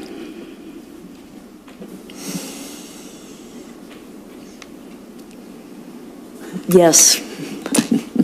Councillor Frake. Yes. Councillor Howe. No. Councillor Vardy. Councillor Sharwa. No. Councillor Korstanji. Yes. Councillor Bradzi. Yes. Councillor DeFlavio. Yes. Mayor Jordan. Yes. And that's carried.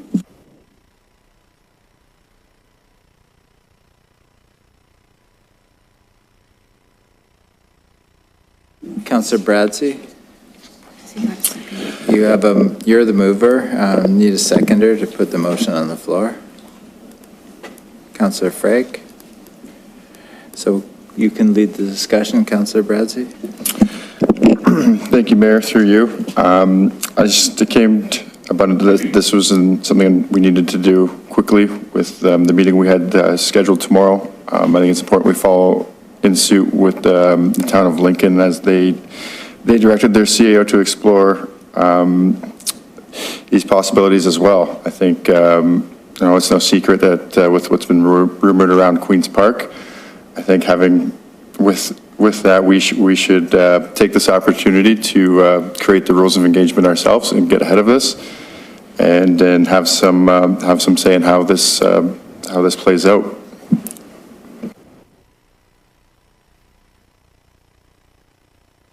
Councillor Sherrill. Through you, Mayor Jordan, thank you. I'm going to urge everyone not to vote in favor of this because this is a liability.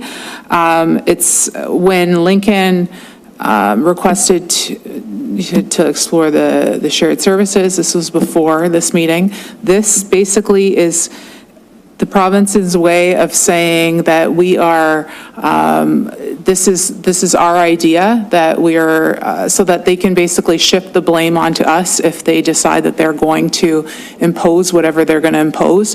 We're already going to the meeting with open minds and we're receptive to it, so we do not need to have this motion saying that this is our idea, because we're already going there, we're already receptive to it. We do not need to put ourselves in this situation where we're basically saying, yes, yes, yes, we're going to do this, and this is our idea, and they're just going to use it against us. So I'm a firm no.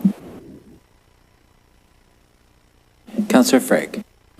Obviously, thank you, Mr. Mayor. I'm a firm yes because I seconded it, and I commend Councillor Barotzy for bringing this forward tonight. I think it's very timely.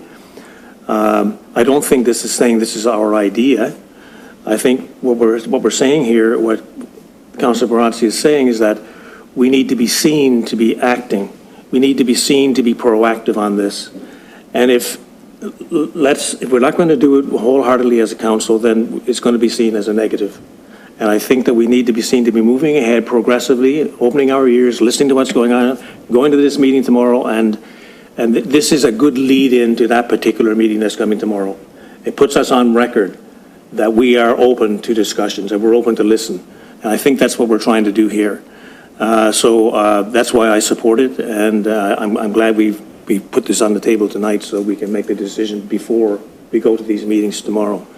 There's nothing in here that says anything one way or the other. It just suggests that we move ahead and talk to the other municipalities and see if we can come up with a progressive way to move forward. Otherwise, Queen's Park can come in and do it for us. So anyways, thank you, Mr. Mayor.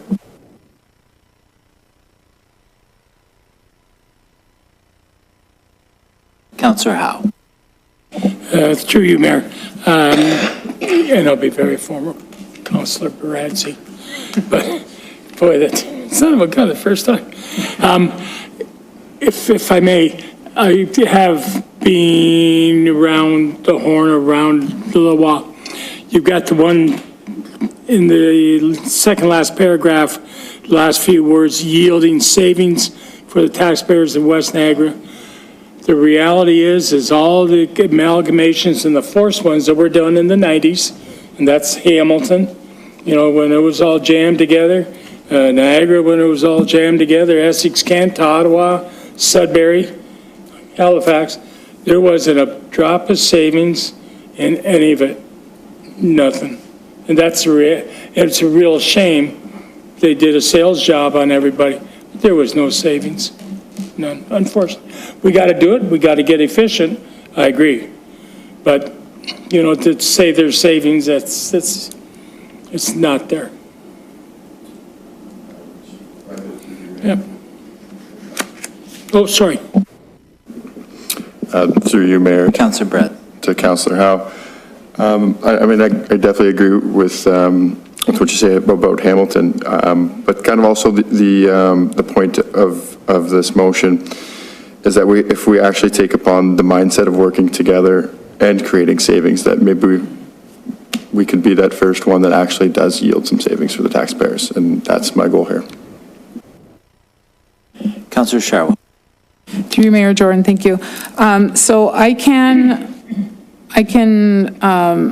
be okay with this if we have a friendly amendment. One of the problems that I have with this, but again, this is me trying to work with you on this, is the direction of the acting CAO to further explore shared services with Lincoln, West Lincoln. I feel this should be council, and we're already doing that, talking tomorrow. I don't think having CAO discussions privately without council is really in our best interest. So if we could change that and put it to, therefore be it resolved that council acknowledge the potential benefits that may come from shared service opportunities with Lincoln and West Lincoln alongside our MPP, Sam Oosterhoff in the province. That I would be okay with. So it's basically taking that, the direction from the CAO, acting CAO out, and acknowledging the potential benefits. So it's not locking us into one position or the other. Just a point of clarification, it's the fact that CAOs meet almost, bi-weekly? Yeah, and CAOs are always exploring ways to work together, ways to, so it's nothing new here. I'm still asking for the friendly amendment, though. Right. That you can ask, but. All right. We'll deal with the friendly amendment first. Okay. All right, good. All right, Councillor DeVold. Yes, Mayor Jordan, I was going to speak to that. One of the things that we have often talked about is that, management manages and council gives direction or sets policies or, refines procedures and so on. And so at the end of the day, it's my understanding that our CAOs have been talking to each other and have been exploring this behind the scenes. What Councillor Bradley's resolution is doing is just formalizing it, saying that we give support to this. And I believe it actually is the CAOs that have to figure out the details and semantics of how it has to be done. And so to that end, I do agree with the wording of this, that council does direct our acting CAO to continue to explore those shared services. It's not a role that I think councillors of Grimsby should be talking to councillors of Lincoln or West Lincoln or whatever to explore that. It is actually our administration, and whether our CAO or they direct Public Works or any of the other departments to start exploring those possibilities. But it is truly an administrative function where we're talking municipality to municipality, and so I do support just leaving the wording as it is. Councillor Vardy. Thank you. I just want to say I agree with Councillor DeVoli, because ultimately, if there's a recommendation for a shared service, it comes to council for decision. But we're not in the day-to-day business of running things. So how do we know? How would we know about? Is there a way that we can share snowplows or whatever? They're talking all the time. So, yeah, I would just leave the wording as is, because ultimately, when it comes to a decision, when it comes to any kind of decision point, we have to decide because we make the policy. They're just doing the groundwork, the CAOs, and that's their job. So, thank you.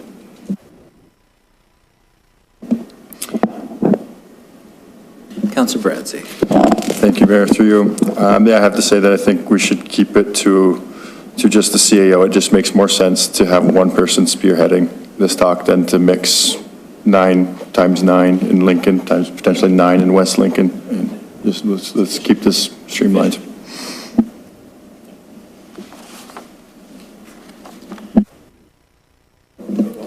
All right, seeing no further discussion, moved by Councillor Bradley. Yeah, I got the recorded vote. Okay, thank you. Moved by Councillor Bradley, second by Councillor Freg, whereas the town of Grimsby Lincoln, and West Lincoln communities have many similarities between their demographics, population, and already share many public services such as fire, high schools, hospitals, and a planning director. And whereas we currently have a trilateral council meeting scheduled to discuss working together, and whereas the province has been looking at making changes in several two-tier municipalities, reducing red tape and streamlining government, therefore be it resolved that Council direct Acting CAO Sarah Kim to further explore shared services opportunities with Lincoln and West Lincoln alongside our MPP Sam Oosterhoff in the province, with the mindset of working together and the common goal of creating efficiencies and yielding savings for the taxpayers of West Niagara. Recorded vote. Through you, Mr. Mayor. Councillor DeVoley. Yes. Councillor Frake. Yes? Councillor Howe. Yes. Councillor Vardy. Yes. Councillor Sharwa. No. Councillor Korstanji. Yes. Councillor Baradzi. Yes. Councillor DeFlavio. Yep. And Mayor Jordan. Yes. And that's carried.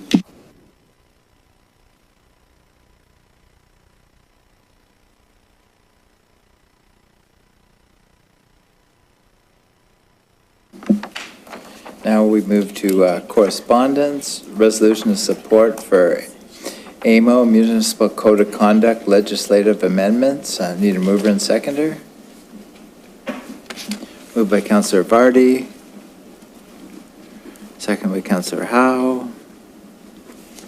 Moved by Councillor Vardy, second by Councillor Howe. Whereas all Ontarians deserve and expect a safe and respectful workplace, whereas municipal governments as democratic institution most directly engaged with Ontarians need respectful discourse, and whereas several incidents in recent years of disrespectful behavior and workplace harassment have occurred amongst members of municipal councils, and whereas these incidents seriously and negatively affect the people involved and lower public perceptions of local governments, and whereas municipal codes of conduct are helpful tools to set expectations of council member behavior, and whereas the municipal governments do not have the necessary tools to adequately enforce compliance with municipal codes of conduct, now therefore be it resolved that the Town of Grimsby supports the call of the Association of Municipalities of Ontario for the Government of Ontario to introduce legislation to strengthen municipal codes of conduct and compliance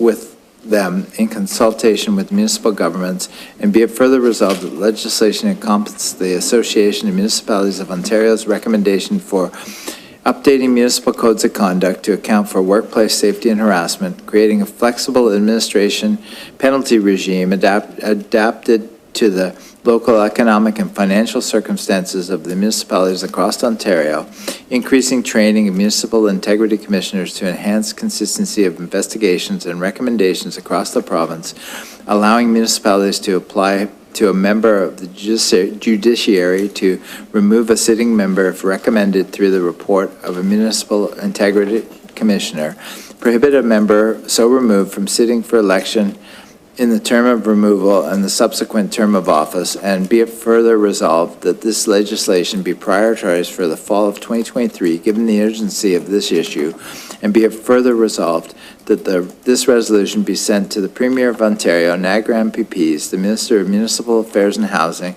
the Associate Minister of Women's Social and Economic Opportunity, the Association of Municipalities of Ontario, and all Niagara municipalities. Recorded vote.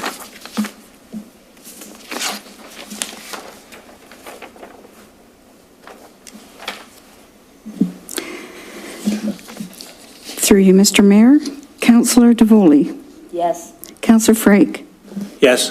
Councillor Howe. Yes. Councillor Vardy. Yes. Councillor Sharwa. Yes. Councillor Korstanji. Yes. Councillor Baradzi. Yes. Councillor DeFlavio. Yes. And Mayor Jordan. Yes. And that's carried unanimously.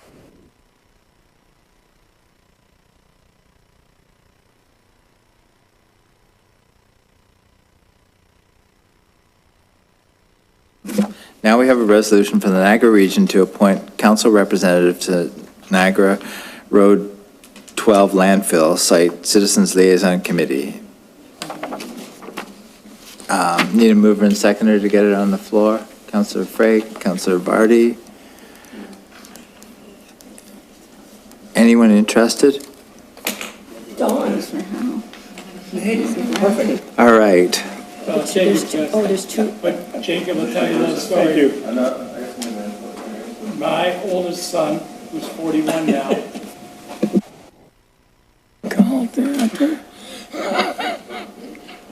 My oldest son, who is 41 now, he worked at our new landfill when it was first started. He worked at the old Park Road, and he moved over there when it was, just one cell and over there. So it'd be interesting, if you don't mind.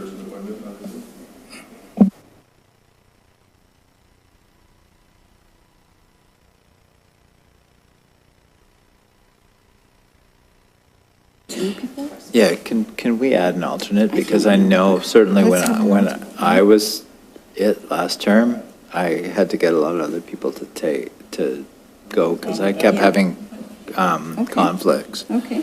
Would you?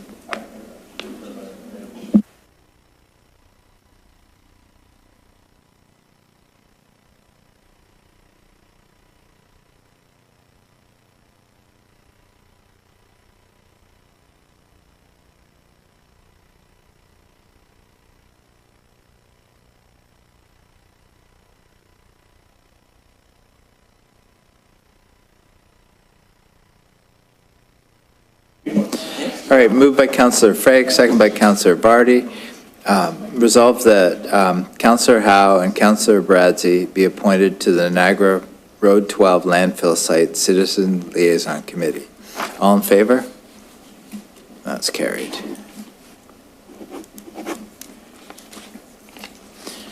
All right, we need a mover and seconder for correspondence from the wine industry.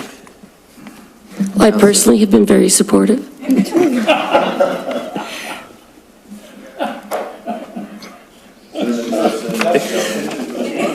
Moved by Councillor Vardy, second by Councillor Howe. Resolved that the correspondence from the Niagara region regarding support for Ontario wine industry be received. All in favor?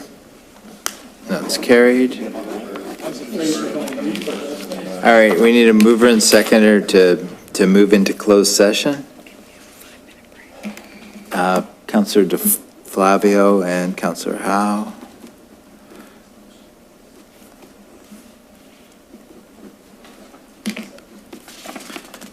Moved by, should we do it before that? All right, yeah. All right, moved by Councillor DeFlavio, second by Councillor Howe. Resolved that council meet in closed session under section 2392B of the Municipal Act, where a closed meeting is held if the subject matter being considered is personal matters about an identifiable individual, including municipal or local board employee, advice that is subject to solicitor-client privilege, including communications necessary for that purpose. All in favor? All right, we're now into closed.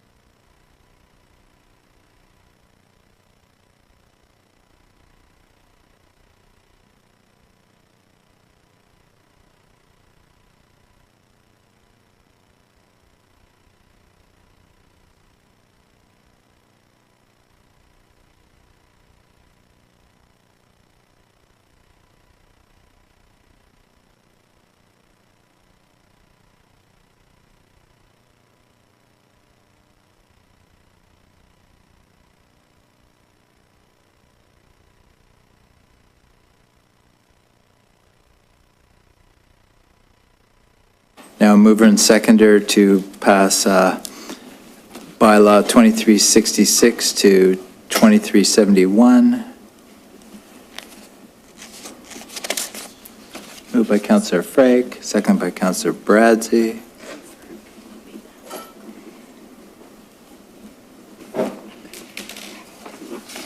Moved by Councillor Frake, second by Councillor Bradzi. Resolved that leave be given to introduce bylaws 23-66 to 2369 and 2371 inclusive, and that same be read a first time and considered passed. All in favor? That's carried. Next meeting of council is scheduled for September 5th, 2023 at 6:30 PM. Mover and seconder to pass the confirming bylaw. Moved by Councillor Bradzi, second by Councillor Corstangi. We should pass a motion to say that staff be directed to do what was in closed session, so we need to, I need to give you.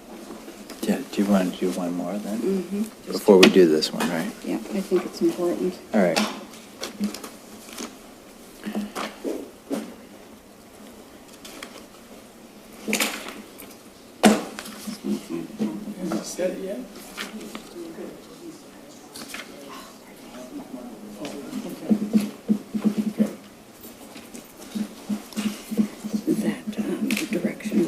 That the direction given in closed session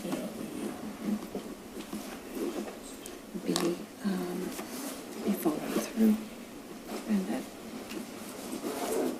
a bylaw be signed.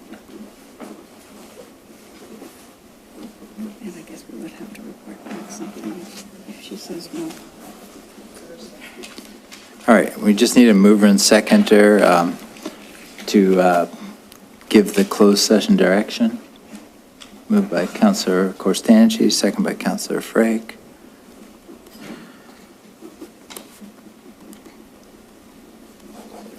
Moved by Councillor Corstangi, second by Councillor Frake. Resolved that the direction given in closed be followed through by bylaw in open session.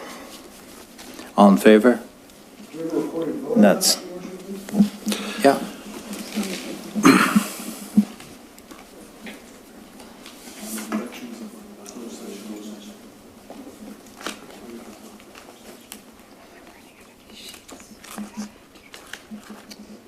Do you have an old one? I can do it here. Okay. All right. Through you, Mr. Mayor, Councillor Bradzi. Just direction for the Sorry. closed session. Yes. Councillor Corstangi. Yes. Councillor Vardy. Yes. Councillor Frake. Yes. Councillor DeVoley. Yes. Councillor Howe. Yes. Councillor Charwa. No. And Councillor DeFlavio. Nope. And Mayor Jordan. Yes. And that's carried. All right, moved by Councillor Bradzi, second by Councillor Corstangi. Resolved leave be given to introduce bylaw 2372 and that same be read a first time, considered, and passed. All in favor? That's carried. Meeting is adjourned. Good night, everyone. It's going to be a very long 4 years, people.